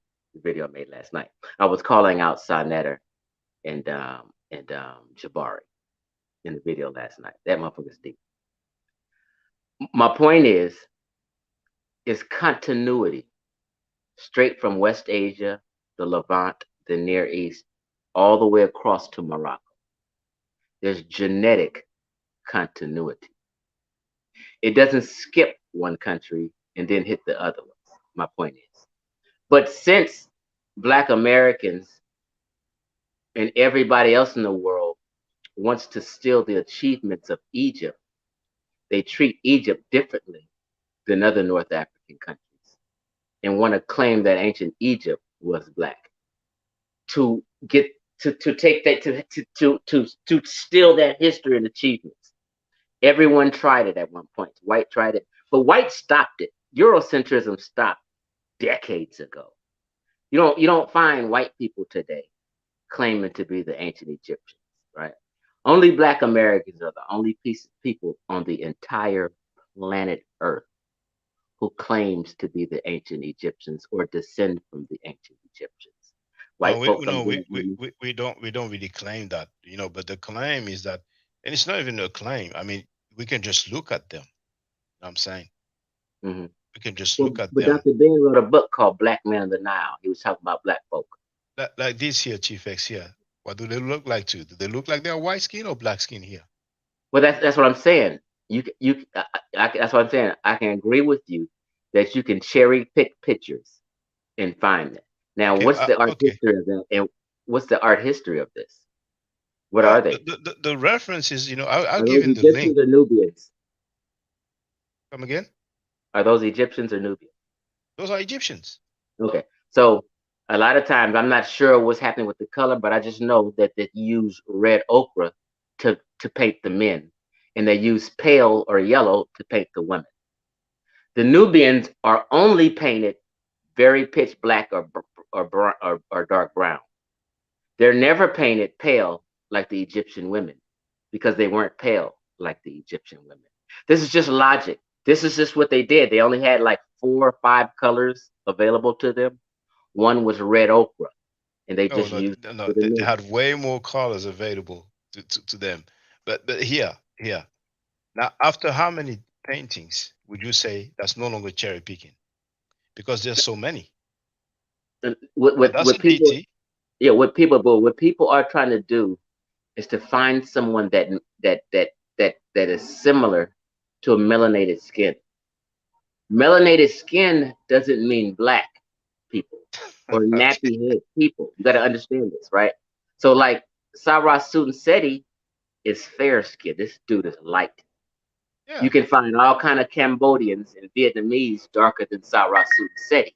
Yeah, but it doesn't mean they won't have his hair texture. They won't have the shape of his nose. Right, but it doesn't mean the Vietnamese and Cambodians are black because they're darker than Sarah Seti.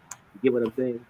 Yeah, I get it. So but they're just showing you that the ancient Egyptians were melanated, just like in modern day time. There's modern day Egyptians exactly with that skin tone. Can you show me some modern Egyptian with that skin tone, please? Absolutely. All you gotta do is look at my video called "Will the Real Egyptians Stand?" I would like you to show it because people say, "Look at my video." I'm just sitting here on my tablet, but I'm telling you, I got a whole presentation showing you continuity and relating every aspect of the culture of the ancient Egyptians to modern day Egyptians, and they still carry on the same traditions. They still do the reeds. They still do the papyrus plants is all in the Mediterranean. I mean, they still carry on some of the same culture of the ancient Egyptians today, but you won't find any Negroids carrying on any of the same traditions and practices. I got a whole video on it. It'll show you. They're just dark as the red ochre. I've yet to see that. But this one is part 1, and I give the link to the person who took the pictures. It's a white dude. It's an Italian man. You know what I'm saying?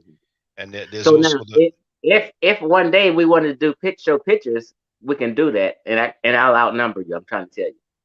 I doubt that. So anytime. I don't want to embarrass you on your own program. Oh no, you're welcome to do so. I'm trying to give you opinions. Oh well, last time you were supposed to come in and you said there's some miscommunication or something like that. Now, V Bennett in the chat is so bothered, right, about the Alhambra and the Moorish chief, right? He says, what does he say? He said, where did he say earlier? It doesn't look like a painting to me. Too realistic. Now, this is Texas Bama in the chat. Above, he said it doesn't look like a painting to me. It's too realistic. Meaning he's in denial about that Moorish chief painting because he really believed it was a Moor back in the day. No, I don't think so. No, I don't think Texas Obama believes that he was a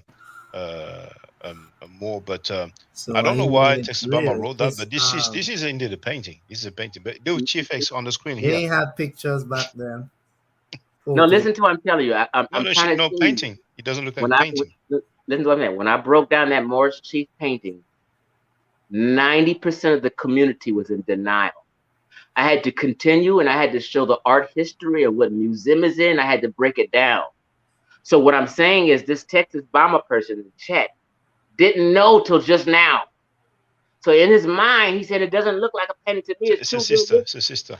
Yeah, it's too realistic. That's her mind being in denial. You get what I'm saying? It was an old painting. I'm sorry that people didn't know, but I wanted to educate you and give you the art history. So people are just in denial about this stuff until you show the facts. Now you can show me 100 pictures, but I can show you another 500 with them all pale. Brother, show me 5, please. Just 5. Don't show me 500. Just show me 5. Let's go. Okay. Hold on. Because here we're looking at Tutankhamun. Okay, so this is what I'm saying. I have pictures of King Tut in that procession. I got a whole video.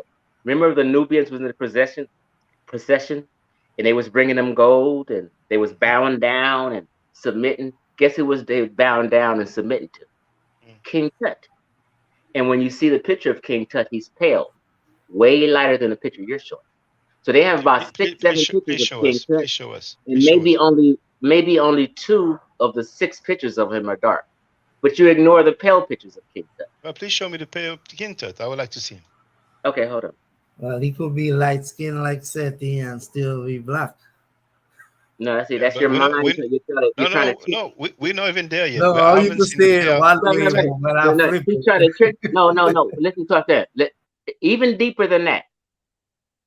All you got to do is look at the DNA of King Tut. It tells you he's mtDNA K, which is West Asia. King Tut, Queen T, Yuya, and all these people. Listen to what I'm telling you, young lady. You may not have known this. Let me explain to you. If you didn't know this, just listen.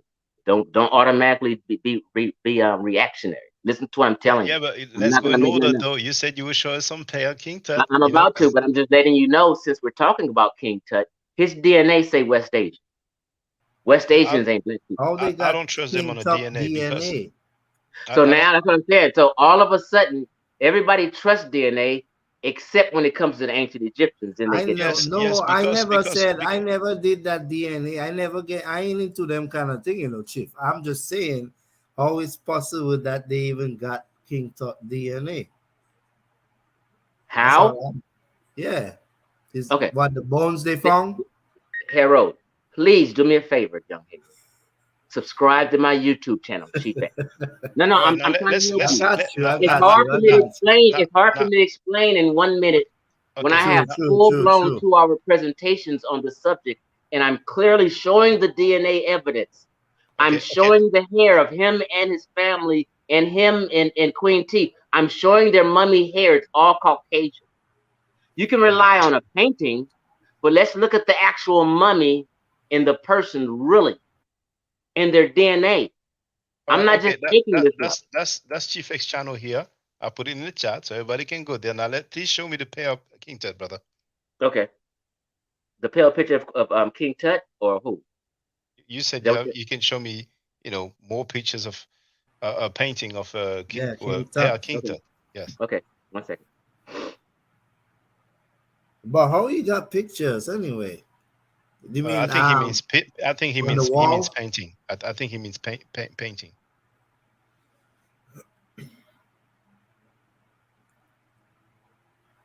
Or maybe he means pictures of paintings or pictures. These paintings have the dates on them. Well, we will find out. I'm not on my desktop, but let me just show you. Like, we can do the picture game all day. Like right? Can you see this? That's not King Old Tut. Kingdom. I know. I'm getting to King Tut. This just popped up. I just wanted to show you that. That's not a black person. That's the old kingdom. Who So what that I'm is? saying, my point is, There's no name, no date, brother. no, I no, don't no, no, rely on that. no. Listen to what I'm saying. Listen to my point. That may be What I'm Greek. no. Listen, this is the How old do you know kingdom. it's okay? How do you know it's old kingdom? You know it's old kingdom because you've seen that I many don't times. know. There's no name. There's no date. Here we have the name, the dates. Yeah, I do. Hold on. I would like us to focus on King Tut though, because I see Okay, you're let moving me somewhere else. let me find the King Tut one because I can keep showing you pale people all in the old kingdom. Wow. I can show you. I don't know how you. Dynasty 0, Dynasty 1, Dynasty 2. Hold on 1 second, hey, bro. I can show you Dynasty 1, 2, 3, 4, 5, all pale people. I can show you hundreds of them. Please show me. Please show me. But let me get the King Tut. Listen. Let me ask you a question. No, wait, no, because you're gonna give you another way. He's gonna be able to flee that question. Let's wait, young hero, please. He's gonna show us some pair King Tut.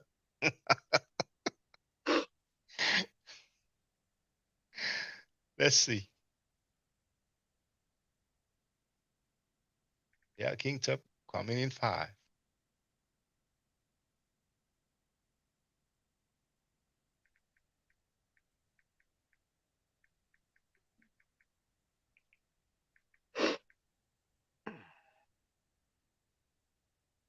For those who wonder, but you have the link. I've shared the link in the video, but it's called Black Ancient Egyptians for the record. At the top, it's a bit small here, but it says Egypt, Thebes, Luxor, Valley of the Kings, Tomb of Tutankhamen, so that's King Tut, your painting of the Pharaoh, and camp meeting Osiris, and in burial chamber from 18th dynasty. So you do have all those references. They tell you where it comes from.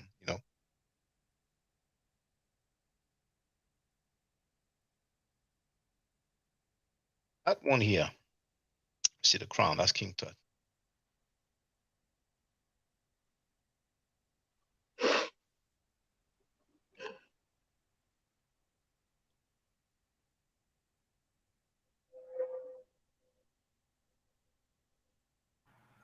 We're gonna get some clarity through dialogue.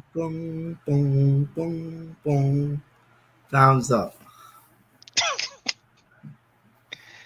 No, it's okay. This No, time. but I'm just saying. So, what Chief X trying to say? He trying to say it's Caucasians who have ruled Egypt. Wasn't that just a certain time in the late era where they conquered? Anything could have happened throughout history. That's kind of way. So we cannot really determine who was who and how long they ruled and all of this and when they start mixed breeding and what I'm saying. It's like it's hard to depict that kind of argument, if you ask me. Chief X said that the ancient Egyptians are the modern Egyptians, that the ancient Egyptians were Caucasian from pre-dynastic time. I mean, I don't even have depictions of ancient Egyptians in pre-dynastic time, But I'm getting to King Tut, but I'm getting to King Tut, right? But let me show you something real quick.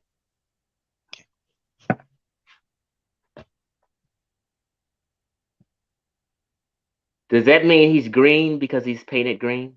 That's a god, brother. Let's deal with human beings. Now, let me get back to finding King Tut. Guy right here. Osiris was depicted green, and people say it's because of the vegetation, because he said that he taught humankind how to, cultivate, get food from the ground and stuff like that. So that's a god. Let's focus on human beings. I can't wait to see that pair King Tut. I'm so anxious to see that white King Tut, that pair King Tut. I can't wait, man. I've never seen that. I'm gonna learn something today. No, definitely. I wouldn't jive you, bro. I believe you. I would not jive you. But this says we're gonna see a pair King Tut, a depiction of a pair King Tut. Is that gonna be a painting? Or is that gonna be a statue? Because if it's a statue, a lot of time they use limestone, and limestone is like, white/whitish. Then they will paint the limestone. So is it going to be a painting or a statue? Well, this is what I'm going to show you. Let me just lead up to it. Well, I'm not. You got this screen on here where I'm not. You can barely see if I put a picture to it. Okay. Now this is what I'm gonna show you. You see the Nubians in this procession. That's not King Tut. No. I'm preferencing. Listen to what I'm saying. Listen.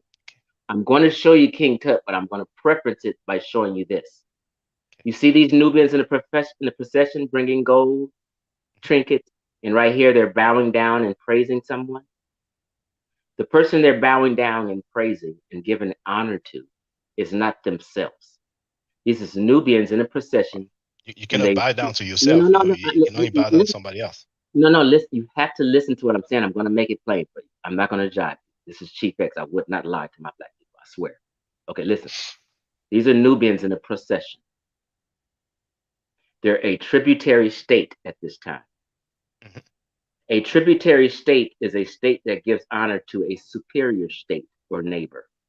Okay, and they bring them tribute. So in this photo, they're bringing gold and trinket and slaves to the Egyptian King Tut. They're bowing down and honoring King Tut as a superior king, as a tributary state. Now, let me show you the rest of this procession of who they're bowing down to. That's what I'm trying to get to. I'm trying to find that picture. And that is King Tut. Hold on. And he's pale. Okay, well, we're going to see how pale he is.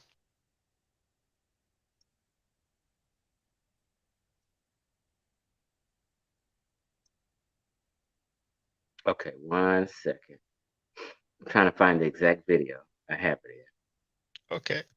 Because you guys caught me on, I'm on the fly doing this. Oh, you have time? Take your time, brother. Let me take my time. Take your time. We can chop it up in the meantime, because personally, I think that doesn't exist, but, you say you're going to show us, so we're going to see. I thought you watched my videos. You should hit the notification bell, Shaka. So when I go live, I'm subscribed to your channel, brother. I know, but not only subscribe, also hit the notification bell so you can get a notification when I do go live. So it's like you may watch only 1 out of 10 videos just because you may look.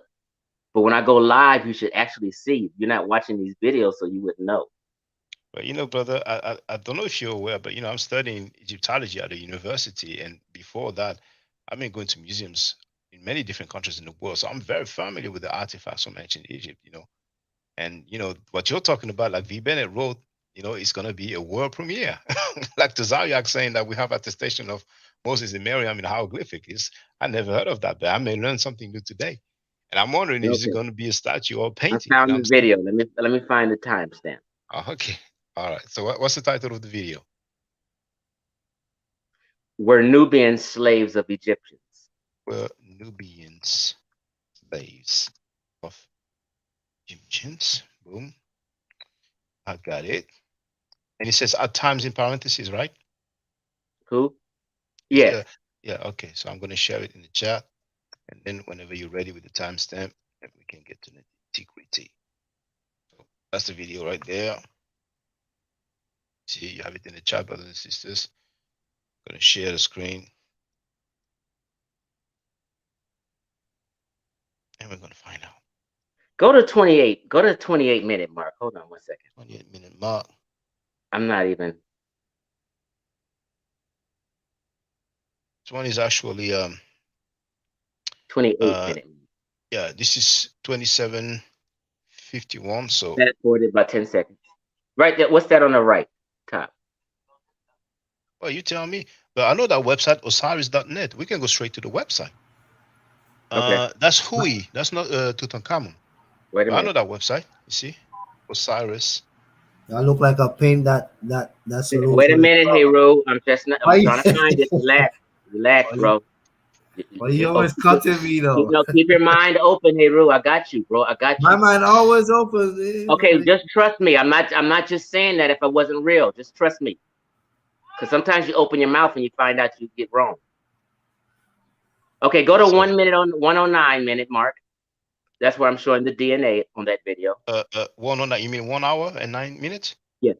Okay, 1:09. Oh, you're talking about the DNA? No, I want to see the. I want to see the No, I know. I was just letting you see that, though. I'm just letting you know. I proved that the DNA is K, West Asia. So what I'm saying is their ancestors are from West Asia. That's a fact.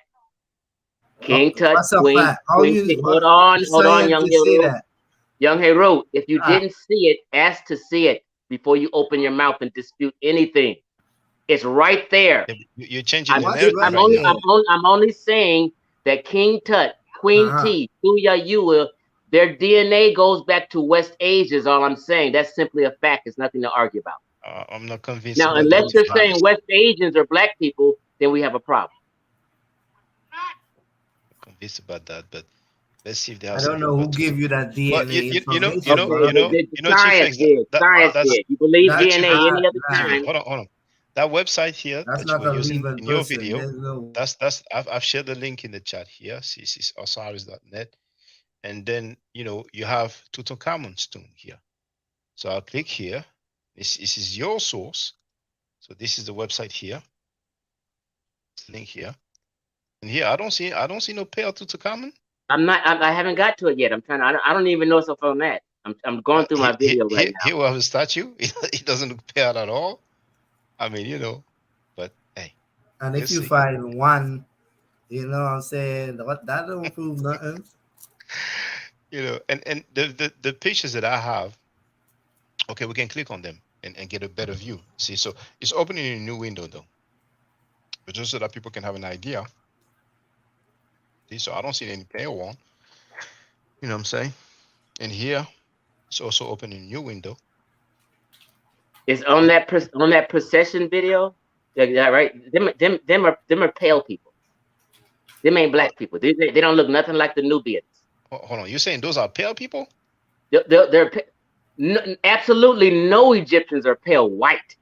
They're all melanated a little bit, just like Native Americans are melanated. That means they all understand what I'm saying. So hold on, hey Ru. Slow down. Some have more melanin, some have less melanin. No, these are Caucasian people. This right here. These aren't Negroids.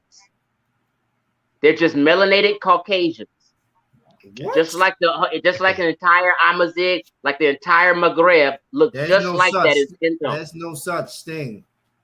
There's no such melanin Asians. He gone? There's no such thing as what? Melanin Asiatic. So that's like saying the black Asiatic man. You're saying there's no that Egyptians aren't melanated? I am saying they are, but they are still considered black. Once you have melanin in your DNA, you got it from some origin from So Africa. Cambodians got melanin from black people? 9 out of 10. Yeah, that's fact. Cambodians have absolutely zero African DNA. How they gonna have a separate DNA? Hold on. Melanin is determined by the sun's UV rays in a certain geographical area. That means you will be melanated if the sun shines on you in a certain way. Okay, you're totally anti-science. This is not your lane. I am scientist because if you don't believe in DNA, that's on you. Don't matter where a white man is born, if he's white in his genes, he's white. He's not. I'm not talking about white people though. I'm not talking about nobody from England. No. You're confusing my point. Listen to what I'm saying, Heru. Young Heru, you have when I say listen. When I say Caucasoid, I'm not talking about white people. I'm not talking about people from England, Britain, Norway, Vikings. I'm not talking about that Caucasoid. In physical anthropology, Berbers and Arabs are Caucasoid. They're not white people. So you have to distinguish and understand what people are talking about. Yeah, not white people. Caucasoids are white. Black people neither. Arabs are not white people. What don't you understand about that? Arabs are white-skinned people, brother. Yeah. Oh my God. They're more white than black. No. Listen to what I'm telling you. Listen to what I'm telling you. Let's get off the skin color thing for a minute. Listen to what I'm telling you. If I see an Arab man, I'm not calling him no white boy, and neither are you guys. Can you guys be honest for a minute? Chief X. You don't have to do the mind game with me. You don't have to do that with me. What does just Chief like X. No, let's just make let's be clear. So Let's would you just call yeah, right. Hold on. That is not a white man to people. We do not consider Arab white people. We consider white people like from England, Britain. That's called Europeans, brother. Okay, this is not a white man. We don't consider him white. No, it's not. You're talking. I'm not focusing on skin color. Listen to what I'm saying. Okay. When we use the term white, we're not talking about skin color. We're talking about a ethnic. Hold on, listen. I'm telling you what I'm talking to, so you can understand, so we can have a conversation. Listen to what I'm telling you.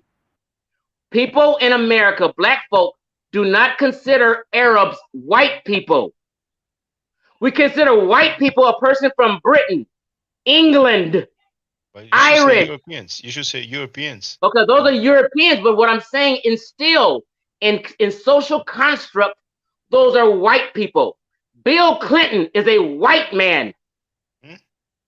President Bush is a white man.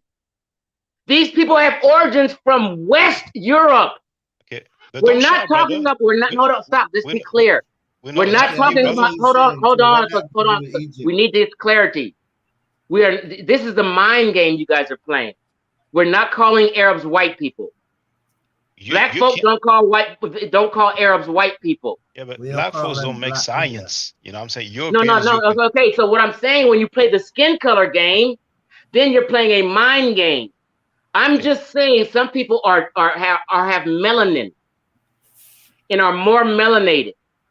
There are Arabs with melanin contrast to Bill Clinton. Why are you guys playing dumb right now? Ain't nobody playing dumb, but hold on, wait. Okay, so I'm telling you what I mean by white. When I say, I'm telling you what I mean when I say Caucasian. I'm clarifying so we can have a conversation based on what I'm saying. Based on what I'm saying, I'm not. When I say Caucasoid, I'm not strictly talking about a person like Bill Clinton. There are classes called physical anthropology. I may call a Chinese Mongoloid. But a Chinese, hold on, understand this. But a Chinese and a Filipino is different, although they're under the classification in physical anthropology as Mongoloid. Okay, well, Chief, you gotta there are give me a chance. Filipinos. There are Filipinos. They are Filipinos lighter than Arabs. It doesn't mean Filipinos are white. Okay, well, you get what I'm saying? For the record, they're Colombians. Bill Clinton. Let's not do the mind game. We know what white folk is, and Arabs. Hold on. Period. Arabs are not white people. Filipinos are not white people. Stop playing this mind game. So you gotta give us a chance to speak, though. You have Colombians, right? Some of them look white, and it have some of them that look dark skinned. They are still considered. Where you gone? He's gone. Why he just makes you look like a loser? He's gone. He left. Okay, well, in the meantime, gonna look at the comments, you know what I'm saying? He said he would show us a pair skin tone. All I'm saying, right? He's saying that they are not white people, but they are Caucasoid. We call Caucasoid white people. So how can you say they are not white? You see what I'm saying? If you don't want to call them white, but you call them Caucasoid, you putting them under the same identity as other. You know what I'm saying? I was going to ask him where they got that melanin from. Like, who are these Arab people? Where they derive from? Shaka? He said something that I mentioned many times. He said, when we say white, we mean British, basically European. And that's a misnomer to say white for Europeans. You know what I'm saying? He said we don't consider Arabs white, but the king of Saudi Arabia or the prince, you know what I'm saying? If he shaves his beard and wears suits, you're going to think he's a European. You know what I'm saying? The only difference maybe would be the dress, the way they dress. Exactly. You know what I'm saying? So when I said earlier at one point, black people don't make science, what I meant is that, like I said, when people say, oh, white scholars, Europeans, scholarship has no color, So you cannot have a small group of people that's going to change science or ethnicity because they choose one term to describe a particular group when it's a misnomer. White doesn't mean, white doesn't mean European. You have white people in Asia, you have white people in Arabia, you have white people in Israel. You know what I'm saying? Now, I've shown the king of Saudi Arabia. Let me show you, So this is the ruler of Saudi Arabia, right? And if I put, let's say, okay, they Caucasians. President of Israel, what does it look like? And I don't know. And the Arabs treat black Any people white? bad too. So they had slaves too. So You know what I'm saying? I don't know where you get that notion. Go ahead. Well, but what's the most important thing to get out of this conversation is that he claimed he would show us a pair king tut. Yeah. We waited And he tried to patiently. bypass all the black picks to find one so-called Caucasian that might be Caucasian pick. Like, are you serious? You know how check the funny thing. You see, I was showing this. That's my video. He said, "Oh, I can show you some white one." And then I went on his source. And what did his source show? What is it?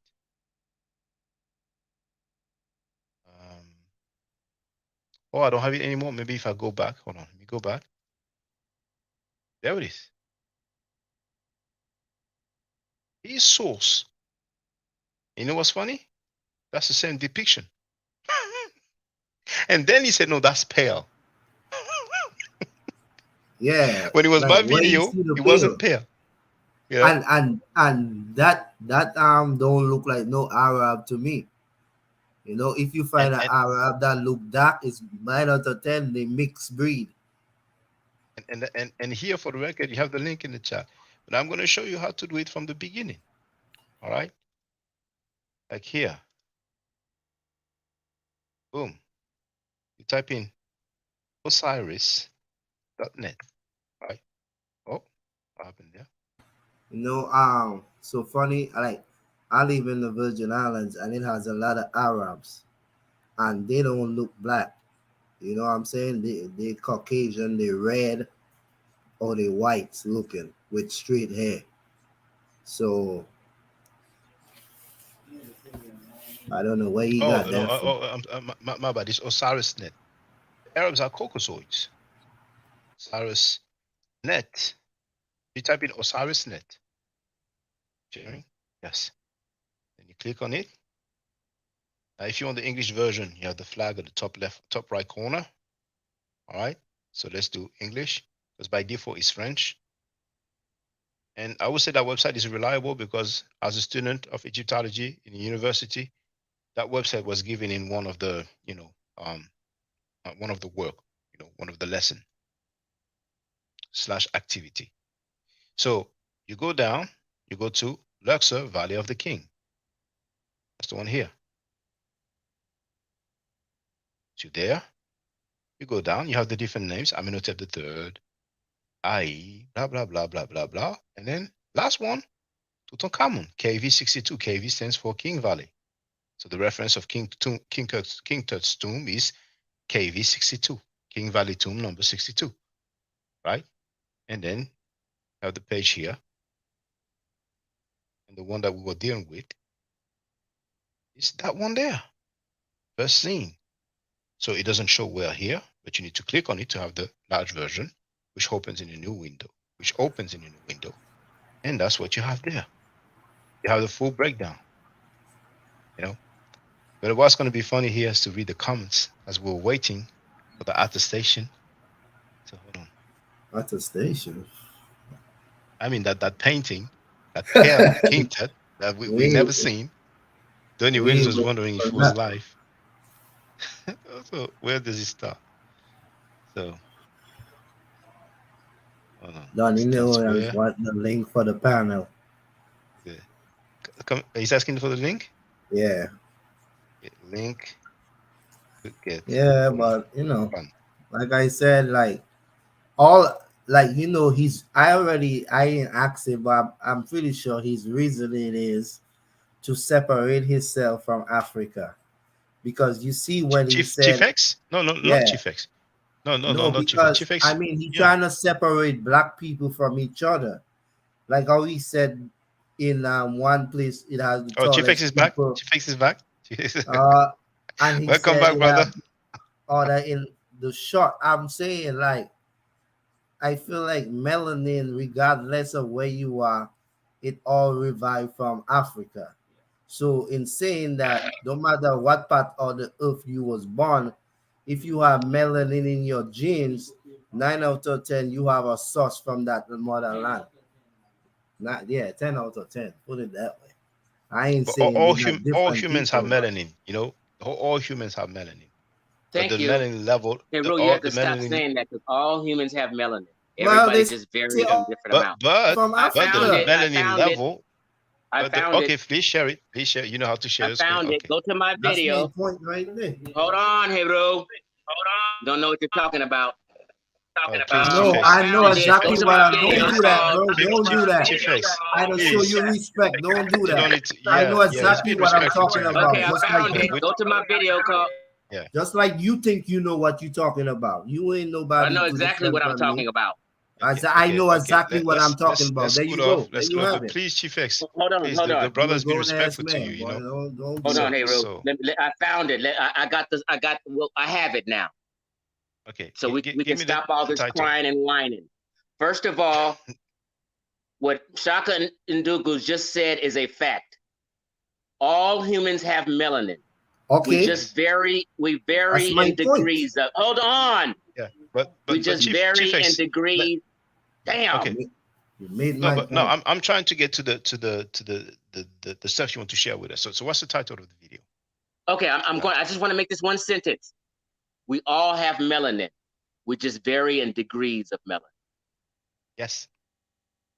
Jesus Christ. It doesn't mean that someone who has some melanin has African DNA. That's exactly what it means. Hold on. Nobody in Southeast Asia has African DNA. 0.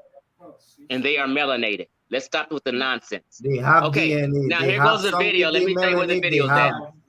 Stop it. You don't know what you're talking about. You ain't talking science. Shaka Ndugu, I got the video for you. Opinion. Okay, what's the title of the video? Okay, the title of the video is. I don't know why I'm getting feedback. Is that me? No, okay, sorry, that was probably me. Sorry, let me mute my. Okay, go ahead. Okay. The title of the video is called Black. Can you hear me? Yeah, I hear you, brother. Black. Okay. The title of the video is called Black Egypt Debunked, Part 2. The final nail in the coffin.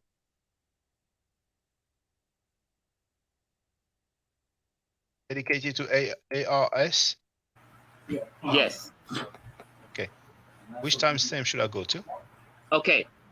Go to the 22-minute and 30-second mark. Don't play it yet. Just go to that part. 22 seconds and how many seconds? Excuse me, 22 minutes and 36 seconds. 30 seconds. 36. 30. Okay. 30. 22, 30. Like that. You see that picture? Well, where does it come from, brother? I'm about to just listen to me. I'm asking, just follow me. Slow down. Do you see the image? I see the image, yes. Okay. That is an image of King Tut. It is in the procession.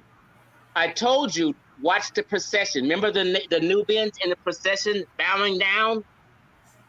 When they're bowing down and bringing trinkets and gold, when they show the other part of the procession, that's it. Now rewind the video 30 seconds and play it. You need to give us the source of that depiction. Anybody. I'm trying to help you now. Rewind the video 30 seconds and push play. Okay, so you want me to go 30 seconds? Okay. 30 Rewind seconds. it 30 seconds back and push play.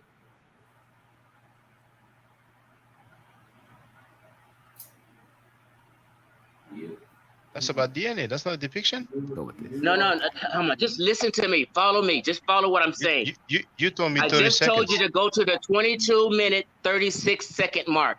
I wanted to show you the image. Now that you see the image, I'm asking you to rewind it 30 seconds back from that. Meaning at the 22-second, at the 22-minute mark. Brother, I will. It was a misunderstanding. When you said 30 seconds, I thought you. I know, that's why I'm clarifying. Just let me clarify. I got you covered. I keep telling y'all I got y'all covered. I'm not gonna lie to you or deceive you. No, okay. There it is. 22, so you guys 27. told me that there were no images of him pale. Oh, I said I can't wait to see it. Okay, so now I'm showing you. Just listen and follow me. I'm trying to help. Yeah. Where can I find this? Musa, that's some European sauce. Be quiet, hey Rue, and let me navigate this thing. Nah, I ain't no be quiet because I know exactly now that you're what at I'm the talking 20, about. hold on, goddamn. Now that you're at the 20, hold on. Black men do that too. Now that you're at the 22-minute mark and 36 seconds, I'm asking you to rewind it 30 seconds back, meaning you'll be at the 22-minute mark. Go.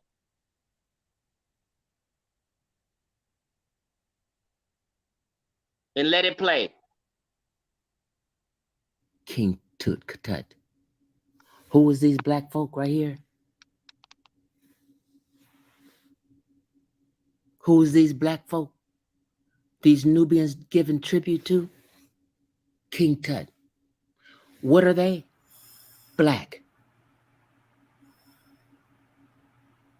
Black folk. Stop acting like you don't know what black folk is no more. What is this guy proving right now? And guess what King Tutankhamun looked like?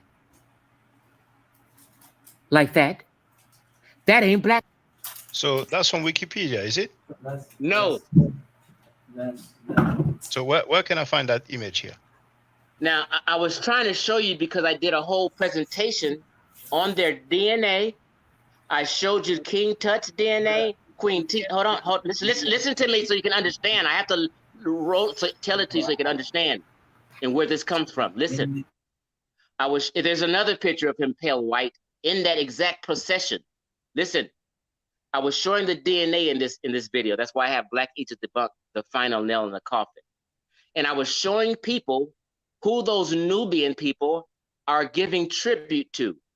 I was telling you that they were a tributary state. Tributary state. They're giving honor to a superior state. That. I just want to know where. Okay, but I'm leading up to it. The audience got to hear this so you can understand. So when they show that procession in the artwork, and you roll it around to see who they're kneeling down and bowing down to, this is the image. So they have another image of King Tut where he's pale, and they show a pale King Tut because the ancient Egyptians was pale like that. Where can I find the artwork? Now, I have to. Where can you find what you said? Artwork. Okay, now give me a minute to find it, and I'll give you the source and the total art history on it. Are you willing to wait?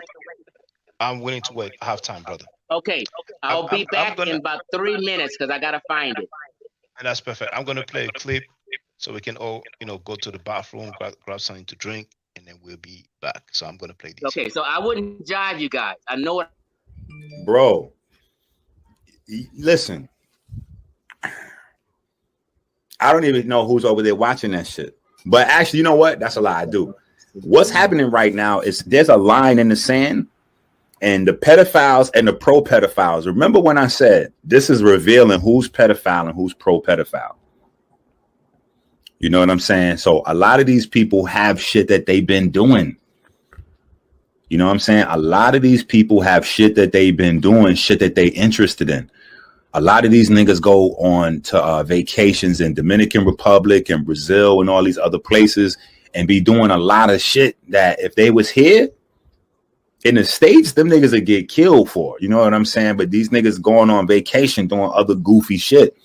You know what I'm saying? And niggas coming around thinking that because they got a little few dollars that they could get away with doing certain shit, that makes them somebody. It don't. See, I still come from a world where money don't determine who you are. It don't. because you got a little control of a platform and niggas looking at you and you could put niggas in position, like, bro, that shit don't mean nothing if you a slime ball. Period. So you over there having sex with little girls. Remember, I was saying that we needed to boycott Sarnetta Page until he took polite videos down. At this point, I'm saying that we need to just boycott that page. Everybody needs to unsubscribe. The nigga's a pedophile. What are you doing now? And if he's not, let him break it down. Let him explain his relationship with Nikki, because he cannot deny his relationship with Nikki. Do you understand what I'm saying? That is a real thing that happened. That would be the same as Polite trying to deny Aminette. Polite can't deny he with Aminette no more than Sarnetta could deny that he was with Nikki for years. So let him explain that. Let him explain what he's doing with Nikki. He's 33, she's 15.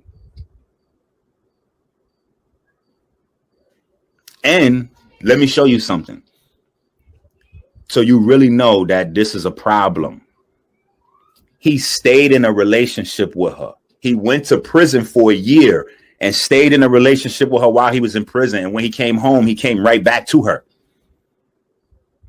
So that means that he thinks that that's okay. You see what I'm saying? Like, say for instance, we want to say the girl had a really big body and she looked grown and he was out somewhere drunk and they hooked up for a one night stand and he didn't know. Okay, that's a situation. That could be argued back and forth. I'm not saying yay, nay, or whatever. But you were with this girl since she's in junior high school, my nigga. So the time she's in high school, guess who's going to jail tonight? What? Bro, stop doing videos on everything else and talk about you and Nikki over there, bro. Talk about you and Nikki. And be careful, because niggas in Harlem is now paying attention. So it's niggas that know about other things that's hitting me, sending me text messages and all that. And I'm ignoring a lot of shit. You know what I'm saying? Like, bro, what I would like you to do is go out on a high note. This is a real message from me to you, Sab. You watching this video. Go out on a high note with some dignity, bro. Don't keep dragging this thing out where you keep losing dignity in front of us, bro. It's hurting me. A lot of these people that's watching, they don't really give a fuck about none of the people involved. It's hurting me to keep finding out more of these things that's making who you are in my mind diminish less and less and less into below nothingness. And it's a lot of people in the community that feel the same way, bro. And if you would have just stopped this shit, if you would have just stopped this polite shit so long ago, man, you could have saved this community so much fucking heartache, bro. And you still going, my nigga. You still pointing out other niggas instead of dealing with your man polite. Now, let's look how fucking goofy this nigga saw look. All this research work, right? He doesn't realize that he's demonstrating to the entire community that he's capable of fully pulling up all the information on Brother Polite. But you're not doing anything but pulling up information on other people. Okay, so now we passed Brother Polite, bro. Now we're on Brother Sarnetta.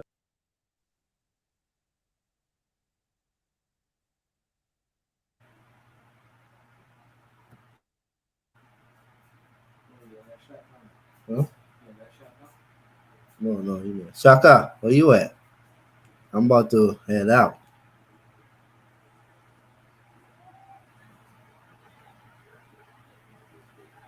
Oh, yeah, by 3.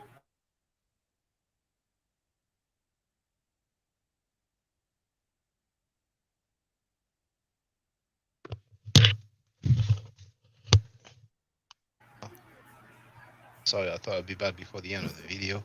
Yeah, Shaka, like I was saying, I already won the conversation, as the people could see, because every time I try to say something, he doesn't want me to speak, because my common sense would debunk everything he's trying to do, trying to say the Egyptians wasn't black. That's his whole agenda, which is false.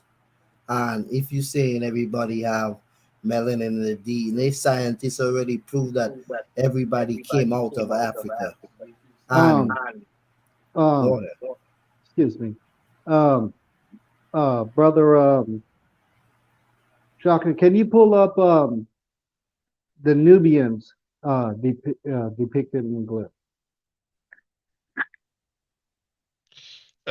But which ones? Is it the one that he showed? Just a scene of the Egyptians showing the Nubians. You mean any scene or the one he showed? Just any scene. I mean, I don't know. I can put, but I'll need to find out, where it comes from. Nubians, ancient. I don't know if that's on that same website, cyrusnet.com. They have it. Cyrus. As a matter of fact, I know they do have it, but and you know what? We don't even have to do that. Is there any PhDs search that's bringing up that argument, Chaka? Argument that the Egyptians in pre-dynastic time were Caucasians. Only the Europeans, not to my knowledge, but they will say that the population of ancient Egypt is like Mediterranean type. You know what I'm saying? Obviously, the Egyptologists, as a whole, they don't say that the ancient Egyptians were black. You know what I'm saying? That's why Dr. Sheikh Diop and Dr. Theophile Banga went against the consensus in 1974. So here, this is a tomb of Hui. I'll share the link in the chat. But really, what I would like to do, just really briefly, while we wait for Brother Chief Ace to come back, is just go through some comments that were left. Hold on. So here, Vibenet will stop talking and show it. Okay. Was talking, yeah, the painting shows. He said the woman was light because of the color. Hold on. So, we want to be honest and stuff like that. The Egyptians were excellent writers, right? Yes. Came up with an awesome system that we kick sometime. They're depicting black folk right here, the Nubian, right? Yes. But they depict themselves differently. Lighter in some instances, yes. And if we look at the population of Nubia, they're some of the blackest people on planet Earth. So no wonder that, they would appear darker. Now, if you have some people who are darker, it doesn't mean that the other people are not black. We see how diverse Africa is now. Everywhere you go in Africa is different shades of black. So I don't get the whole picture thing people trying to make so much of. Some statues on the wall wasn't painted at all. That doesn't mean they're Caucasian or black. I don't get this whole picture thing. People it's taking it too far, man. If you ask me. You're free, Danny. Yeah, I hear what you guys are saying, but to me, my common sense kicks in. It's just like we know they have a stylized sense of writing, but we are clearly different. Clearly, if you look at it. Hold on. When you say we, who are you talking about? Yeah, I'm talking about the so-called me, like a black person in America. You know what I mean? We are different than who? You were born in America. Of course, you're going to be different. Everywhere but hold on. They are different. Let it answer. Hold on, young hero, please. Now, we are different than who, Brother Danny? Well, I'm talking about me. I don't want to make it fuzzy and play games and stuff like that. I'm talking about how Nubians were depicted versus ancient Egyptians. That's what I'm talking about. Sorry, come again, please. A clear difference. Oh, hold on. Just say that again, please. I'm talking about the ancient Egyptians depicted themselves different from the Nubians. Okay? They document things very well. Yeah, but the argument here is whether the ancient Egyptians were black. So they say they were Caucasians? According to you, were the ancient Egyptians black?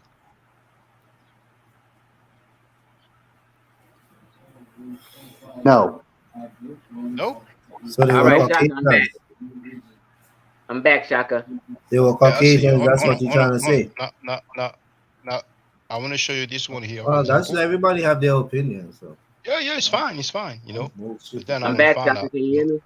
Yeah, we can hear you, Chief X. Now, Donnie Okay, Williams, so- is that a black person to you here? That's I'm from the about Louvre to- Museum. I'm hold gonna on, run real please, quick. Chief X, just one moment, please, Chief X. I shared the link. That's from the Louvre Museum. I didn't make that up. So, Donnie Williams, is that a black person to you here? Yes, Shaka. Do you know this is Amenhotep III? This is Yes. The Tutankhamun's answer is grandfather. yes. The answer is yes. That looks like a black person to me. Yes. When I asked you if the ancient Egyptians were black, you said no. I'm not going to hip around someone and play games. I answered your question. Shaka, I'm gonna run. I just want to show you something. Okay, go ahead, Chief X. Go ahead. Okay. Yeah, I'm gonna So run too. if Jesus Christ. So what the reason why I was looking for pictures and trying to show, my claim was I said someone can find a dark picture of King Tut, you can find a light picture of King Tut, you can find a pale picture. There's 5-6 different pictures. This is what I said. We haven't seen the pale No, picture. listen to me. Listen, I'm going to make it plain. Just listen to what I'm saying. Okay? So I said you can find different shades and pictures and colors of them in the artwork of ancient Egyptians. I said you can also, meaning I agree with a previous picture you made. I said you can also see pale pictures of him and pictures of Nubians bowing down to him, right? So you said, find one, Chief X. I did, and it's right here. And you're right, it is on the wiki site, and that's a pale King Tut. Okay. Primary evidence. Now wait a minute, let me clear it up. Let me finish this. What makes him pale? Hold on, just let me roll. I'm not saying anything wrong. I want to verify. Should I go on Wikipedia? Just because. Hold on. Let me finish. Hey, Ru, I'm going to make it all make sense. Just slow down. Okay. What make it pale? They don't have to color them. That's the one here. That's the one here. Yes. And that's Wikipedia. I'm going to share the link. Okay? Right. Now also in the same thing. When you go down, it shows you and it tells you Tut uncommon. Can you put me on the big screen again? Well, okay. Yeah, bro. I proved my point with that. So let's move on. We found a pale picture of King Tut. It's not pale here. It's really more pale than what you were showing. Come on, bro. These are straight-nosed people. They painted the women yellow or white, like I said earlier. These are Caucasian-looking people. Now come back and put me on the big screen. Come back and put me on the big screen. Let me finish my thing so you can totally understand. Wait, hold on. Let me just say this, please. You see here my cursor on the leg, right? Here. What? See that? Pale. Okay, well, no, but hold on. Can you see that the color has faded away? I'm not doing that with you. Let me finish my thing, though. Let me finish. No, that's mind games. Let me finish. Get me on the big screen again. All mind games. Let me get back on the big screen, please. There you go. Okay, thank you. Slow down, y'all. I got you covered. I'm not going to drive to you. Then on this picture, what does it tell you on this? It tells you what? King Tutankhamun charging on his enemies. Who is his enemies? Those people in the, oh my God. Chief X, where can I find a picture? Because it's all good to show something. Let me run for a minute, and then after I finish, ask me where can you find the picture. Slow down. No, I want to know where the picture is first. This is all on Wiki. Okay, let me go. Everything on the Wiki is facts. Okay, Okay, now wait. Yes, it is. No, it's not. No, it's Okay, not. every time somebody tries to bash Wiki, that means they're losing the argument. Once somebody tries to bash Wiki, automatically you know they're losing the argument because they're trying to erase the fact you're trying to show. This picture and everything on Wikipedia. Hold on. Everything on Wikipedia has a source if people know how to read. You scroll to the bottom and you see the sources and you click on them and you do further research. Everything on Wikipedia in 2023 is fact checked by a staff. You cannot upload anything that is false on Wikipedia. If you have a million things on Wikipedia, you might find one thing false. They only tell you don't use Wikipedia for college purposes and dissertations because they want you to do the real work and they don't want you to copy and paste and just throw something up. But Wikipedia is amazing and great. Chief X, is that the payout to Now. Hold on. Now, this is King. He's riding on his enemies. His enemies are all them dark people up under the horse. Okay. Is that the no. I already said in the beginning, and I've said 100 times. There are no Egyptians. Hold on. There are no Egyptians that are pale. All Egyptians have melanin.